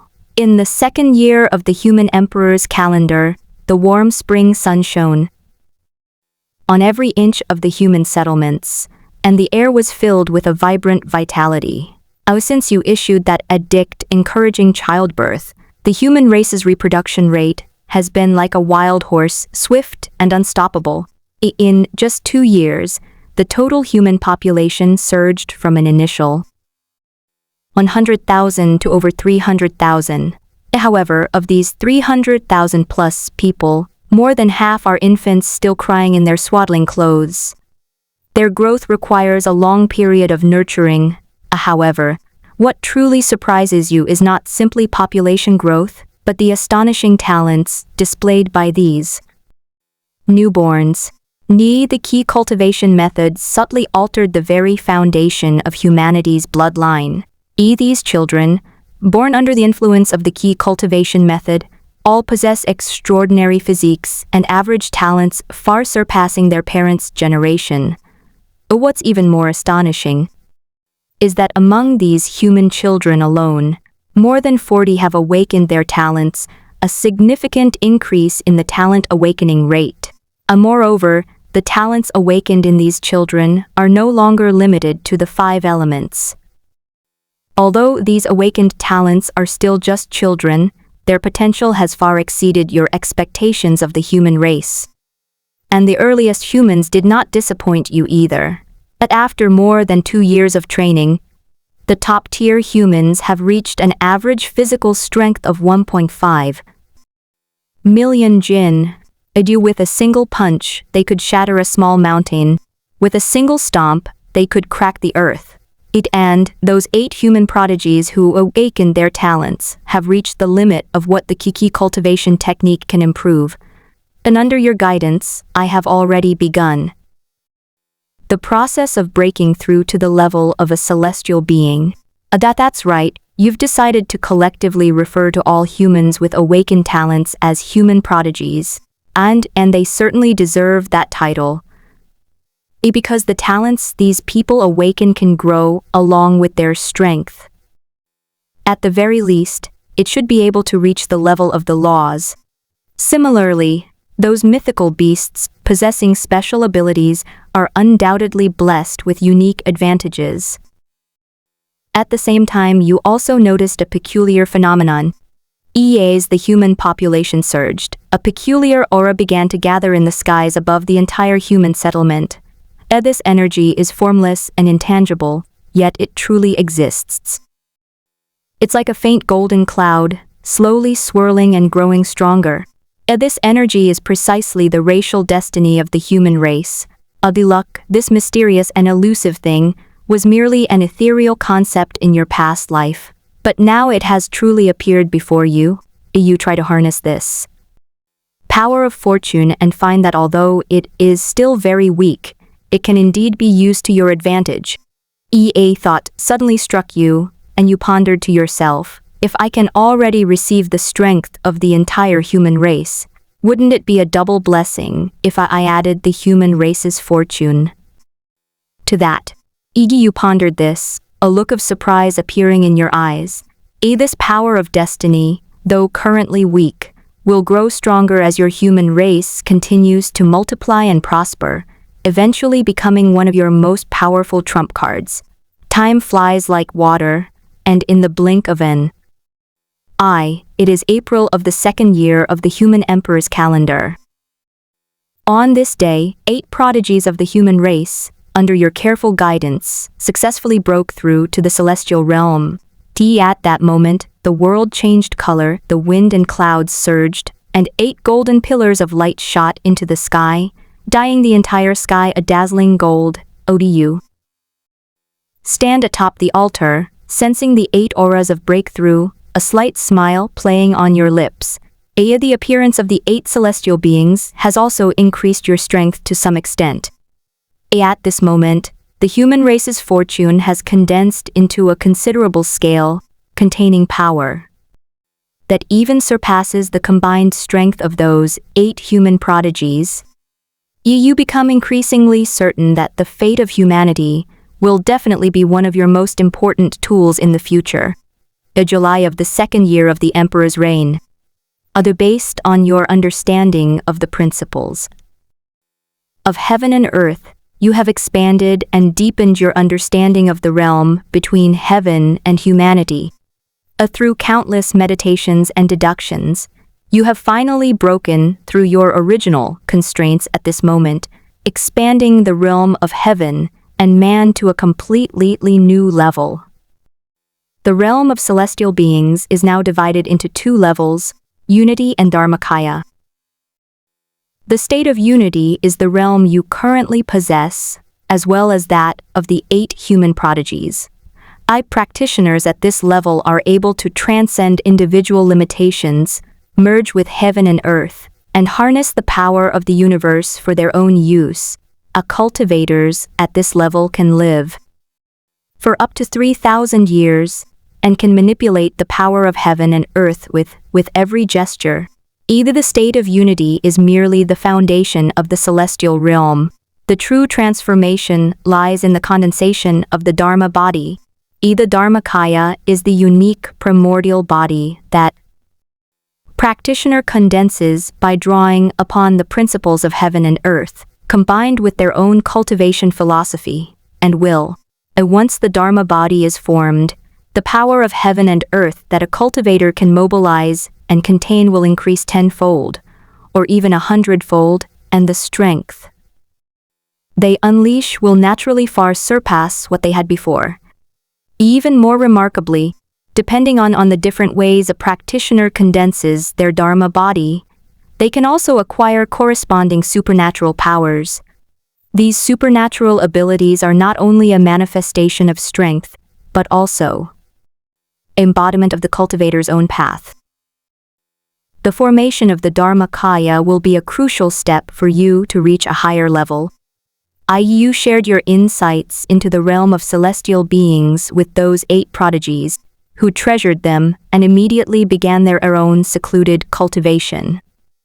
The celestial realm created by the Protagonist is equivalent to the 2nd or 3rd level in the void, and you too have begun the process of condensing your own Dharma body. Through your tireless contemplation of the laws of heaven and earth, combined with your identity as the human emperor and the faith and fortune of the entire human race, you finally succeeded in condensing the human emperor's Dharma body at the end of August. Your figure grew rapidly, instantly transforming into a colossal form thousands of feet tall. In your emperor's Dharma body form, you wear a crown and a dragon robe, exuding even greater majesty and holiness than usual.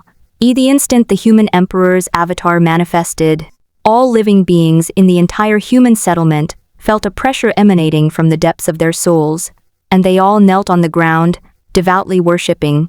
You feel the surging power within you, and the 3 supernatural abilities that follow, and an indescribable surge of pride wells up within you. These 3 supernatural powers are the human emperor's celestial patrol, the human emperor's golden body, and the undying human emperor. They can all evolve as your strength increases. The emperor's celestial tour is a form of supernatural flight that currently, it can increase your flight speed by 3 times, allowing you to streak through the sky like a shooting star. You tried it once, and with a flash of golden light, You appeared 100 miles away, your speed surprising even yourself. And according to your understanding, this supernatural power may even be able to transcend space in the future, allowing you to appear instantly in any corner of the world. However, this supernatural power has one small drawback. It makes too much noise. Once activated, golden light filled the sky, accompanied by an intense pressure, as if the heavenly emperor were on a procession. You shook your head somewhat helplessly. This wasn't in line with your low-key nature. The golden body of the human emperor is a divine power that strengthens the body. It can mobilize the entire human race's worship and faith in you, allowing it to enter a state of invincibility. You tried casting it once, and your entire body glowed with golden light, your skin appearing as if forged from gold like an immortal statue. In golden body state, your strength will be enhanced in all aspects, including power, speed, and defense, reaching a terrifying level. You nodded in satisfaction. This divine ability will become your strongest weapon in close combat. And the final, immortal human emperor, is the most powerful divine ability in your opinion. You feel that the emergence of this supernatural power was influenced by your cheat-like abilities. Its function is very simple and straightforward. As long as humanity exists, you will not die. This means that as long as one human remains alive, you will never truly die. Even if your body and soul are completely destroyed, you will be reborn in the destiny of humanity. You took a deep breath, a sense of security you'd never felt before welling up inside you. And this is only the current stage of the immortal human emperor. As this divine power continues to strengthen, perhaps in the future, as long as the concept of humanity still exists, you will be immortal. It seems I need to spread the human race throughout the world as soon as possible. September of the 3rd year of the human emperor's reign, the human race's development has entered a completely new stage. The number of celestials has reached 35. Under your guidance, these human prodigies are constantly breaking through their limits, and their strength is improving day by day. The human race's footprints have spread across hundreds of thousands of miles, expanding outward from their initial settlements, and establishing city after city. The humanity began to spread across the entire continent. You stand on the newly built city wall, gazing into the distance, your heart filled with anticipation. March of the 4th year of the human emperor's reign. You have created a unique method, the primal symbiotic contract. This method was created by you after a long period of contemplation and deduction. It allows humans to enter into a symbiotic pact with alien beasts, under which humans can borrow some of the beast's talents. For example, if the beast's special ability is to control the earth, then the person who forms contract with it will gain a certain degree of affinity with the earth, increasing their cultivation speed in earth-related fields. Meanwhile, the mythical beasts gain intelligence, becoming more human-like and even able to communicate with humans. In addition, when the two parties who have signed the contract cultivate together, the effect is greater than the sum of its parts, significantly increasing the cultivation speed. Most importantly, over time, the very essence of those who sign the contract will change due to the special abilities of the mythical beasts, making it easier for their descendants to produce prodigies with unique abilities. Of course, with such great advantages, there are also significant drawbacks. After signing the Covenant of Origin, if one party dies, the life essence of the other party will be severely damaged, with a 90% probability of death. You originally wanted to create something similar. Master-servant contract, where the master would be unharmed if the servant died, but the servant would die if the master died.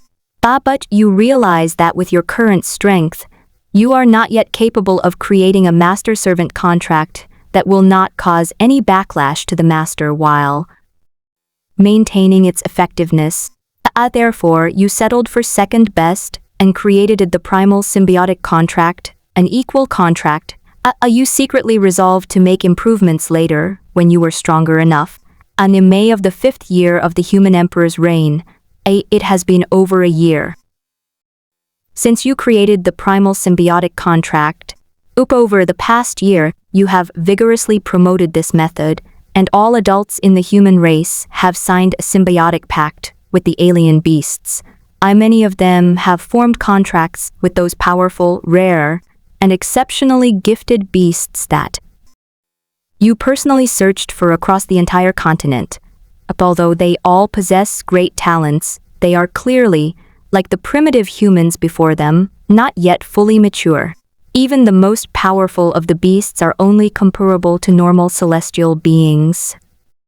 These are possibly uniquely gifted beasts whose strength far surpasses that of ordinary celestial beings.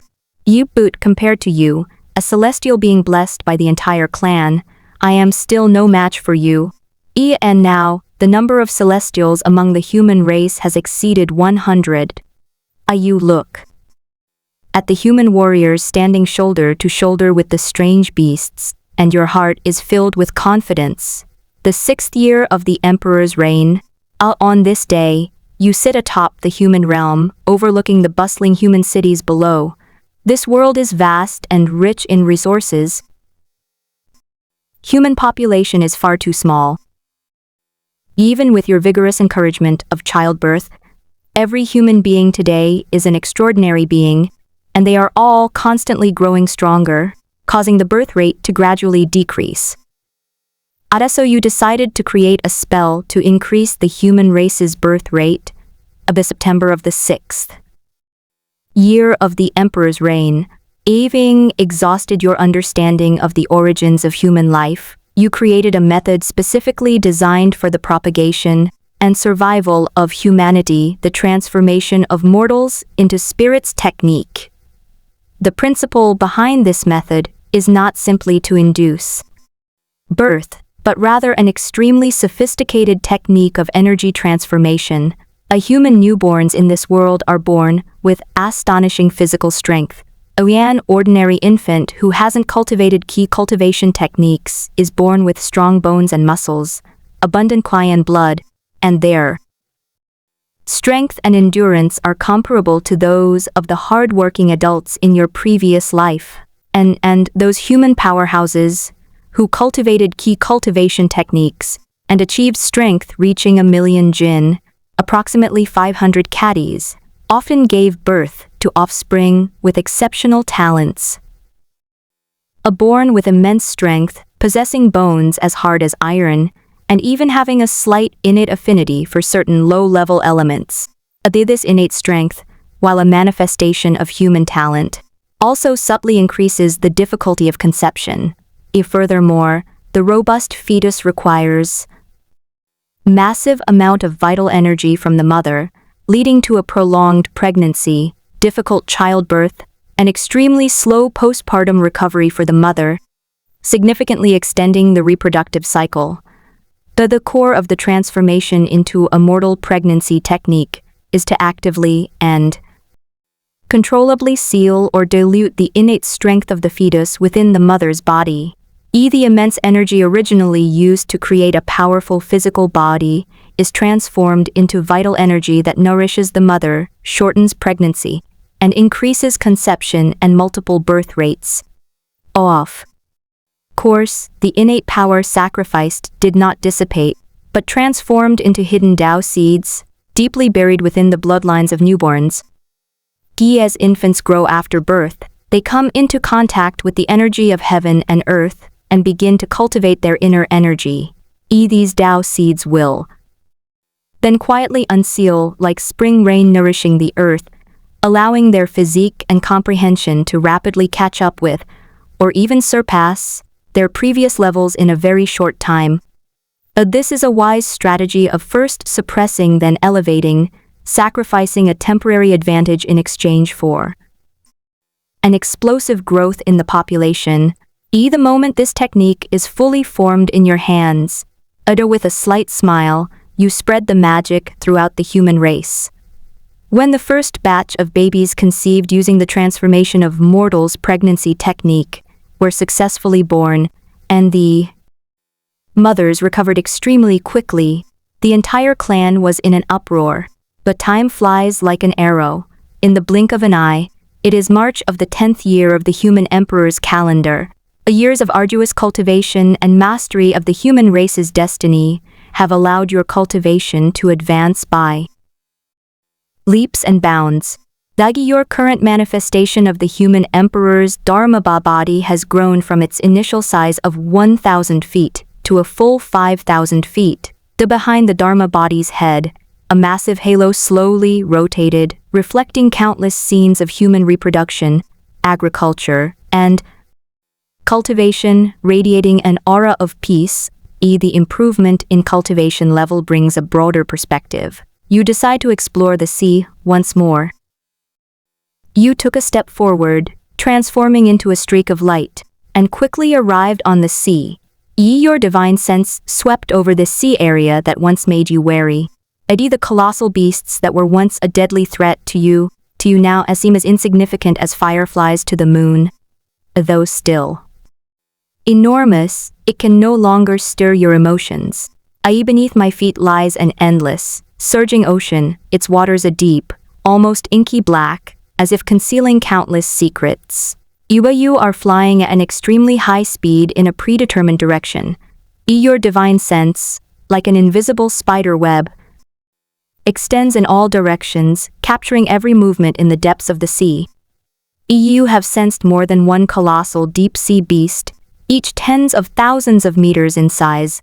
Some of them are giant turtles, shaped like mountains, with shells covered in coral and seaweed, moving slowly in the sea, stirring up huge whirlpools with every breath.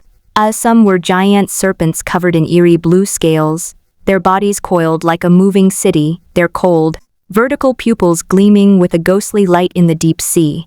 However, these behemoths are different from other strange beasts. Most of them don't possess any special talents, only extremely powerful physical bodies. Furthermore, unlike other beasts, the stronger the beast, the higher its intelligence. The vast majority of behemoths possess only earth-shattering physical strength, lacking the intelligence and supernatural abilities to match it. You even discover that the more powerful the deep-sea behemoth, the lower the proportion of it that develops intelligence. It was as if the laws of heaven and earth, while bestowing upon them unparalleled power, deliberately closed the door to their wisdom. You have been flying for an unknown amount of time. At your current speed, you have covered at least tens of millions of miles. Just when you begin to doubt whether the world is simply an endless ocean, a blurry outline finally appears at the edge of your vision. You quicken your pace, and the outline becomes clearer and clearer. That was a continent, or perhaps another small island. That's right, you now believe that the continent you were on before is just a small island relative to this world. After all, compared to the vast ocean, these islands can hardly be considered mainland. Compared to the human island you were on before, which was only a few million miles in circumference, this island is a behemoth. The island is covered by a continuous mountain range, towering into the clouds, with some peaks even piercing through the clouds and reaching straight to the sky. The primeval forest is dense, with ancient trees reaching for the sky, and the air is filled with an energy so rich it's almost impenetrable. However, when you scanned the entire island with your divine sense, you discovered that there were no traces of primitive humans on the island. This island is inhabited only by a vast number and diverse array of strange beasts. They roared and fought in the mountains and forests, following the most primal law of the jungle. You didn't descend immediately, but instead flew around the enormous island, silently recording its ecology and resources, and then, you began a wider-ranging exploration. April of the 10th year of the human emperor's calendar.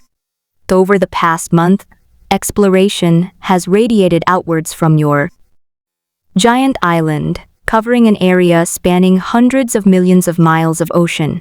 Although you have found dozens of islands of varying sizes, some only a few thousand miles in circumference, while others span millions of miles. Some of them are picturesque and full of vitality, while others are densely populated with volcanoes and have harsh environments. But without exception, none of these islands had any primitive humans. Either this discovery made you pause your exploration and fall into deep thought. You once wondered if your cheat-like abilities weren't widespread enough to detect other human branches. But now, after searching so many islands, you haven't found a single trace of primitive people. This forces you to conclude that perhaps in this world, your mere hundreds of thousands of humans are truly the only human race in this realm. Of course, if there is a true continent in this world, then perhaps other human civilizations exist on that continent. But your intuition tells you that the possibility is extremely slim. The 14th year of the Emperor's reign. 7 years have passed since you created the transformation and pregnancy technique. The power of this technique is finally beginning to reveal its terrifying nature. The human population has grown from 300,000 to over 1 million. Other tribes scattered throughout the human territory are now bustling with activity, and new cities are springing up everywhere. With such a large population base, the probability of exceptional individuals being born also increases. And now, the number of celestials among the human race has reached 1,000, year 20 of the human emperor's calendar. Your cultivation level has reached its limit. An invisible wave emanated from your secluded cultivation location, causing the entire island to tremble slightly.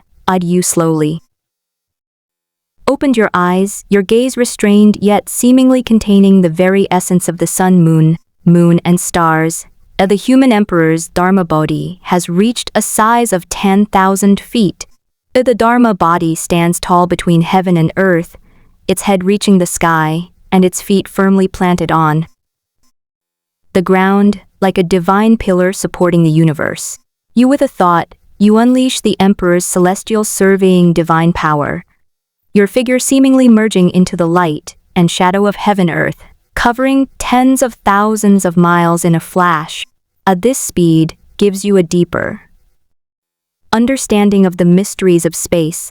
You begin to devote more of your attention to exploring the laws of heaven and earth. You sit cross-legged in the void, your consciousness merging with heaven and earth, sensing wind, fire, water, earth, light, darkness, space, to those invisible yet real lines of law become clear before your eyes. The 22nd year of the human emperor's calendar. Although your understanding of the laws of heaven and earth has given you a deeper comprehension of the human cultivation system. At the celestial realm, one can already mobilize the power of heaven and earth and unleash powerful divine abilities. The Dharmakaya is even more capable of completely embodying the principles of heaven and earth for its own use. But in your view, this is still borrowing the power of heaven and earth, without truly touching the level of control. A true powerhouse is one who can control the heavens and earth. Therefore, you combined your understanding of the laws and created a completely new realm that transcends heaven and man. You named it Real Person. The realm of the true person is no longer simply about accumulating power, but about achieving a preliminary grasp of the laws of heaven and earth. A true person is one who can control the workings of heaven, earth, master the changes of yin and yang, and breathe in and out the purest essence of heaven and earth. Most importantly, the life form of real people has undergone a fundamental transformation. When one's essence, energy, and spirit are perfectly integrated, one can achieve a lifespan as long as heaven and earth, without end. In other words, theoretically, once one breaks through to the true person realm, one can live as long as heaven and earth, achieving immortality. Immortality is the ultimate goal that countless living beings dream of. The reason you dare to make such an outrageous setting is because you have already understood the special rules of this world. This world has extremely lenient restrictions on lifespan. Any human prodigy who has awakened their talent, or even those alien beasts possessing talent, their strength increases, their life essence will continuously grow stronger, and their lifespan will also increase accordingly. They could easily live for hundreds of thousands of years. The difference between having talent and not having talent is like heaven and earth. The realm of the true person is the solidification and enhancement of this lifespan advantage bestowed by heaven and earth to its extreme, completely severing the shackles of lifespan. The 24th year of the human emperor's calendar. You have begun your attempt to break through to the true person realm. Using the laws of space as your core, you carefully weave, merge, and construct the myriad laws you have comprehended. Deep within your dantian, a completely new world is slowly taking shape. This is an incredibly difficult process. The slightest misstep could lead to a conflict of laws, causing the small world to collapse and backfire on oneself. Using your knowledge from your past life and your insights from this one, you used the human emperor's dharma body as a furnace, countless laws as materials, and your own essence, blood, and soul as fire, relentlessly forging yourself day and night. Finally, one morning, the world within you stabilized completely. You have successfully broken through to the first level of the true person realm, the cave heaven realm. Within your body, a hazy little world, hundreds of thousands of miles in radius, is slowly rotating. Of course, based on your speculation, a normal grotto heaven within a pure grotto heaven would already be quite impressive if it were 10,000 li in circumference. The reason your grotto heaven is so large is mainly because you have integrated a sufficient number of laws, and in addition, the basic attributes are already high due to the support of millions of human beings. You look inward into your own inner world. In this newly opened space, there is no sky, no earth, only a chaotic, misty current, the primordial state of the world before its evolution. But its birth signifies that you have completely transcended the mundane realm and become a true creator. The benefits of breaking through to the cave heaven realm are immense. Through the resonance between your inner world and the laws of space, your control over space has reached an unbelievable level. With a simple thought, you can traverse millions of miles in an instant. If you were to further utilize the human emperor's celestial patrol, divine power, enhanced by the small world, you could even traverse tens of millions of miles in a single step, bringing the ends of the earth within reach. Your divine sense seems to transcend the barriers of space. Within a radius of billions of miles, not even the slightest rustling of grass can escape your perception. Of course, what excites you the most is the breakthrough in lifespan. You clearly feel the life force within you that had been steadily diminishing over time. At this moment, it radiates boundless vitality, as if connected to the entire universe. As long as the universe exists, your lifespan will be endless. You have now achieved the highest attainment that countless cultivators in your past lives dreamed of: immortality. You can't help but sigh inwardly. The leniency this world shows regarding lifespan is something I'm incredibly envious of the emperors of certain other worlds. However, in the novels you read in your previous life, there were quite a few worlds similar to this one, where the characters weren't very powerful, but had long lifespans. But after breaking through to the cave heaven realm, the sense of urgency in your heart has lessened considerably. At least, you no longer have to worry about two mythical beasts suddenly fighting one day, and the aftershocks wiping out the human race. But when faced with an unavoidable disaster, You only need to think of it to gather the entire human race, along with the land they inhabit, into the inner sanctum within. Your body. That place will become the safest haven for humanity. The real person corresponds to the 4th, 5th, and 6th levels in the void. After breaking through to the cave heaven realm, you once again left the human territory and ventured into more distant seas. This time, your speed is countless times faster, and the area you explore is countless times larger. You spent several years, empowered by the power of your inner world, traversing unimaginable distances to explore an ocean spanning a full light year. However, the result was still disappointing. You still haven't found the mainland, however, you didn't come away empty-handed. You've discovered a clear direction, the far north of the island you're on, because the further north you explore, the higher the concentration of energy in the universe you'll find. Its intensity was so great that even the inner sanctum of your body seemed to resonate with longing. The patterns you discovered during your previous explorations, the larger the island, the higher the concentration of celestial energy. You can be almost certain that in the far north, in the very distance, there exists a real continent. Unfortunately, according to your calculations, the distance between your current starter village and that continent is astronomically vast, at least several hundred light years away.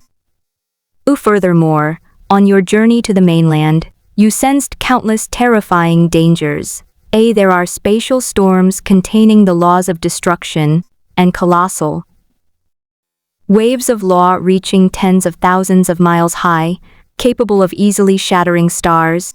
There is also the invisible and intangible 9 heavens gale, capable of scattering the soul. Even now, you wouldn't dare to easily venture into these dangers. You rationally suppressed the urge to immediately travel to the mainland. You've decided to stay in this starting village for now and focus on developing your character. First, we must strengthen the human race and make thorough preparations before exploring that unknown new world. The 100th year of the human emperor's calendar, decades have passed since you broke through to the true person realm. These decades have been the true golden age of humanity. The transformation into mortal spirit technique continues to exert its power, and the human population has surpassed the 10 million mark. This is a milestone figure. Tens of millions of humans are scattered across the entire island, which has now become the human race's backyard. A human civilization began to truly flourish. The cultivation system has become increasingly sophisticated, and the number of celestials has exceeded 10,000, making them the backbone of the human race. But even more so, the number of celestial beings who had condensed their dharma bodies reached over 100. Each of them possesses the power to move mountains and fill seas. They are the pinnacle of human combat strength. Your cheat ability has also been somewhat unleashed. The wisdom of all humans can now be transferred to you, and this percentage has reached 10%. However, you find that the boost to your comprehension from tens of millions of humans isn't significant, at least not in terms of a noticeable increase, as expected of me. I really am a genius, you nodded smugly. You believe that even without a cheat code, with your unparalleled comprehension, you would definitely reach the top. The cheat code is just a minor auxiliary tool for you. All my achievements are due to my own hard work. Besides the growth of humanity's strength and the changes in your cheat abilities, your cultivation level has also steadily improved over these decades. You will continuously add the various laws you comprehend to the inner world within your body. Each time a law is incorporated, it causes the grotto heaven to tremble and expand. Now, the inner world within you has reached a radius of tens of millions of miles. Moreover, unlike the chaotic and hazy scene when it was first created, your cave now contains a vibrant and thriving world. There are majestic mountain ranges stretching for hundreds of thousands of miles, rich in spiritual energy, nurturing all kinds of rare and exotic beasts. There are forests and lakes of all sizes, with shimmering blue waters and the sounds of birds and the fragrance of flowers. It has a continent spanning millions of miles. There was also an ocean that covered the entire cave, its waters a deep, azure blue, and its depths unfathomable. Some of the substances within this grotto heaven were evolved by you using the power of laws. But most of it is real matter that you've transferred from the main world over the years. You discover that adding real matter from the main world can not only greatly enrich the foundation of the grotto heaven, but also accelerate the world's evolution. Furthermore, it allows you to personally experience the laws of nature embodied in these substances, achieving two goals at once. At the beginning of the relocation, you were somewhat cautious, worried that such a large-scale theft of the world's resources would attract warnings or even punishment from heaven and earth. As it turns out, you've been overthinking things. When you uproot a mountain range 10,000 feet high and place it into a grotto, the world becomes peaceful. When you relocate an entire primeval forest spanning tens of thousands of square kilometers, the world remains completely unmoved. You even tried to move a small area of the sea, but the heavens and earth still ignored you. You couldn't help but chuckle. Perhaps, in the vastness of the universe, the amount of matter you moved is not even a drop in the ocean, at most a speck of dust on the tip of a feather. Year 150 of the human emperor's calendar. You sit in meditation upon the boundless ocean, eyes closed, the laws governing your being intertwined like threads, forming an invisible, gigantic net that envelops heaven and earth. Your understanding of the laws has reached an extremely profound level. That depth wasn't a superficial understanding, but rather as if the very essence of every law had been etched into the depths of one's soul, especially the incredibly profound laws of time, which you have comprehended to the point of being on par with the laws of space. A time and space, like yin and yang fish, intertwine and entwine within you, mutually reinforcing each other, subtly generating an unprecedented resonance. You sense a subtle opportunity, a sign of a breakthrough. You no longer hesitate. You use the laws of space as the framework, and the laws of time as the veins, drawing upon the vast, omnipresent power of space-time throughout the universe. That power, like a celestial river pouring down from the heavens, cleansed your physical body, your soul, and every inch of your foundation. You feel as if you have transformed into a bridge, connecting the past and the future, carrying countless fragments of time and space. During this process, your human emperor Dharma body becomes increasingly solid, radiating golden light, like an ancient deity descending to earth. The inner world within you is also constantly expanding. As time and space turn, everything is renewed, and your realm is gradually rising.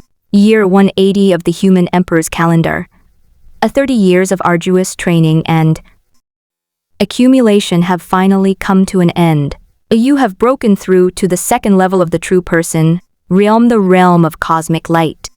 At the moment of breakthrough, the heavens and earth changed color, and the void within a radius of hundreds of millions of miles trembled violently, as if the entire main world was resonating with your advancement. However, this is obviously impossible.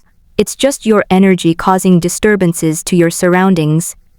The myriad laws you have comprehended: metal, wood, water, fire, earth, wind, thunder, darkness, yang, are now all centered on the laws of space-time, like rivers flowing into the sea, realigning, reorganizing, and sublimating. Your strength has increased significantly. This increase is not a simple accumulation, but a qualitative change. Your perception has undergone an amazing transformation. The spiritual consciousness that originally could only cover a range of billions of miles now surged and spread like a tidal wave, instantly traversing galaxies and reaching the light-year level, i.e. now, everything within thousands of light-years, every speck of dust falling, every flow of energy is clearly presented to your perception, as if you were looking at the lines on your palm. But what truly awes you is that, through the spiritual elevation experienced in that moment of breakthrough, your gaze transcends the constraints of time and space, piercing through layers of void. I saw a boundless supercontinent located in the far north. That continent was so vast it was breathtaking. You had previously guessed that the end of this ocean was only a few hundred light-years away, but now you realize that was nothing but the delusion of a frog in a well. Either the distance between that continent and you far exceeds all your previous assumptions, as if it spans infinite space, separated by layer upon layer of dimensional barriers. Even if you break through to the cosmic light realm and fly at full speed, it might take you hundreds of thousands of years to cross this distance.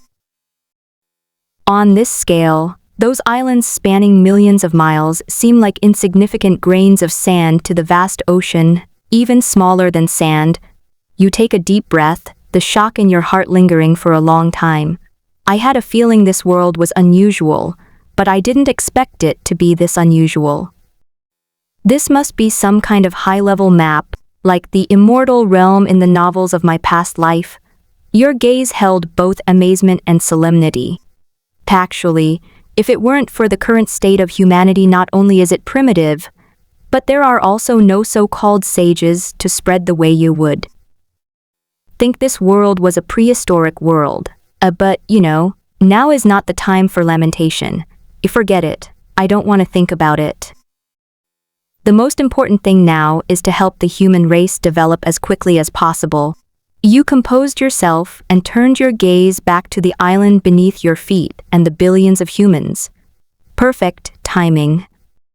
After breaking through to the cosmic light realm, your mastery of the laws of time has been greatly enhanced. Not only can it withstand the oppressive power of the main world, it can also manipulate time.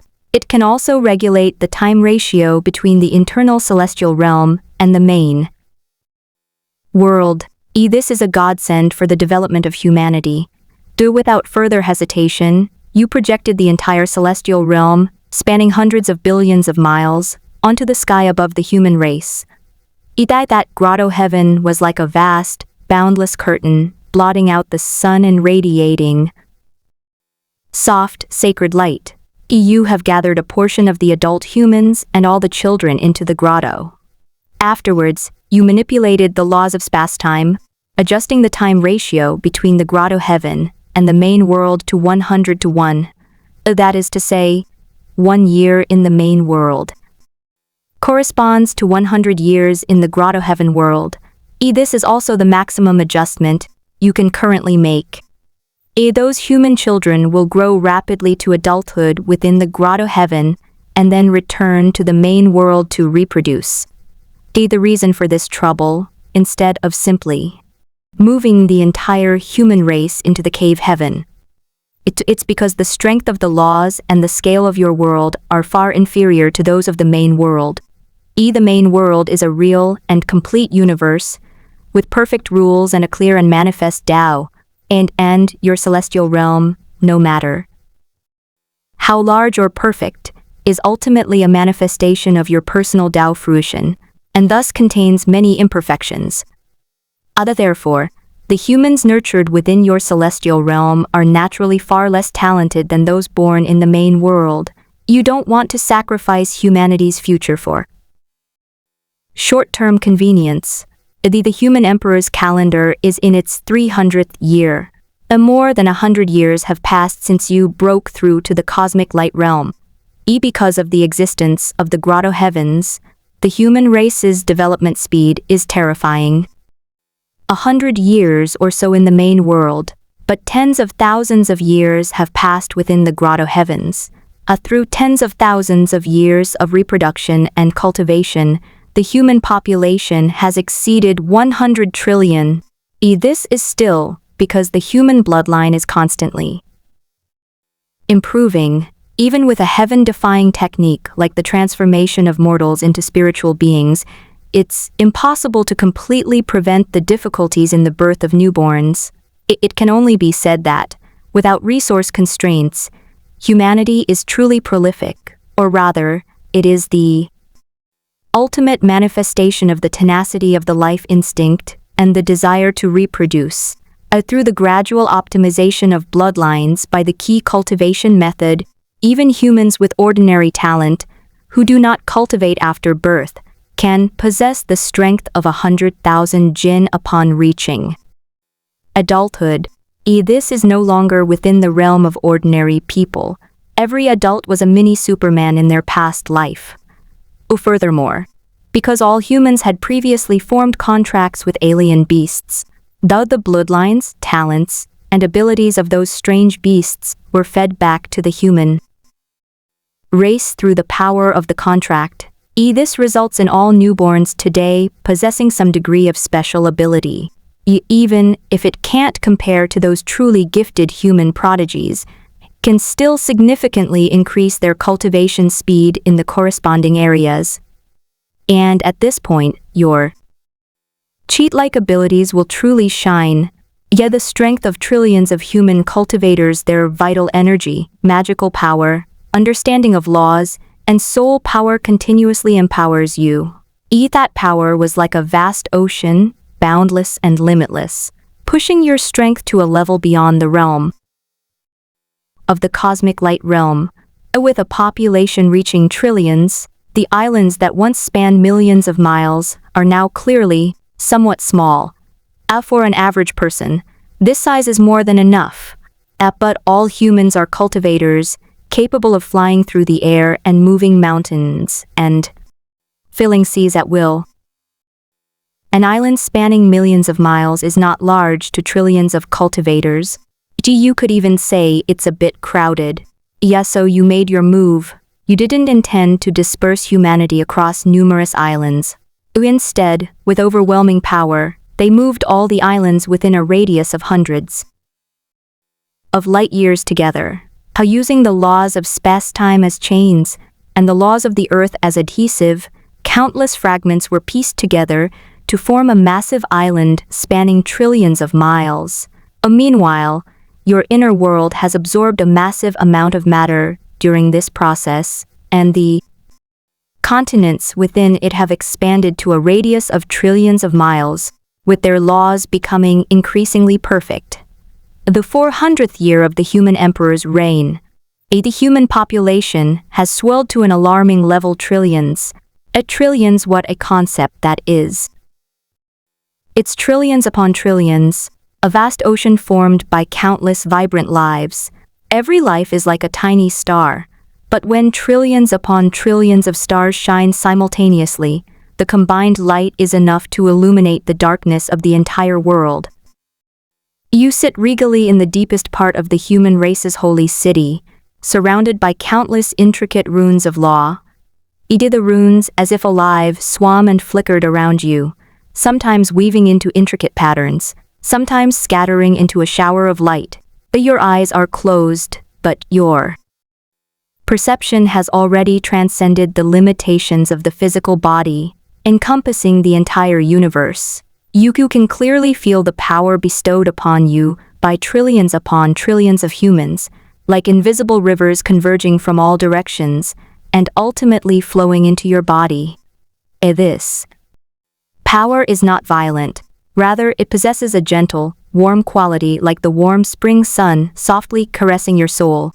And under the blessing of this power, your own comprehension seems to be liberated, stimulated to an unprecedented height. The laws of heaven and earth become crystal clear in your eyes. You can see the patterns of the laws, feel their pulse, and even hear them whispering in your ear. You reached out and gently touched a thread of law, causing the entire world to tremble slightly. You've taken another step closer to that higher realm. Time flies like water, and 50 years have slipped by silently. Year 450 of the human emperor's calendar. You have improved the path for a celestial to break through to the true person realm. Normally speaking, for a celestial to break through to the true person realm is as difficult as ascending to heaven. It requires comprehending countless laws and accumulating substantial experience, and your breakthrough back then pushed all of this to its extreme. You used countless laws as a foundation and powerful accumulation as a catalyst to forcibly condense a celestial realm within your body. But you also know that such a breakthrough is unattainable for the vast majority of cultivators.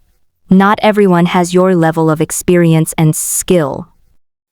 You don't want the future of humankind to be limited to a few exceptional talents. You hope that everyone has the opportunity to reach that higher realm.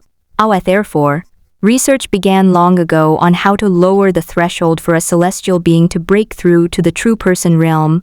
After tireless deliberation and experimentation, you have finally found a viable path. You have created a method for condensing Grotto Heavens, the 5 elements Grotto Heaven method. After cultivating this method, a celestial being only needs to condense their celestial body to its limit, and then comprehend the basics of the 5 elements and the laws of space. Then, combining this with the cave heaven condensation method you created, you can attempt to condense a 5 elements cave heaven world within your body. This undoubtedly greatly reduced the difficulty of the breakthrough, giving more celestial beings hope. Of course, this shortcut also has its limitations. Grotto Heaven formed in this way naturally cannot compare to the hundreds of thousands of miles in area when you first created your Grotto Heaven. Generally speaking, it's roughly within a radius of 1,000 miles. Even so, it was still a complete Grotto Heaven world, meaning that the cultivator had transcended the mortal realm and entered the ranks of the true persons. Furthermore, as a cultivator's understanding of the laws deepens, their inner world will also continuously grow. It can also transform into a unique spiritual world that suits the cultivator due to its inherent characteristics. As for how far one can grow, that depends on the cultivator's own talent and opportunities. Some cultivators, perhaps, can only expand their Grotto Heaven to 10,000 miles in their entire lives. However, some cultivators may, through a sudden enlightenment or a fortuitous encounter, expand their Grotto Heaven to tens of thousands, millions, or even greater distances. More importantly, this method also points out the future path for practitioners. When a cultivator comprehends the law of time and merges it with the law of space into the law of space-time, understanding the rotation of space-time, they can begin the process of breaking through to the cosmic light realm. The realm of cosmic light is a significant watershed moment in the true person realm, signifying that the cultivator begins to touch upon the mysteries of time and possesses the ability to control the flow of time. You compiled these methods into a book and spread them throughout the entire human race. Countless celestial beings, overjoyed at finding such a treasure, immediately went into seclusion to cultivate, attempting to break through to the coveted realm of true person. And at this moment, humanity also ushered in an unprecedented period of explosive growth. The 500th year of the human emperor's reign. You stand atop the highest point of the holy city, overlooking the billions of human beings below. At this time, the human population had reached 1 trillion. What will make you even more gratified is that more than 10 million cave heaven realm immortals have already been born among the human race. Becoming a true person signifies possessing a lifespan as long as that of heaven and earth. Each true person can be considered the foundation of humanity and could potentially become a future great power of humanity. Now, true immortals are emerging like bamboo shoots after a spring rain, elevating the strength of the entire human race to an unprecedented level. Besides the overall increase in the strength of the human race, your own cultivation has also reached an extremely terrifying level over the past few hundred years. Your inner world has now expanded to a size of hundreds of light years. Hundreds of light years, that's an astonishing number, and the continent within. The cave alone spans tens of light years. Above the continent, the power of laws was so dense it was almost tangible. They intertwined and collided in the air, forming magnificent and colorful scenes. You have to marvel at how big and vast this world truly is. The abundance of material goods far exceeds your imagination. If this were your previous life's universe, it's questionable whether all the matter in the entire observable universe, if combined, could even coalesce into a continent 1 light year in diameter. But here, you can easily store such a vast amount of matter into your inner celestial realm. These substances have brought you a wealth of information about the laws of nature. They flow into your mind like a gentle stream. This, along with your insights, has deepened your understanding of the laws of nature. Furthermore, it allowed you to deduce realms beyond the mirror of space. On the 10th day of the first month of the 500th year of the human emperor's calendar, you spent 10 days adjusting your own condition. Then, you took a step and instantly arrived on the boundless ocean. You stand on the sea, with surging waves beneath your feet and a vast, boundless starry sky. Above, close your eyes and feel the immense power within you. Then, your figure began to expand rapidly. In an instant, you transformed into the towering, indomitable avatar of the human emperor. That Dharma body was hundreds of millions of feet tall, seemingly capable of shattering the heavens. Up around you, countless runes of law swirl, twinkling and swirling like brilliant stars. Behind your head, a massive halo slowly rotates, reflecting countless scenes of human reproduction, agriculture, and cultivation. That is humanity's past, present, and future. It is the dream hope of countless humans. Immense magical power surged forth from your body, turning the surrounding mountains and rivers golden. The sea rippled under the golden light, as if cheering for your breakthrough. You raise your head, gaze at the heavens, and then let out a roar that resounds throughout the world. Invade the foundation of the sun and moon, seize the creation of heaven and earth.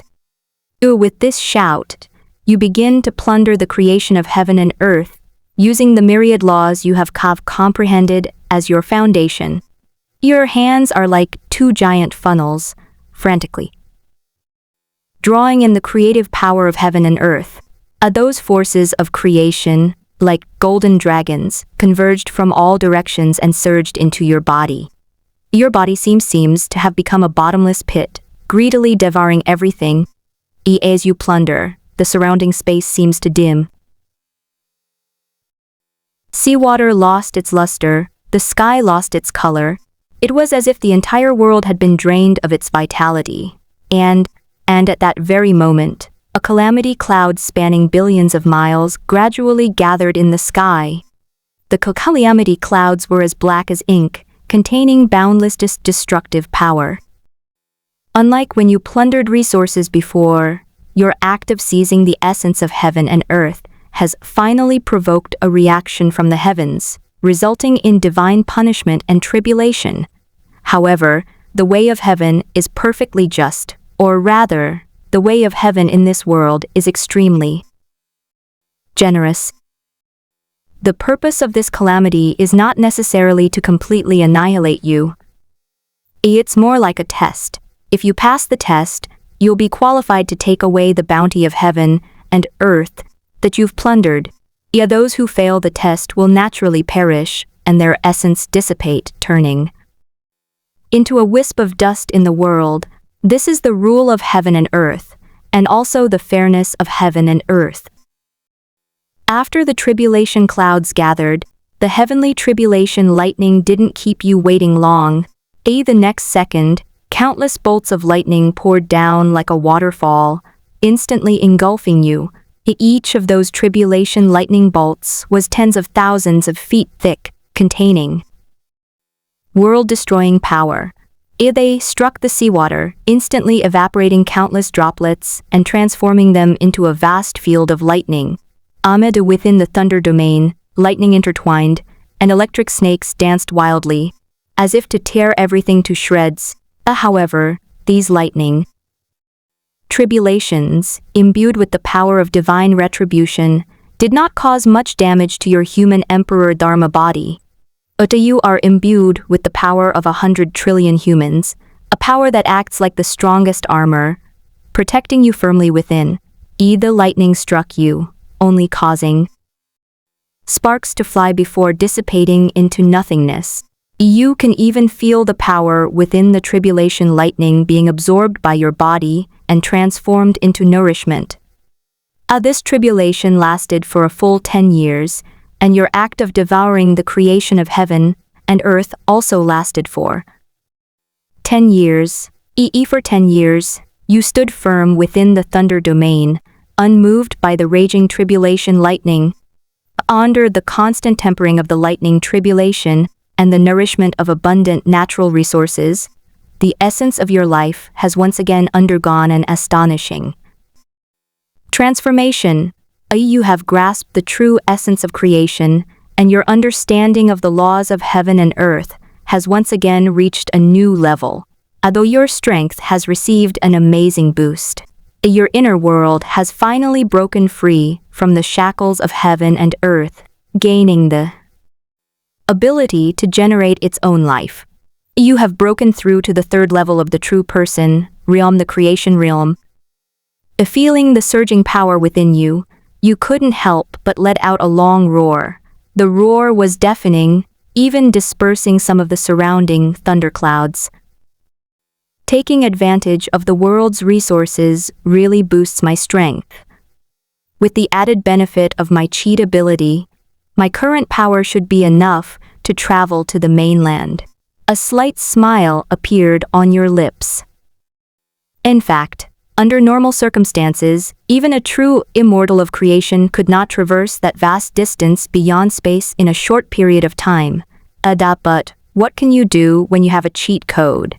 As humanity continues to develop, the power and value of your cheat ability will increase. Now, the strength boost that all humans provide you is no longer simply the sum of human combat power. At its core, it has transformed into an enhancement of the essence of life. The principle is similar to the gene multiplication factor in the novels of your past life. The current human race can provide you with a genetic boost of billions of times. This is equivalent to the combined numerical values and mechanics of billions of creation realm experts.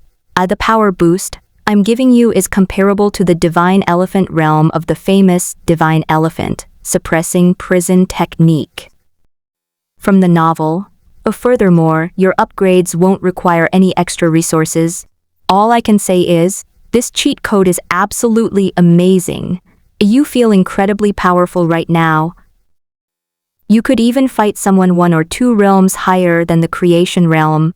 Though thinking it aloud, you instantly absorbed all of humanity, and even the entire landmass inhabited by humans, into your inner world. Then, you unleash the Emperor's celestial survey, transforming into a streak of crimson gold light, carrying the aura of an emperor capable of suppressing mountains and rivers, traversing endless space and rushing towards the continent. During your flight, you discover that billions of light years away from the human realm, the number of giant sea monsters has increased. Those behemoths were enormous in size and possessed terrifying auras, far surpassing the giant beasts of the seas inhabited by humans. You even saw some colossal beasts whose strength had reached the level of a true person, or even higher. You secretly rejoice. Thankfully, the seas where humans live are free of these powerful behemoths. Otherwise, humanity would probably have been wiped out by these behemoths long ago. You guess that the sea area where the human race lives is a beginner's village, and possibly even a beginner's village protected by the heavenly Tao. EAs for why heaven did this. In a world teeming with strange beasts, the sudden appearance of primitive humans seems utterly odd. Of course you have another guess, that all of this was arranged by your future self. After all, with your stats, you're destined to be a supreme being in the future. Intervening in the past will be a piece of cake. The 583rd year of the human emperor's calendar. After flying for over 70 years, traversing countless billions of light years, you've finally seen the border of the mainland. From your perspective, it appears as a yellow line stretching across the landscape from east to west, seemingly endless and boundless. It resembles a sleeping dragon, lying prostrate at the edge of heaven and earth, exuding a vast and ancient aura. You've imagined what the continent would look like countless times in your meditations, but the moment you actually see it, you realize that all your previous imaginings pale in comparison to what's before you. The human emperor's calendar is in its 600th year. From seeing the border of the continent to actually setting foot on this vast and ancient land, it took you more than a decade, and the moment you set foot on the continent, you feel a powerful will surging from the depths of the earth, a message contained within the ancient land. This information arose in your mind, and you understood the name of the continent beneath your feet, and even the true name of the world, the realm of all spirits, the continent of all spirits. This name seems to have a life of its own, echoing in your mind. Every syllable contains the ultimate truth of the universe, and the continent of myriad spirits is the absolute core of the realm of myriad spirits. You felt this the moment you set foot on the mainland. The continent of myriad spirits not only possesses a richer and higher level energy of heaven and earth, but this energy is also hundreds of times more concentrated than that of the sea. With every breath, a massive amount of energy surges into your body, nourishing your limbs and bones, and tempering every inch of your flesh and blood. You can even feel that your cultivation level is subtly improving under the influence of this energy. The level of control and discipline here is far greater than in the sea area where the human race previously inhabited. On the sea, you can easily tear through space and even reverse time. On the continent of 10,000 spirits, you feel your body is 1,000 times heavier, and every movement requires far more energy. This is the result of the suppression of rules.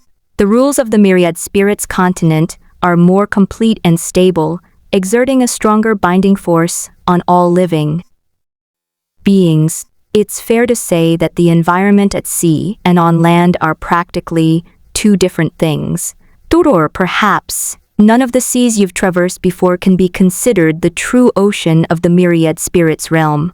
This can only be considered the nearshore area surrounding the continent of 10,000 spirits.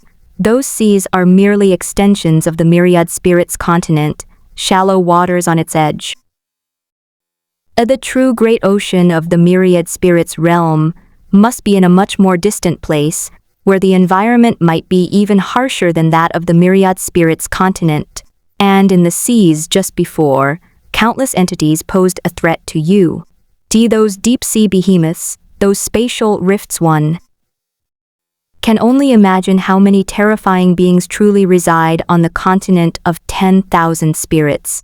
However, although dangerous, the environment of the myriad spirits continent is indeed far better than the previous sea areas. The energy of heaven and earth here is not only abundant, but also pure, making it easy to absorb without any impurities. The land here is fertile, producing all sorts of rare and precious medicinal herbs and materials. The air here is fresh and brimming with a unique vitality. With cultivation in this environment, the number of true humans will definitely experience another explosive growth within a few years. You already have a plan in mind. Once the tribe is settled, you will begin large-scale talent training. You must enable humanity to gain a firm foothold on the continent of 10,000 spirits, and allow humanity to shine with its own brilliance on this vast continent. Next, I need to find a place to settle people and try to break through to the level of a true person. I just don't know when I will be able to become such a being. Your gaze fell upon the great sun, suspended above the continent of myriad spirits, illuminating all directions. The great sun appeared to be larger than the entire sky. It hung in the center of the heavens, radiating a warm, bright light. Its light seemed to penetrate all obstacles, illuminating every corner. You can feel the terrifying energy contained within the great sun. It's a power capable of incinerating everything. E.g. before, at sea, there was only day and night. You'd never actually seen the sun. You might imagine that the light there is transmitted by the sun today, its radiance transcending the constraints of time and space, spreading across infinite light years simultaneously. This is awe-inspiring. What kind of being could possess such power? Besides that, there's that towering Jianjiamu tree, clearly visible even from the continental border. That towering tree reached into the clouds, seemingly supporting the entire world. Its trunk is unimaginably thick, and its branches and leaves are so lush that they cover an area spanning countless light years. Its roots penetrate deep into the earth, as if it were connected to the entire continent of Wanling. You have a vague feeling that both of these beings are alive. That great sun seemed like a slumbering deity. With each breath it took, it could trigger tides of energy in the heavens and earth. That Jiamu tree is more like an ancient sage. Each of its leaves records the history of the myriad spirit realms. These two beings, even if not at the very pinnacle of the myriad spirits realm, are definitely extremely powerful. Yet after all, the sun and the Jiamu tree that supports heaven and earth hold extraordinary positions in any world. Speaking of which, since arriving on the continent of 10,000 spirits, you've been able to obtain some information from the world. These messages are manifestations of the laws of heaven and earth, gifts from the realm of all spirits to all living beings. From this you learn that, although the current realm of all spirits appears to be in its early stages, it still has a specific hierarchy of life forms. However, your current level of life hasn't reached that level yet. You have a premonition that once you break through to the next level, you will become a being truly recognized by the realm of all spirits, able to obtain more information from heaven and earth. It felt like a door. Once you pushed it open, you could see a whole new world. The 625th year of the human emperor's calendar, a plane spanning hundreds of millions of light years, became the first territory of the human race on the continent of Wanling. On this plane you have discovered many precious resources. There are spiritual springs that can accelerate cultivation, ores that can temper the body, and rare flowers and herbs that can enhance mental strength. These resources, though merely ordinary on the mainland, are priceless treasures for the human race who have just set foot on the continent of 10,000 spirits. All the exotic beasts in this territory will either be kept by you or contracted by humans, but among them, there are naturally many beasts whose strength is comparable to, or even far surpasses, that of a creation realm expert, and who are almost at another level. However, compared to you, a creation realm expert enhanced billions of times, these alien beasts were far from enough. You suppressed them with a single hand and used them as contracted beasts for the human race's prodigies. The original symbiotic contract, after your improvements, has now become a true master-servant contract. A person can no longer contract only one beast. The 700th year of the human emperor's reign. After leaving your celestial abode, the human race began to reproduce once more. Now, after nearly a century of development, the number of humans has exceeded 1 trillion. The number of true immortals in the cave heavens has reached hundreds of billions. Though while this number is somewhat small compared to the current territory of the human race, compared to other beast races, the human race's population is absolutely terrifying. After nearly a century of exploration, you have discovered that, so far, no other beast race on the continent of myriad spirits has reached the terrifying numbers of the human race. The more powerful a beast is by nature, the rarer its population. Those beings who can resonate with the laws of heaven and earth often only have one or two offspring in their lifetime. And those exotic beasts with special bloodlines require countless resources to grow up. This resulted in the entire continent of Wanling being unusually desolate and vast. This desolate environment provided excellent conditions for the development of humankind. The first 1,000 years of the human emperor's calendar. On this day, you successfully forged the countless laws you had comprehended, creating a unique path to becoming the human emperor. This path centers on the human race and incorporates all the laws you have comprehended. It includes understanding of the essence of life, a perception of the rules of heaven and earth, and an exploration of the application of power. The moment you condensed this path into shape, you felt an unprecedented power surge into your body. This force originates from the collective consciousness of humanity.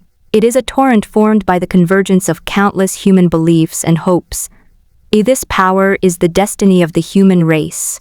Then you begin to refine yourself using the way of the human emperor combined with the destiny of the human race.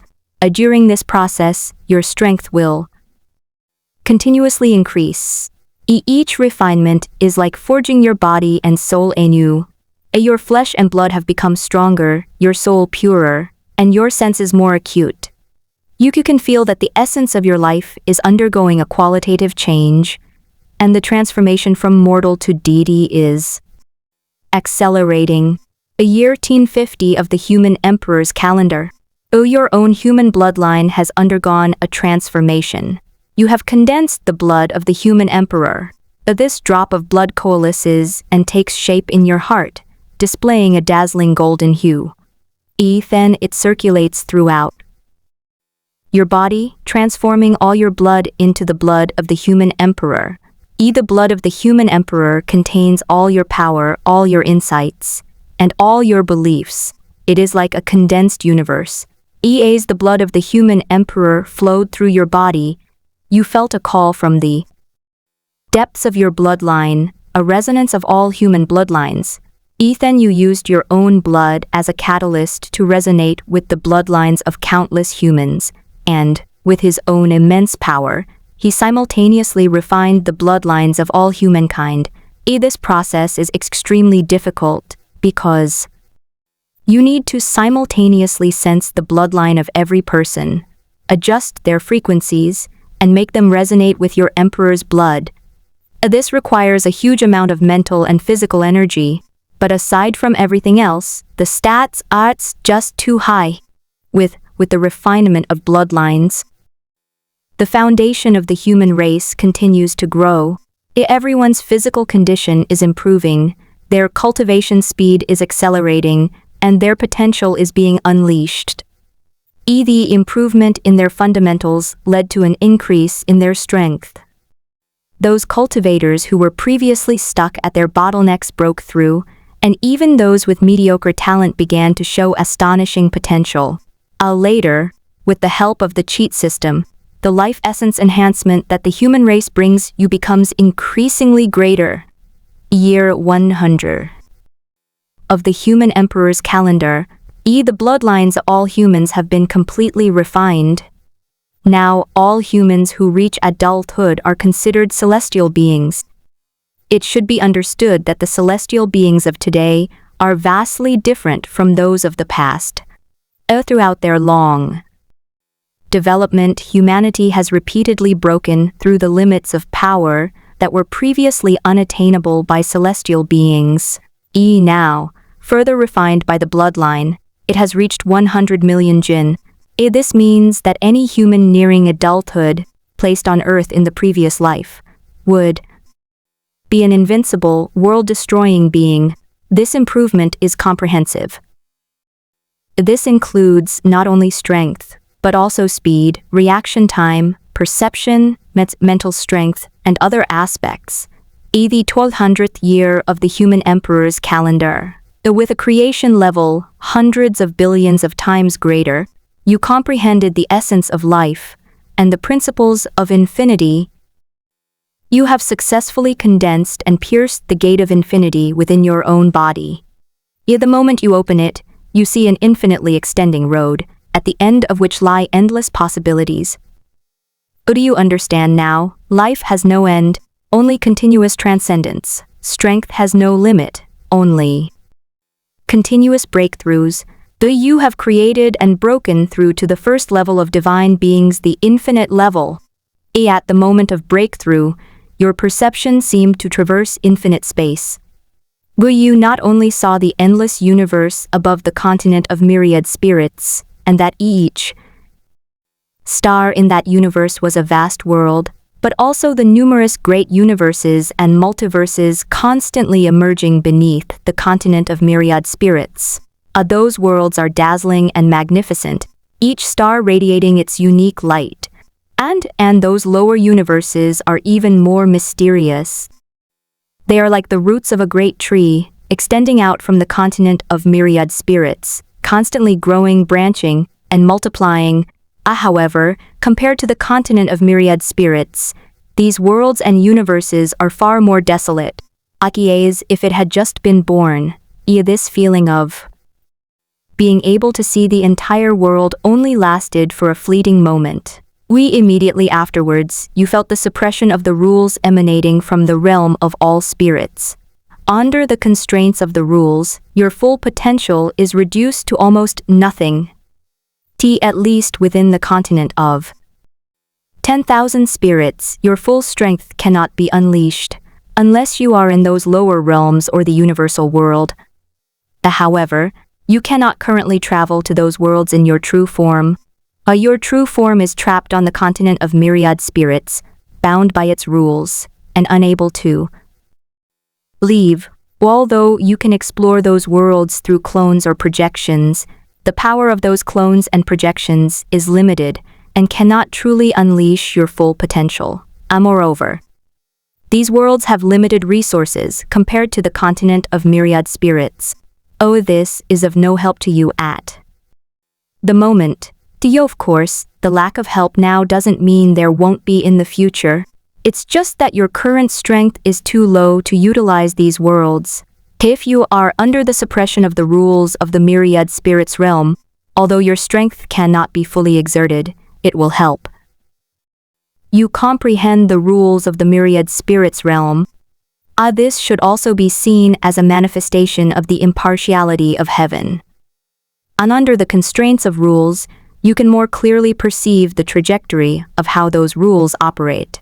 Each suppression is like a lesson in the rules, deepening your understanding of the laws of heaven and earth, and your breakthrough has stirred up ripples throughout the world.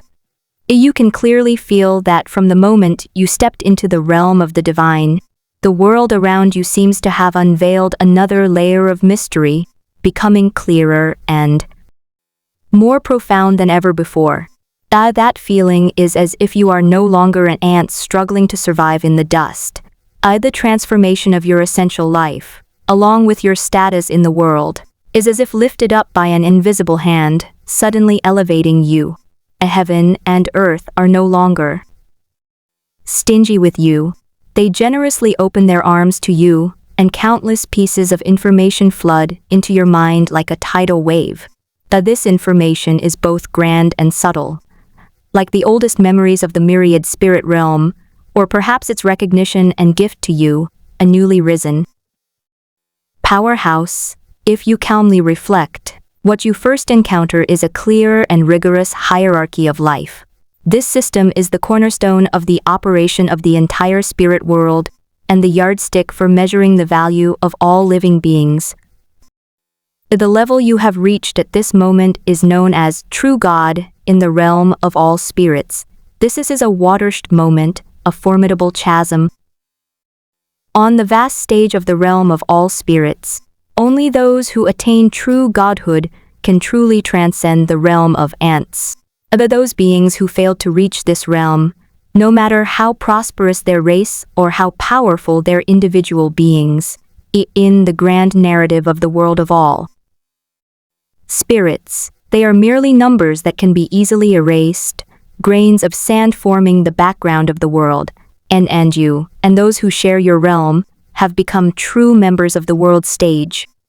Becoming a true god means you are no longer dust that can be crushed at will. Your existence is protected by heaven and earth themselves. This protection is not a vague blessing, but a real constraint of rules. Even those beings of higher levels cannot attack a true god without a reason.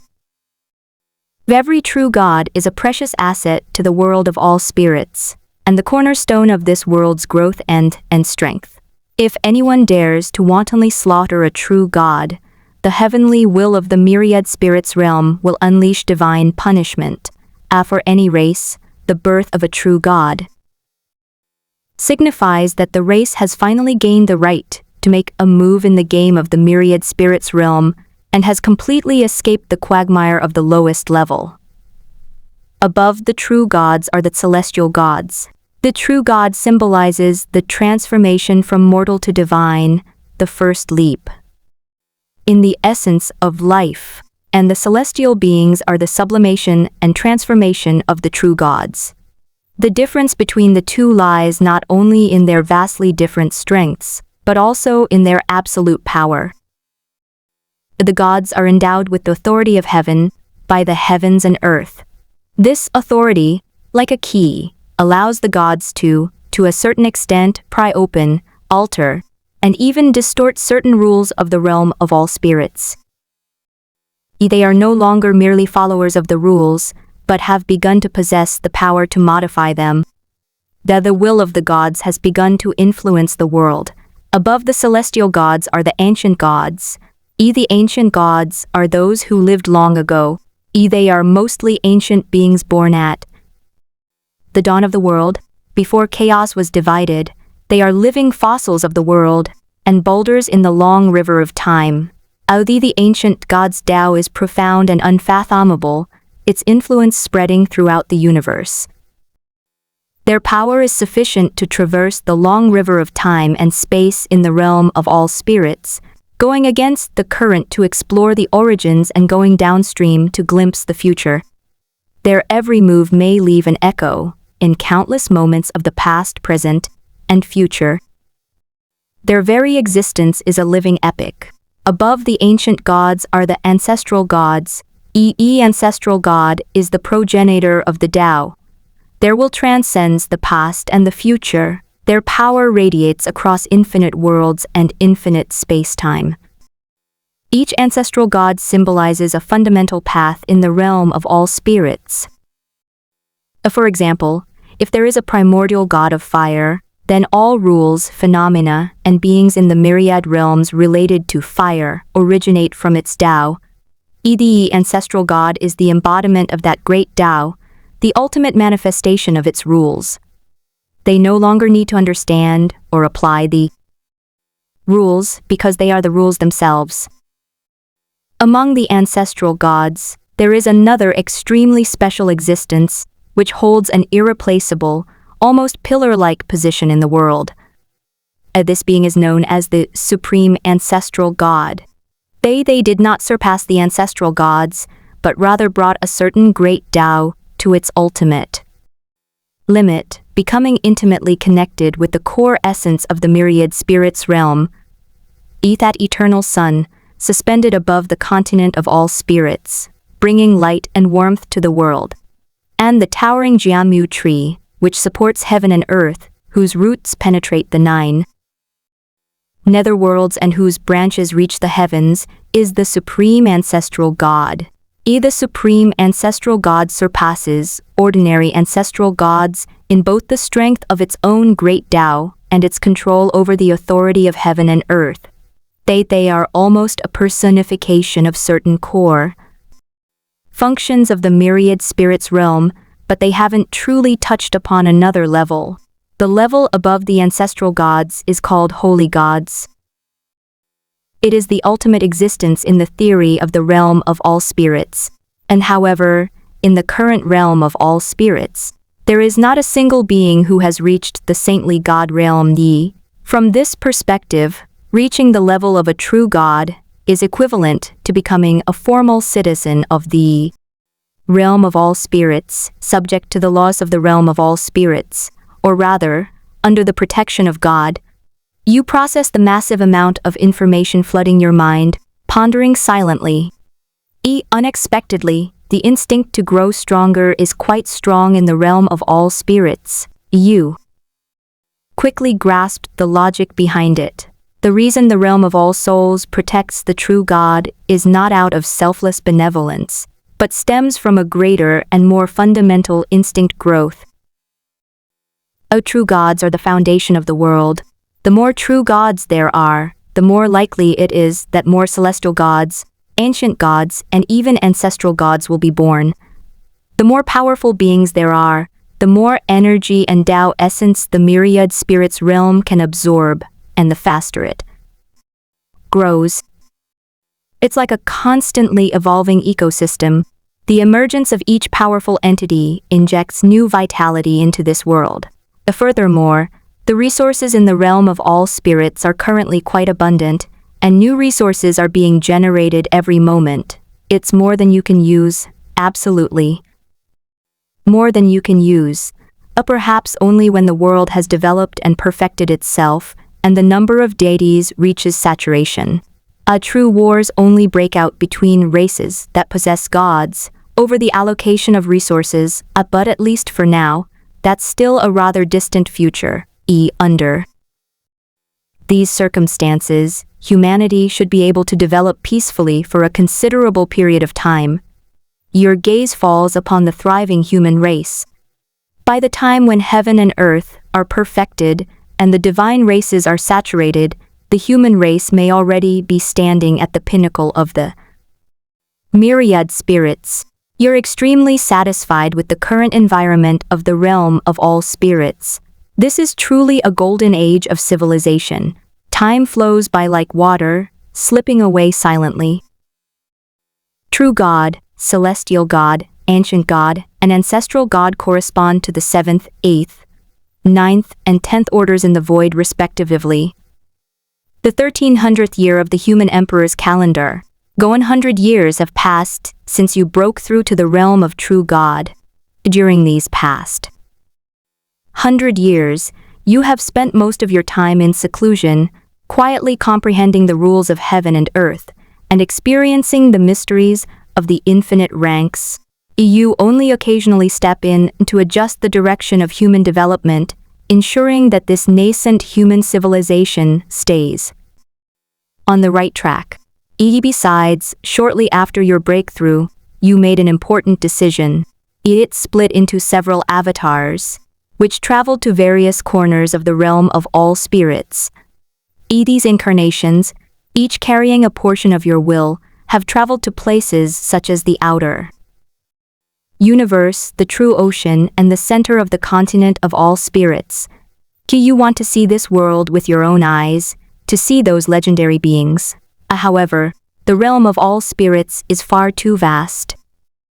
100 years have passed, and your various avatars are still on their long journey. In the 1483rd year of the human emperor's calendar, after nearly 200 years of travel, one of your avatars has finally arrived at the true ocean of the myriad spirits' continent. Before this, you thought the oceans near human territory were vast enough, but when you actually stood before this ocean, you realized your own insignificance. The true name of the ocean in the continent of 10,000 spirits is the boundless sea. It has no boundaries, no end. Beneath the surface lies unfathomable darkness, and above, eternal storms and thunder. The seawater wasn't azure, but a deep, inky black that seemed to devour all light. Only occasionally a huge, luminous creature sweeps across the seabed, illuminating a small patch of ocean. Be the second 1000th year of the human emperor's reign. Through the perspective of your avatar, you finally begin to truly witness the magnificence and terror of the realm of spirits. You saw the boundless expanse of the ocean, where waves could shatter the world, and whirlpools could swallow the universe. If the boundless ocean weren't truly filled with water, and not just a vast world, this place could truly be called a boundary ocean. You saw the profound desolation of the outer universe, an absolute void where only the eternally unchanging stars, or rather, the light emanating from the vast world. You also witnessed the myriad races standing in balance at the heart of the myriad spirits continent, the core of the world, teeming with powerful beings, where all sorts of strange races converge. You have witnessed countless deities. They come in various forms. Some resemble mountains, some nebulae, and some are simply a mass of pure energy. But compared to them, you seem somewhat out of place. Every being you've encountered at the level of a true god, or higher, is exceptionally tall. Even the smallest one is tens of thousands of light years in size. Your avatar appears as insignificant as dust before them. What will shock you most is discovering that this world actually has mythical beasts like dragons and phoenixes. Of course, you chose these names yourself, because they really resemble those mythical creatures from your past life so much, not only in appearance but also in their extraordinary abilities. You first saw a true dragon in the boundless ocean. At that time, your avatar was flying through the boundless ocean, trying to find the boundary of this ocean. Suddenly, a huge, smooth, white mirror appears before you. This mirror is so large that it is completely beyond the perception range of your avatar. You thought it was some kind of special natural phenomenon or a floating continent. When your avatar touches it with their own hands, the sensation is not a cold, hard one, but a warm, moist feeling that contains a terrifying vitality. Only then do you realize that this isn't a mirror at all, but a scale of a living being. You mobilized the power of your true form, which was already multiplied by trillions of true gods, and pushed your perception to its limit. Only then could you barely make out the true form of this creature. It was a white dragon, its size seemingly larger than a multiverse. It dwells in the boundless sea, part of its body hidden in the void. With each breath, countless worlds are born and annihilated within its nostrils. And when you observe the other person, seem to have also noticed you, this tiny insect. The enormous dragon head, slowly turned, and an eye larger than a star gazed at you, its gaze filled with pure curiosity. Perhaps this true dragon has never seen such a tiny creature as you. Before you could examine it closely, the white dragon gently exhaled. This seemingly insignificant breath, in your perception, felt as terrifying as the Big Bang. It directly blew your avatar away an immeasurable distance, where it tumbled in the boundless sea for decades before finally regaining its footing. Besides the true dragon, you also encountered a phoenix soaring through the heavens. Though with each flap of its wings, it showers down divine fire, igniting countless desolate spaces. These beings, in your view, are at least at the level of ancient gods, and perhaps even higher. The human emperor's calendar is in its 2300s. As you witness more and more things, the awe and an emotion in your heart grow ever deeper. You saw the vastness of the world and your own insignificance. But isn't this the very meaning of cultivation? You gaze at the profound universe, your heart filled with clarity. Even an ant can transcend heaven and earth through cultivation.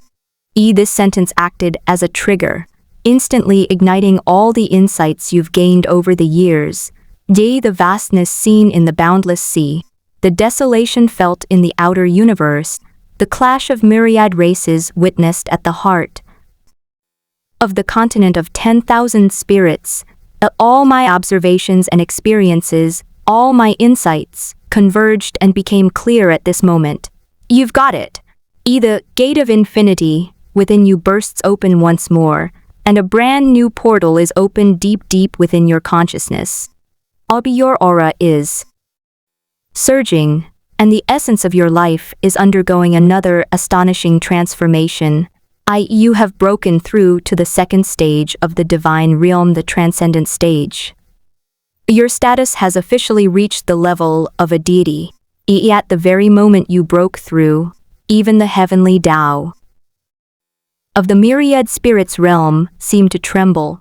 A trace of invisible, profound heavenly authority was descended by the heavenly Tao like a warm stream of light and merged into your body. You feel as if your soul has formed a subtle connection with the entire realm of spirits. You can feel the pulse of the earth. You can touch the texture of time and space. You have acquired some authority over the myriad realms of existence, though it is still very weak.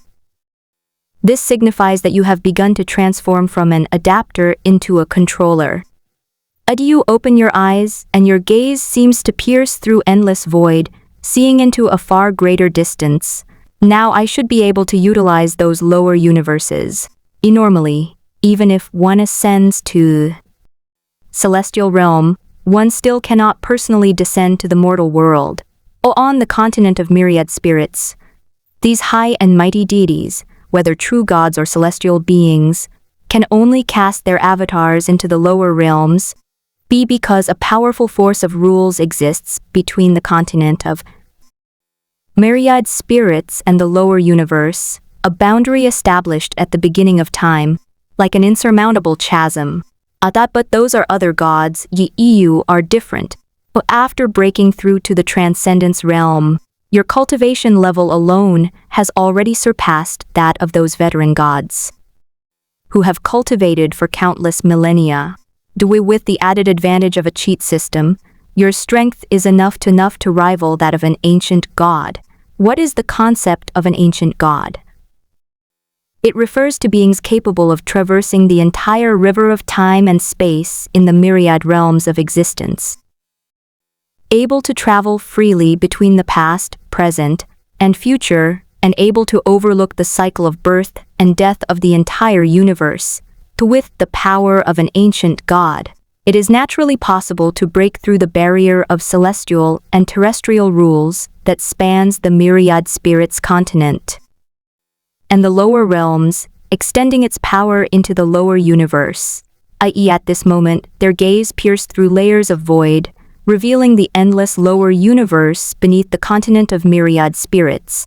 Those worlds, like glittering stars, are scattered in endless darkness. Some are vibrant with life, some are lifeless, some are being born, and some are about to be destroyed. But how should I utilize the lower universe to bring me the greatest benefit? You pondered to yourself. In fact, you once considered sending the human race from the realm of 10,000 spirits to the lower realm, using the time difference between the realm of 10,000 spirits and the lower realm to expand the human population. Though one day in the continent of myriad spirits might be a year or even longer in the lower realms. If this time difference can be utilized, the human population increase exponentially in a very short period of time. But you quickly dismissed the idea because it seemed somewhat wasteful of the talents of the human race on the continent of 10,000 spirits. The human race of the myriad spirits continent, after thousands of years of cultivation and education, possesses exceptionally high talent and potential in every individual. Sending them to the resource-poor lower realms is like throwing pearls into a muddy swamp. Moreover, the flow of time within your inner celestial realm is now even faster than in the lower realm. The best way is to let the human race spontaneously emerge in the lower realms. Your eyes lit up. You feel it's time to unleash your extraordinary wisdom. Close your eyes, let your consciousness sink to the depths of your mind, and begin to deduce a brand new supernatural power. Time becomes blurred in your consciousness. You feel as if you are immersed in an endless sea of rules. Countless threads of rules intertwine and entwine before you. You reach out and grasp a few, beginning to weave. The year 2330 of the human emperor's calendar. 30 years have passed since your breakthrough. You slowly opened your eyes, a slight smile appearing on your lips. After 30 years of deduction and experimentation, you have finally successfully deduced a divine power, the light of humanity. This supernatural power has two functions. Firstly, it would allow the inscription of humanistic rules into the lower universe, enabling the world to spontaneously give birth to the race of humans. Secondly, and most importantly, it can alter the rules of the lower realms. This transforms the natural world into an environment more suitable for humanity, making cultivation easier, increasing talent, and unlocking greater potential. Next, we should find a few lower universes to test things out. You stood up, your eyes gleaming with excitement. You acted immediately, a glint of light flashing in your eyes. The light, almost tangible, instantly pierced through the endless void, revealing the boundless lower realms beneath the continent of myriad spirits. Those worlds are as numerous as grains of sand, some close at hand, others far away. Your gaze continues to extend, taking in the vast star-studded worlds beyond the heavens. Those worlds are much larger and older than the lower universe, and some of them have even given rise to many races. A beacon of humanity. Extend your right hand, palm facing up. A white light rose from your hand, soft and warm, like the rising sun. Within the white light lay countless auras, the vitality of life and the warmth of human existence, the dignified and orderly teachings of the emperor, the indomitable spirit of self-reliance, and the profound and enduring legacy of civilization. The myriad primal energies symbolizing humanity have combined to form this great divine power of humankind's light. Then, with a wave of your hand, the light of humanity split into countless beams, like numerous shooting stars, instantly disappearing into the lower universe. Some star-studded worlds.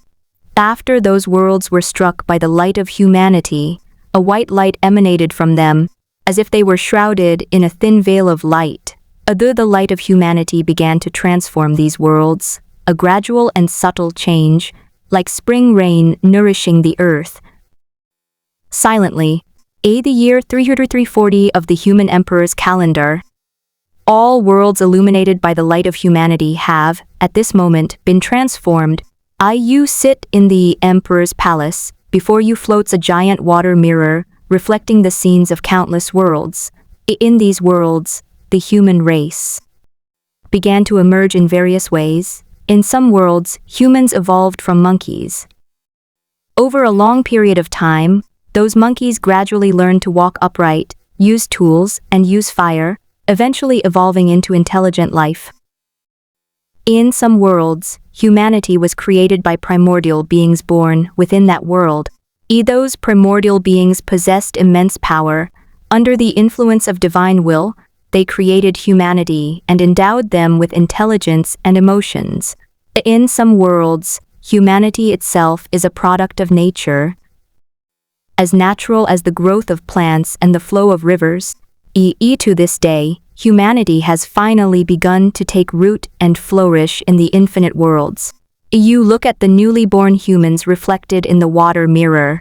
Some of them are still eating raw meat and drinking blood, as some had already learned how to make fire by friction, and some had even established their first tribes.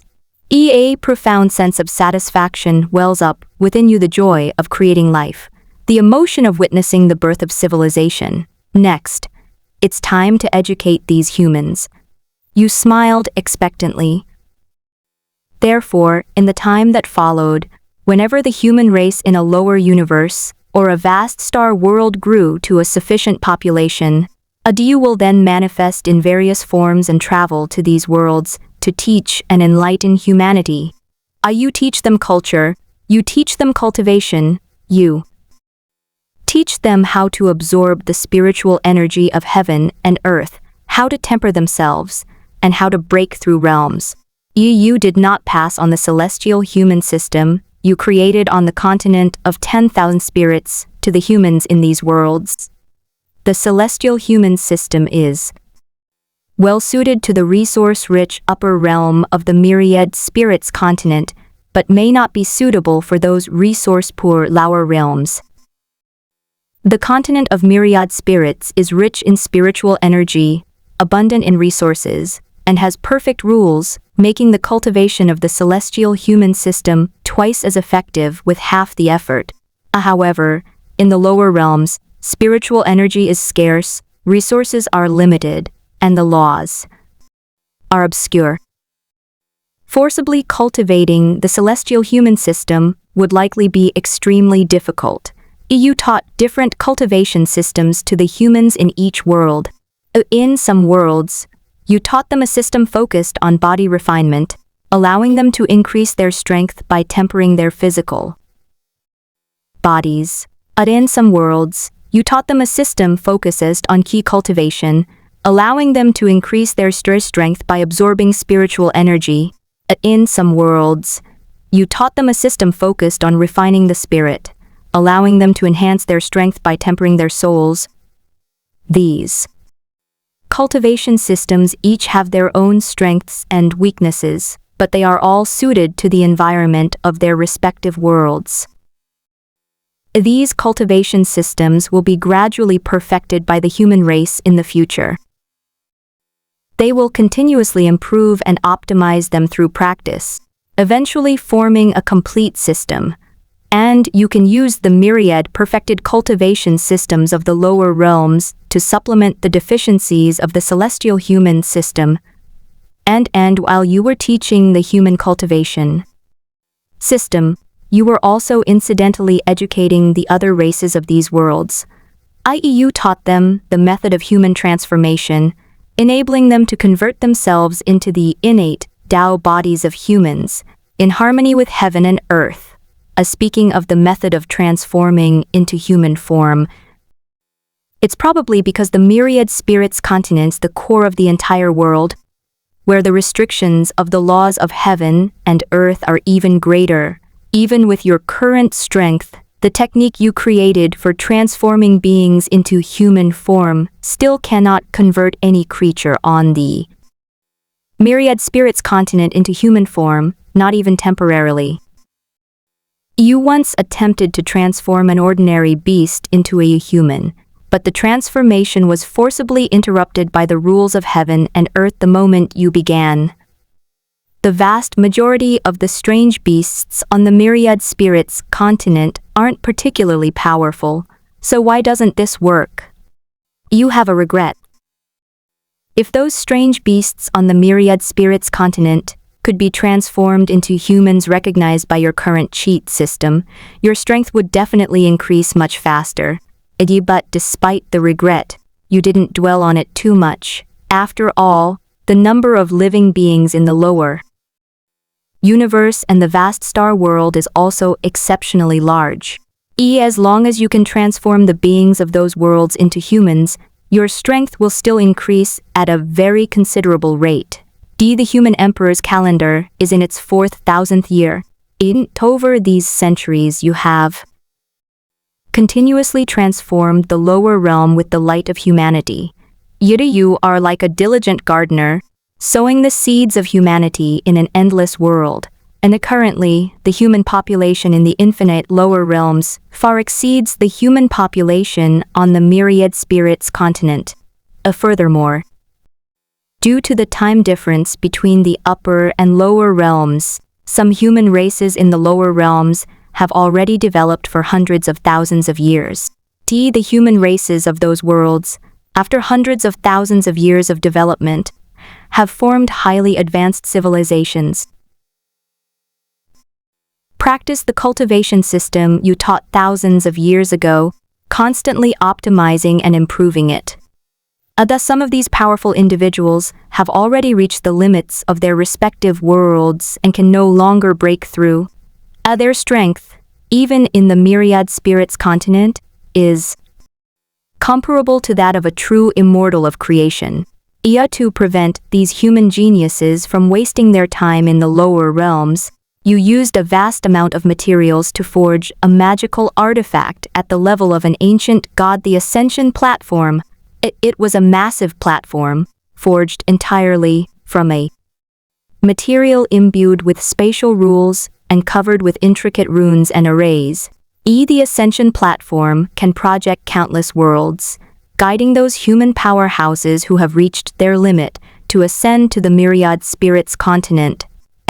And you've set this ascension threshold between the true person of the cosmic light and the true person of creation. After a powerful human being in the lower realm reaches the peak of the celestial true person realm, if they make another breakthrough, they will be guided by the ascension platform to ascend to the myriad spirits continent. Upon arriving on the continent of myriad spirits, the ascendants, guided by the ascension platform, will instinctively seize the blessings of heaven and earth to refine their bodies and truly integrate into the continent of myriad spirits. During this process, those who ascend to immortality naturally undergo a tribulation of lightning, only through the tempering of tribulations and the baptism of the heavenly emperor's creation can these beings from the lower realms possess the potential to break through to godhood, although the ascension platform weakens the power of the lightning tribulation during this process, it doesn't mean that no one will die. With each ascension, many powerful human beings are reduced to ashes in the tribulation lightning. Even so, countless powerful human warriors still followed suit, yearning to ascend to a wider world. 300th year of the human emperor's calendar. EA's humanity continued to develop in the infinite lower realms. The systems they propagated were constantly being optimized. Though you have gained countless insights into spiritual practice, all of which you have integrated into the celestial human system. The foundation of each realm within the celestial human system is continuously strengthened as these concepts are integrated. And each realm began to differentiate, creating several smaller bottlenecks to reduce the difficulty of breaking through. Originally, a major breakthrough in one's realm required accumulating a vast amount of resources and insights. But now, this realm has been divided into several smaller realms. Each breakthrough into a smaller realm increases one's strength, and the difficulty has also been significantly reduced. As a result, the cultivation speed of the human race has greatly accelerated, and the frequency of the emergence of powerful individuals has become increasingly higher. 4500th year of the human emperor's calendar. On this day, you were in seclusion cultivating in the human emperor's palace when you suddenly sensed a powerful aura rising from a corner of the human realm. You open your eyes, a surprised smile on your face. Besides you, the human race has finally produced its first powerful individual to break through to the infinite realm. And this powerful individual's breakthrough also signifies that humanity has finally stepped over another threshold. Subsequently, many true immortals of creation broke through to the divine level, opening the gate of infinity within their bodies and attaining the status of true gods in the realm of myriad spirits. The human emperor's calendar spans 5,000 years. On this day, you sat cross-legged in the emperor's palace. The energy within his body surged ceaselessly like a vast galaxy. Your path to becoming the human emperor has reached its zenith, as if all the laws of heaven and earth bow down to your will. At this peak moment, within the gate of transcendence within you, a brand new portal slowly coalesces. That is the gate of the great Tao, its entire surface flowing with the light of the primordial chaos, every line containing the mysteries of the universe's birth and death. With a thunderous roar, The heavens and earth trembled as you broke through to the third stage of the divine realm, the ultimate stage. At this moment, you are no longer merely a cultivator, but a master who walks above all rules. Your will pierced the barrier of time and space like a sharp sword. The path of the human emperor broke through the constraints of time and space, sweeping across a small portion of the river of time. And your path, like an inextinguishable lighthouse, illuminates. Tributary, your life level has undergone another transformation. Your body and soul have merged into one in a supreme sublimation, and every drop of your blood shimmers with eternal radiance. Your status has reached the level of an ancient god. A heaven and earth have bestowed upon you more power. After breaking through to the ultimate path, your strength, enhanced by your cheat-like abilities, has already touched the threshold ancestral god. That sense of control, overlooking all realms, makes the rules of heaven and earth appear both clear and fragile in your eyes. The radiance of the light of humanity expanded dramatically, no longer confined to the lower universe and the stellar realm of the present time and space. It spread like a tide, piercing through the barriers of time and space, enveloping parts of the myriad realms of the past, present, and future in a gentle and warm light of humanity. Do you believe your current strength has firmly established you in the upper echelons of the myriad spirits realm? You are no longer content with merely educating the beings of the lower realms.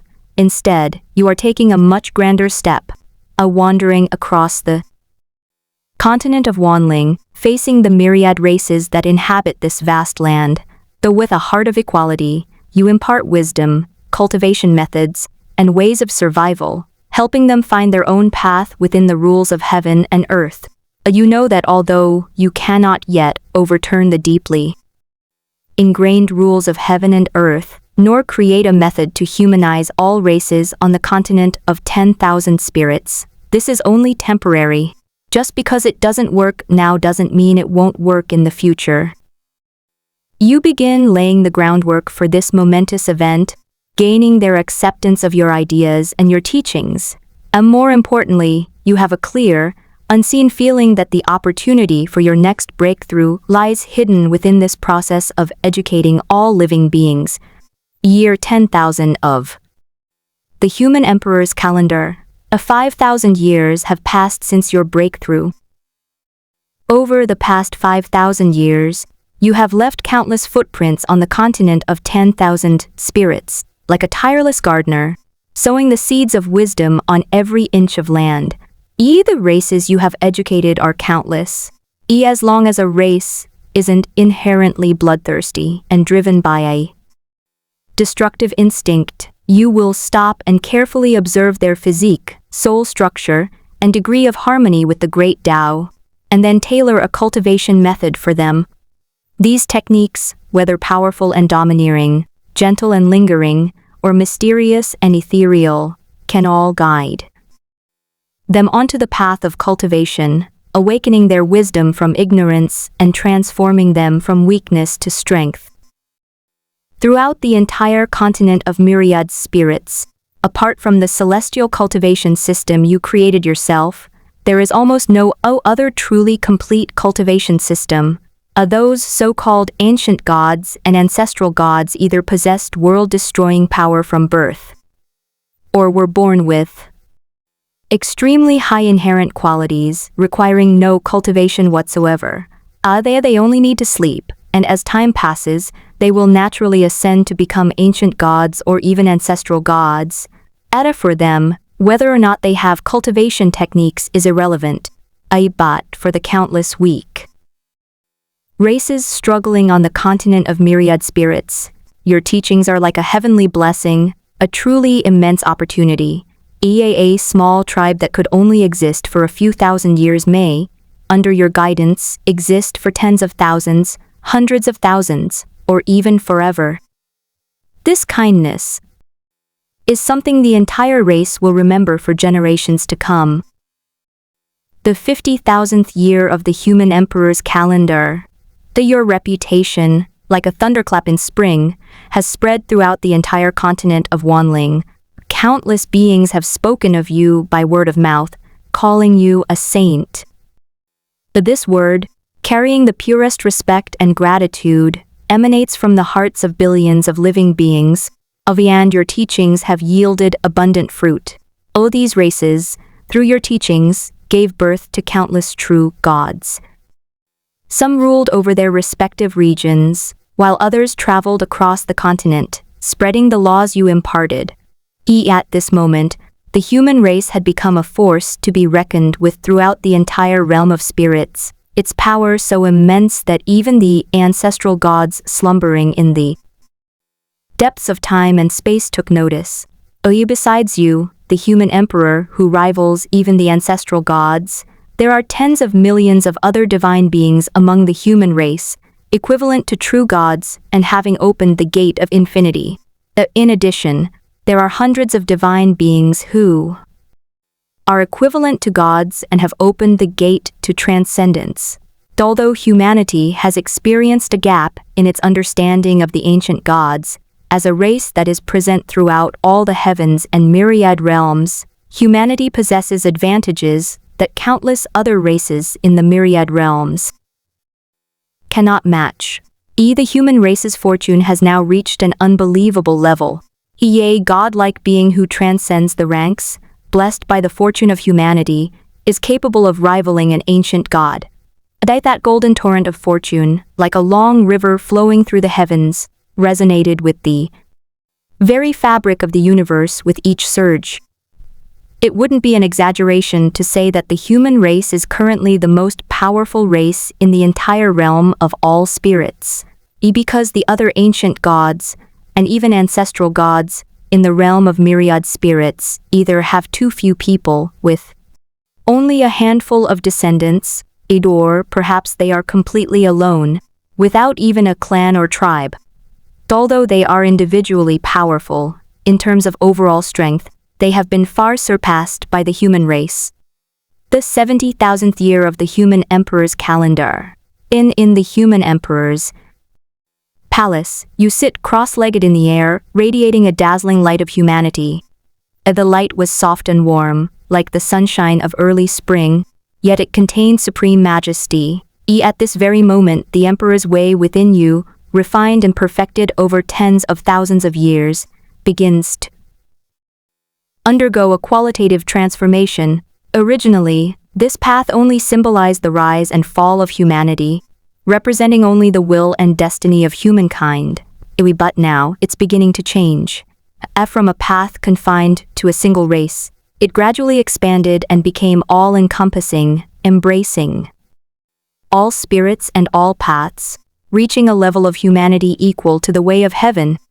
This is an unprecedented path, a path capable of changing the entire landscape of the myriad realms, and this is just the beginning. Is the way of the human emperor transformed into the way of humanity, which encompasses all living beings. A mysterious change occurred within you. Throughout the endless world and even the continent of 10,000 spirits, those races that have been educated by you, as well as the human race, feel gratitude, reverence, and worship towards you. These pure emotions, like gentle streams, converge from countless times and spaces, transforming within you into an aura of supreme holiness, wisdom, and virtue. This aura is more sacred than any other aura in the world, and more precious than any rare and precious treasure. It embodies the beliefs of billions of lives and carries the hopes of countless civilizations.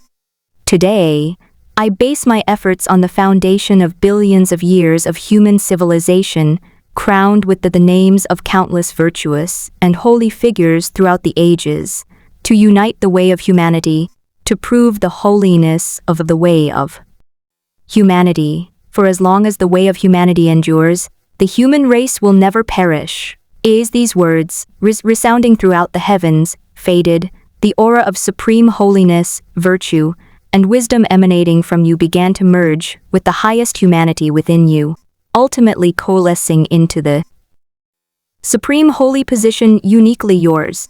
The moment the sainthood was attained, the gate of infinity, the gate of transcendence, and the gate of ultimate path within you instantly merged into it, like 3 stars falling into the ocean, stirring up towering waves. Your very being has undergone an astonishing transformation. Every inch of your flesh and blood, every strand of your soul, is being elevated. You have broken through to the saint realm. A sage is a person of great virtue and wisdom, encompassing all paths, eternally immortal, self-perfect, and unbound by any constraints of time, space, cause and effect, or rules. At this moment, you have truly transcended the constraints of the rules of the myriad spirits realm, becoming an existence independent of heaven and earth. At the moment of your breakthrough, boundless light of holy virtue emanated from you, illuminating all the heavens. The light pierced through layers of space and time, illuminating countless lower universes, even turning those hidden realms deep within chaos into daylight. And the great Tao of the myriad realms trembled for you, and sacred sounds resounded throughout the heavens and across endless time and space, as if the entire world was cheering for you. A sage is equivalent to the 10th level in the void. Some slumbering ancestral gods have been attracted by the commotion you have caused.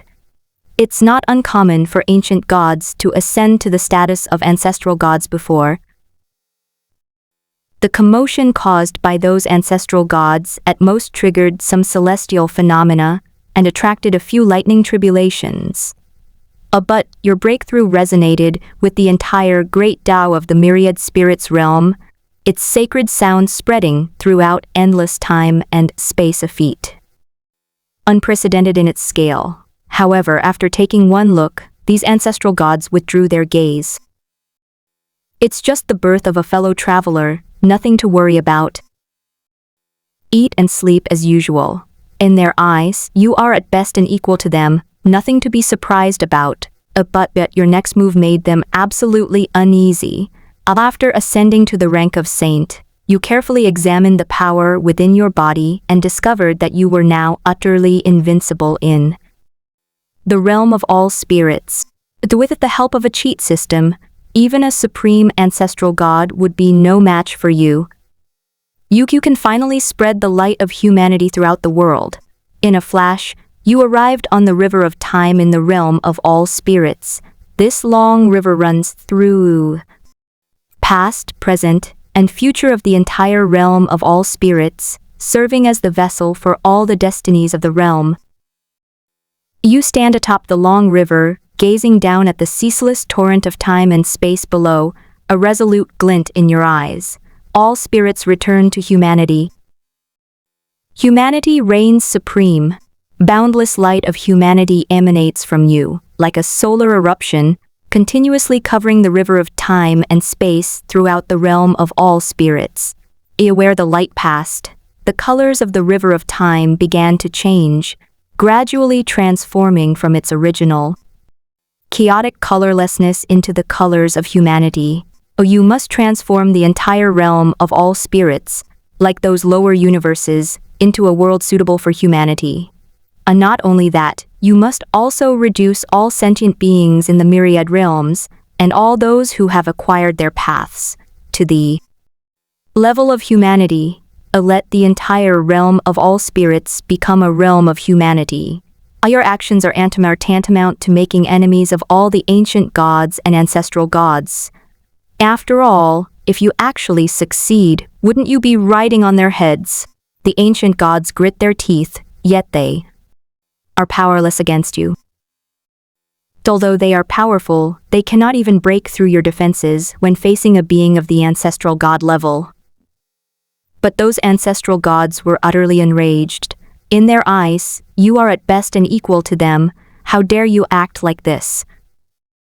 This isn't provocation, it's a blatant declaration of war. And so, the largest war in the history of the myriad spirits realm erupted. All 79 ancestral gods who have appeared since the birth of the myriad spirits realm have awakened from their slumber and begun their siege against you. across the river of time. Each of these 79 ancestral gods represents the pinnacle of a great Tao, possessing world-destroying power. This includes 10 supreme ancestral gods, such as the sun candle, the moon shadow, the heavenly pivot tree, the true dragon, and the true phoenix. The sun candle blazed with golden flames that burned everything in its path, while the moon, like a cold moon, radiated a chilling light that froze time and space. The roots of the towering Jiamu tree penetrated the void, its branches and leaves obscuring the entire galaxy. Each leaf bore the weight of countless worlds. The true dragon coils like a sea of stars.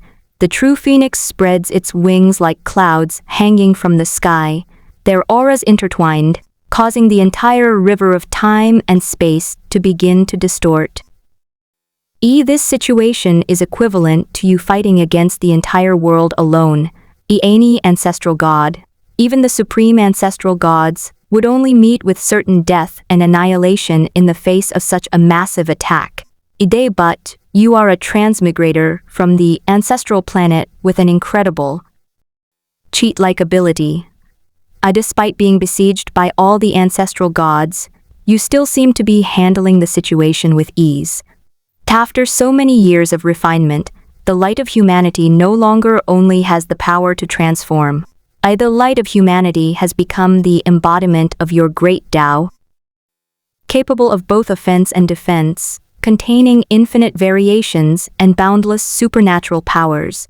This great war lasted for hundreds of thousands of years. During the battle, these ancestral gods were constantly baptized by the light of humanity. That light, like gentle flowing water, seeped into the very foundation of their great path, beginning to change their very essence. Originally, these ancestral gods had no fixed form. They could be light, air, or any other shape. But now, under the baptism of the light of humanity, they are beginning to take on a concrete form, which is the future human Tao body.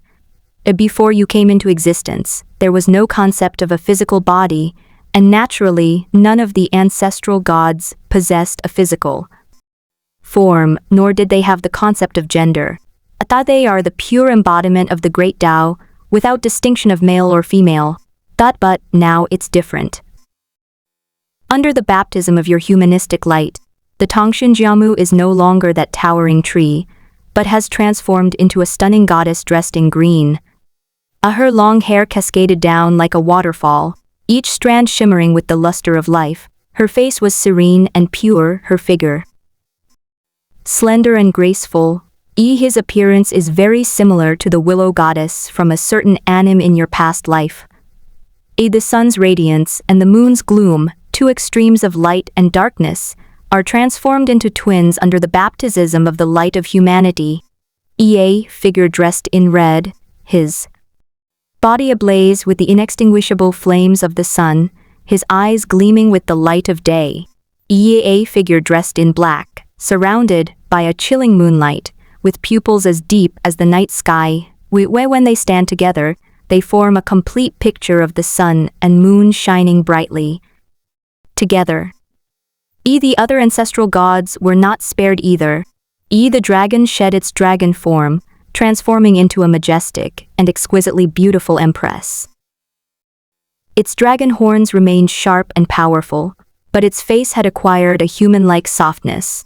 The true phoenix transforms into a goddess in fiery red robes, her eyes burning with the mysteries of rebirth and rebirth.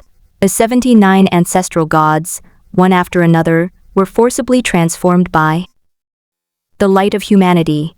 They were all given genders, transforming into female forms, each with its own unique charm. Speaking of which, after so many years of development, there's one ability in your cheat system that you haven't used yet. You faced with their own changes. The ancestral gods who besieged you were naturally filled with shock and fury. This is tantamount to directly altering the foundation of their Tao, changing their very essence. Many ancestral gods wanted to withdraw from the battlefield. They didn't want to fight anymore. They just wanted to return to their slumbering land and figure out how to restore things to their original state. Unfortunately, this is a battle they can't simply withdraw from. You have locked onto the river of time and space, sealing off all escape routes. The 780,000th year of the human emperor's calendar. This great battle ultimately ended with you suppressing all the ancestral gods. Your humanity extends throughout the entire realm of all spirits. All sentient beings will be reduced to the level of humanity. Under the radiance of humanity, the foundation of the realm of all spirits underwent an unprecedented upheaval. The originally chaotic and disordered laws of heaven and earth seem to be gently straightened by an invisible hand. The paths of cultivation for all living beings are beginning to converge in an unprecedented direction. The human form. This is not a simple imitation of form, but a resonance originating from the depths of our being. The power of humanity, like a gentle stream, seeps into every inch of emptiness and every wisp of primordial energy, subtly transforming the underlying logic of the realm of all spirits. Thus, the human body became the most suitable physique for cultivation in this world. It is no longer a random form of flesh and blood, but a perfect vessel, actively recognized and aligned with the great Tao of heaven and earth. This constitution was later revered as the innate Tao body, meaning one is born in harmony with the great Tao. Without deliberate refinement, it can resonate with the heavens and earth, and its cultivation speed far surpasses all other forms.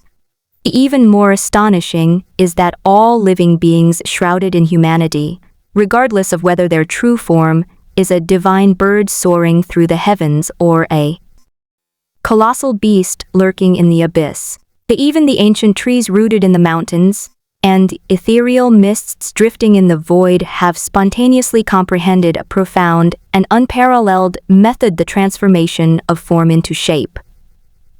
After performing this technique, the creature can completely transform itself into a human body, with its meridians, acupoints, and soul structure becoming identical to those of a human. Though what's even more mysterious is that this transformation is not irreversible. They can still freely switch between the human body and the original form, like putting on or taking off a piece of clothing. However, even after regaining its original form, the concept of humanity was deeply imprinted within its core life force. They possess the essence of humanity, including human emotions, intelligence, and potential. Even their offspring will be born with this essence, passed down from generation to generation, never to be erased. Later ancient books contain detailed accounts of this turbulent period, and an ancient text states, "The most ancient human emperor resided above all the heavens, ruling over all the gods, enlightening all the heavens, practicing the ways of heaven, spreading the virtues of heaven, creating all things, and governing all spirits of the heavens." With just a few words, a magnificent picture is painted. The human emperor sits at the pinnacle of the heavens, with all the gods bowing before him, and all the stars revolving under his will. He created chaos, enlightened all living beings, and spread the order and benevolence of heaven to every corner. All things are born because of him, and all living beings are enlightened because of him. In another ancient text records, at that time, all the saints revered him, and all races came to pay homage. They all considered it an honor to have their bodies transformed into the Taoist form of the human race. Moved by the sincerity of all spirits, the human emperor created the method of transformation and rebirth, which was spread throughout the heavens. The so-called transformation of form into shape is a marvel of creation, altering the origin and changing the root, truly a transformation. This is not an exaggeration. The method of transformation and rebirth is as mysterious as creation itself. It can change the source of life and the foundation of cultivation, representing a true transformation. Your time flies, and years pass in the blink of an eye.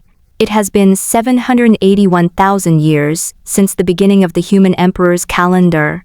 With your unparalleled personal charisma,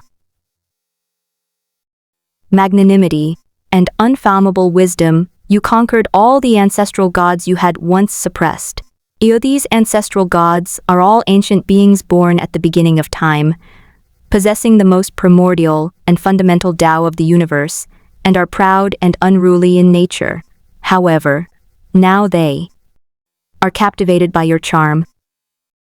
Finally, after a grand wedding that shone brightly even the stars in the heavens, all these ancestral gods became your wives. You stand between heaven and earth, bathed in myriad rays of light, gazing upon your wives, each possessing unparalleled beauty and unique charm, and a surge of heroic emotion wells up within you. After all, you are the human emperor, the one who rules over all living beings in the heavens. Having multiple spouses is perfectly normal, isn't it? In the years that followed, besides creating countless avatars to travel throughout the myriad realms and teach sentient beings and spread humanity, the rest of the time, you will spend with your wives exploring the Tao of Yin and Yang, Yin. That mysterious interplay of Yin and Yang, your strength has steadily increased without you even realizing it. In the year 800,000 of the human emperor's calendar, a piece of news that will bring you immense joy has arrived. Your wife, Yuan Yao, also known as the towering Jiamu tree that connects heaven and earth, gave birth to twins for you. This is the first time in the realm of all spirits that you have your own bloodline descendants. The wondrous feeling of being connected by blood has stirred up unprecedented ripples in your heart. These two children displayed extraordinary talent from birth. They possessed boundless innate power, their strength reaching the level of ancient gods, causing a resonance between heaven and earth, and a chorus of all paths. The birth of your children brings you great joy. You even feel that the entire heavens have become brighter because of their arrival.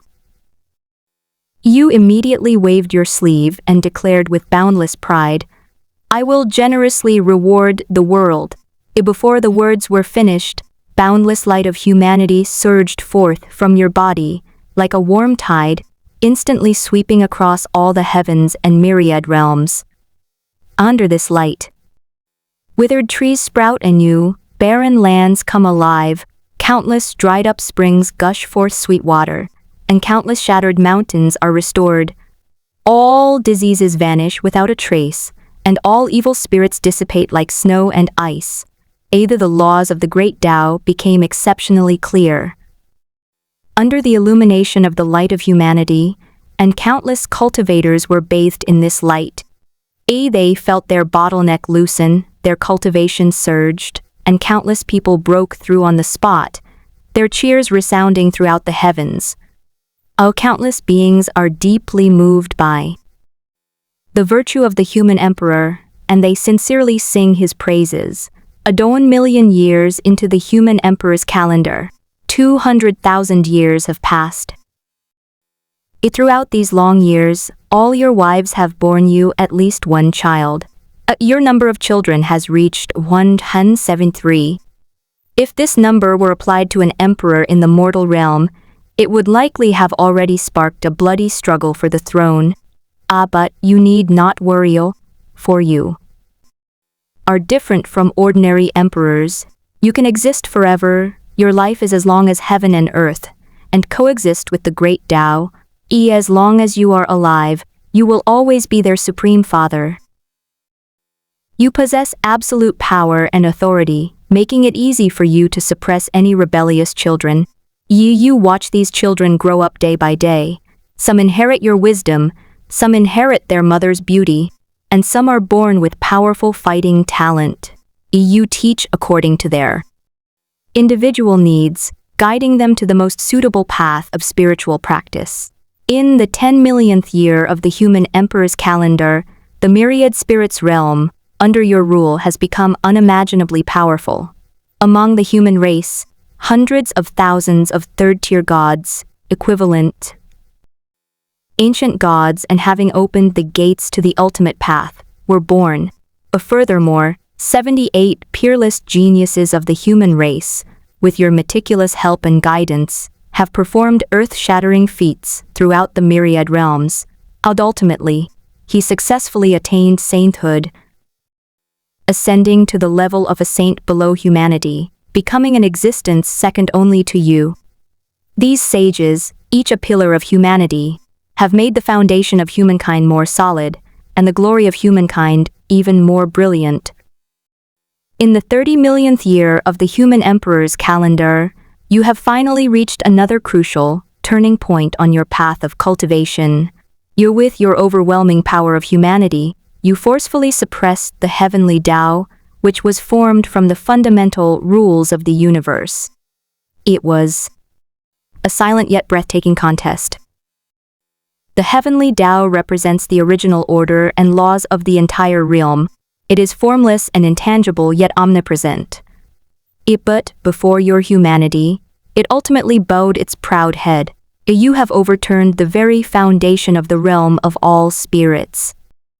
From this moment on, it is no longer that the realm of all spirits came first, and then you and humanity. Rather, humanity came first, and then the realm of all spirits. Humanity became the foundation of the entire universe. All laws, all order, and all existence were built upon it. And through this suppression and upheaval, you successfully broke through to the realm of the Supreme Being. The Supreme Being, the most exalted being, whose status even heaven and earth cannot match. You stand in the void, looking down upon this world changed because of you. And an indescribable enlightenment wells up within you. And the realm of all spirits was officially renamed the ancestral realm of humanity, becoming the true birthplace and eternal home of humanity. In the year 100 million of the human emperor's calendar, after breaking through to the human realm, you stood at an unprecedented height, but also began to feel an unprecedented emptiness. This is the loneliness of invincibility. Looking across the entire universe, there is no one else who can compare to you, and no challenge that can ignite your passion. Therefore, in your spare time, besides contemplating the principles of yin and yang with your wives and enjoying family bliss, it will also occasionally create powerful cultivation techniques from another world that you remember, or treasures with heaven-defying abilities, or even some systems. You scattered these things throughout the myriad realms, artificially creating the protagonists of certain eras. As you watch, these creatures you chose rise, grow, and create miracles under your bounty. A sense of pleasure arises within you. With the year 500 million of the human emperor's calendar, you and the former heavenly Tao of the myriad spirits realm have a child. This child inherited the essence of both heaven and you, and was born with the power to control destiny. You named him Destiny, implying that he is destiny itself. In the 10 billion years of the human emperor's calendar, under your continuous development and governance, the origin of the ancestral realm of humanity is many times stronger than when you first transmigrated here. The world has become wider, more stable, and more vibrant. You mobilized some of the world's essence and combined it with some authority derived from your humanity to elevate your wives to sacred positions, and the saints and gods that's the equivalent of a supreme being in this realm. Their existence has elevated the strength of the ancestral realm of humankind to a new level. In the year 100 billion of the human emperor's calendar, the entire ancestral realm of humanity, besides you, already possesses 13 holy gods and 4 supreme beings. These sages and saints include your wives, your children, and the pride of humanity you personally nurtured. Together, they constitute the pinnacle of human power, protecting the homeland you created. 48 trillion years into the human emperor's calendar. During this period of time, which is almost immeasurable, you have finally completed a thorough analysis of your own cheat code. The mysterious cheat that accompanied you through this journey contains profound and mysterious principles. Far exceed your imagination. You have fully absorbed and integrated these fundamental principles, and with the faith and support of countless people, your humanity has undergone an unprecedented transformation. You have reached a metaphysical level, transcending all logic and all concepts. Your humanity pervades the entire void. You have become the source of the concept of humanity within the boundless void. All derivative concepts, principles, and rules arising from the concept of humanity are entirely under your control. You are the Lord of boundless emptiness, the ancestor of humanity, and the most ancient human emperor. You stand at the edge of all existence and non-existence. As far as your gaze falls, lies the realm of humanity. Your name will be eternally etched in nothingness, and will dwell with the Tao. A simulation ended, a host detected to have bypassed the level. Simulation ended. Evaluation. You are the founder of humanity, a sage universally acknowledged by all. The most ancient human emperor, who replaced the way of heaven with the way of humanity, is the symbol of humanity in the boundless void, and also the most ancient and supreme being in the entire void. Congratulations, host, on successfully completing the level. You are rewarded with one chance to participate in a real-world simulation. The probability of drawing a higher level affix next time will be increased. Your life score is 100,000. Exceptional. You can use ratings to purchase the following items. Part 1. Half of the 12th tier, Supreme Treasure, the Human Emperor's Palace. 80,000. A quantity of precious spiritual materials, 10,000. A host has been detected to have completed this world. Inherit all strength and memories from this simulation, and the attribute, the foundation of all sects. Wow, this simulation was absolutely amazing. Lin Yu truly never expected that in this simulation, he would become the source of the entire void race. Simulator, inherit. The familiar white light fell once again. A minute later, the white light dissipated, and Lin Yu felt that his strength had increased by more than half. I have to admit that he truly deserves to be called the Lord of Humanity. He is incredibly powerful. His strength when he first broke through was comparable to my own after countless years of cultivation in the last real-world simulation.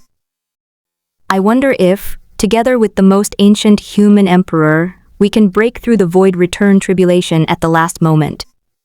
Thinking this, Lin Yu first used up all his points and then started another reality simulation. Simulator, activate reality simulation.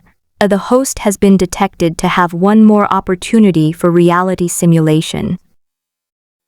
Reality simulation is now activated, but after confirming that you were in a simulated world, you stopped complaining about your real-world counterpart. Instead, they directly moved the infinite paradise to outside the ancestral realm of humanity, bringing along a projected avatar and the simulated version of the most ancient human emperor. When the two of you met, the oldest human emperor wore an expression of, "I knew it." Later, the most ancient human emperor, after breaking through to the 12th rank, cultivated for countless years, and this cultivation was shared with you. What this has increased your strength by another 30%. You visited the ancestral realm of humanity under the guidance of the most ancient human emperor. You've discovered that the most ancient human emperor, a 12th tier being, isn't the only one here. Besides this, there is another 12th tier being.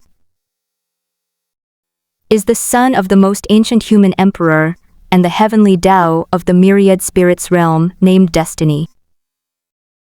And Destiny, in this context, is the symbol and source of all protagonists, chosen ones, and chosen ones of the world, those with great fortune within the void. To be honest, The fact that the most ancient human emperor had such an outstanding son is something you and the other projected avatars must envy. Afterwards, you once again invited all the 12-tiered beings in the void to jointly deduce the realms above the 12th tier. PAs for why, even with the existence of the most ancient human emperor a point of contention in the void, the other 12 orders could still be born. This is because the most ancient human emperor had already foreseen this, and also because he needed more like-minded people. Therefore, in the years that followed, he did not interfere much with the cause and effect in the void. Very quickly, another 18,000 aeons of nothingness passed. The great calamity of the void return has arrived once again as promised. At this moment, you and the most ancient human emperor have reached their limit of power, but unfortunately, just like last time, you still lack the ability to resist the great tribulation of void return. In the end, you could only do what you did last time, create a world and bring all living beings from the void into it. A predetermined future has been detected. Reality simulation has ended. As expected, it still won't work. To truly overcome the great tribulation of void return, we need to make a real breakthrough based on the 12th rank. Lin Yu sighed regretfully. Emulator, receiving the memories once again more than doubled Lin Yu's strength. Unfortunately, despite this being an enhancement on top of the 12th order limit, breaking through to the 13th order is still a long way off.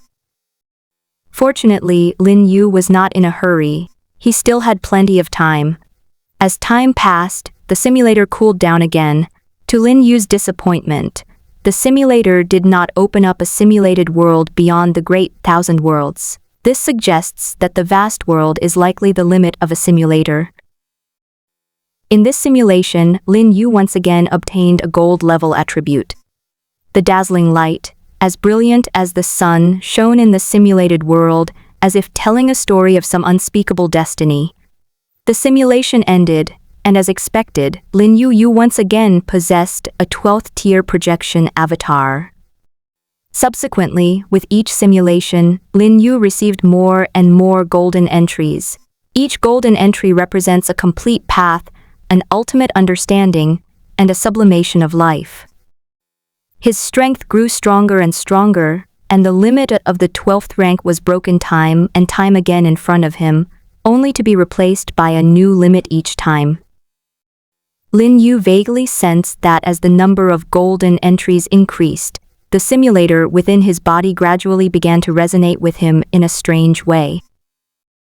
The resonance was initially faint, like a candle flickering in the wind, but as the number of golden entries accumulated, the resonance became stronger and deeper. Whenever Lin Yu meditates and contemplates, the simulator will tremble slightly, radiating an indescribable affinity, as if calling out to something, or as if waiting for something. Lin Yu had a vague premonition perhaps, when the golden attribute reaches a certain critical point, some unpredictable change will occur. As time passed, when Lin Yu finally had 3,000 golden entries, the simulator inside his body suddenly emitted boundless white light that illuminated the entire void. The vast white light pierced through the barriers of time and space, the constraints of cause and effect, and all tangible and intangible existence, illuminating the entire void as if it were daytime. Immediately afterwards, the simulator transformed into a stream of light and completely merged with Lin Yu. At that moment, Lin Yu's consciousness seemed to be stretched infinitely, and he seemed to sense the breadth of the entire void. The bottleneck that had stood in his way shattered with a crash. Lin Yu has broken through to an unimaginable, unpredictable, and omnipotent realm. That realm transcends language, transcends thought, transcends all concepts and definitions. He transcends all concepts, all definitions, all thoughts, and all dimensions. He is the Tao, the origin, the immeasurable, the heavens, the only one, the eternal, time and space, destiny, and all things. His aura became ethereal, seemingly existing yet not existing, both within and beyond everything. As Lin Yu's aura became ethereal and indistinct, the auras of all living beings, and everything within that void also began to become ethereal and indistinct. Even the smallest ant has become an existence that even the 12th rank beings in the void could not look up to at this moment. I am all things. When I attain the way, all things in the heavens will also attain the way. Indeed, everything was destined. Go. Having achieved the incredible realm, Lin Yu reached out and grabbed, and the simulator that had become one with him reappeared in his hand, transforming into a crystal-clear ball of light. Then, with a gentle toss, he saw the simulator transcend the constraints of time and space, the boundaries of existence and non-existence, and the chasm between possibility and impossibility, arriving on a blue planet and taking one person with it. This person is insignificant yet resilient, ordinary yet containing infinite possibilities. He is the initial starting point and the final destination in this endless cycle of reincarnation. The end. The novel is ended. Drop some subscribe for support. Here a comment from the novel writer. To be honest, the ending was a bit rushed, but there really wasn't much left to write. This is my second book, and the first one to reach 1 million words. I'm really happy that so many people have been following this story until now. Thank you all for your support during this time. See you in the next book.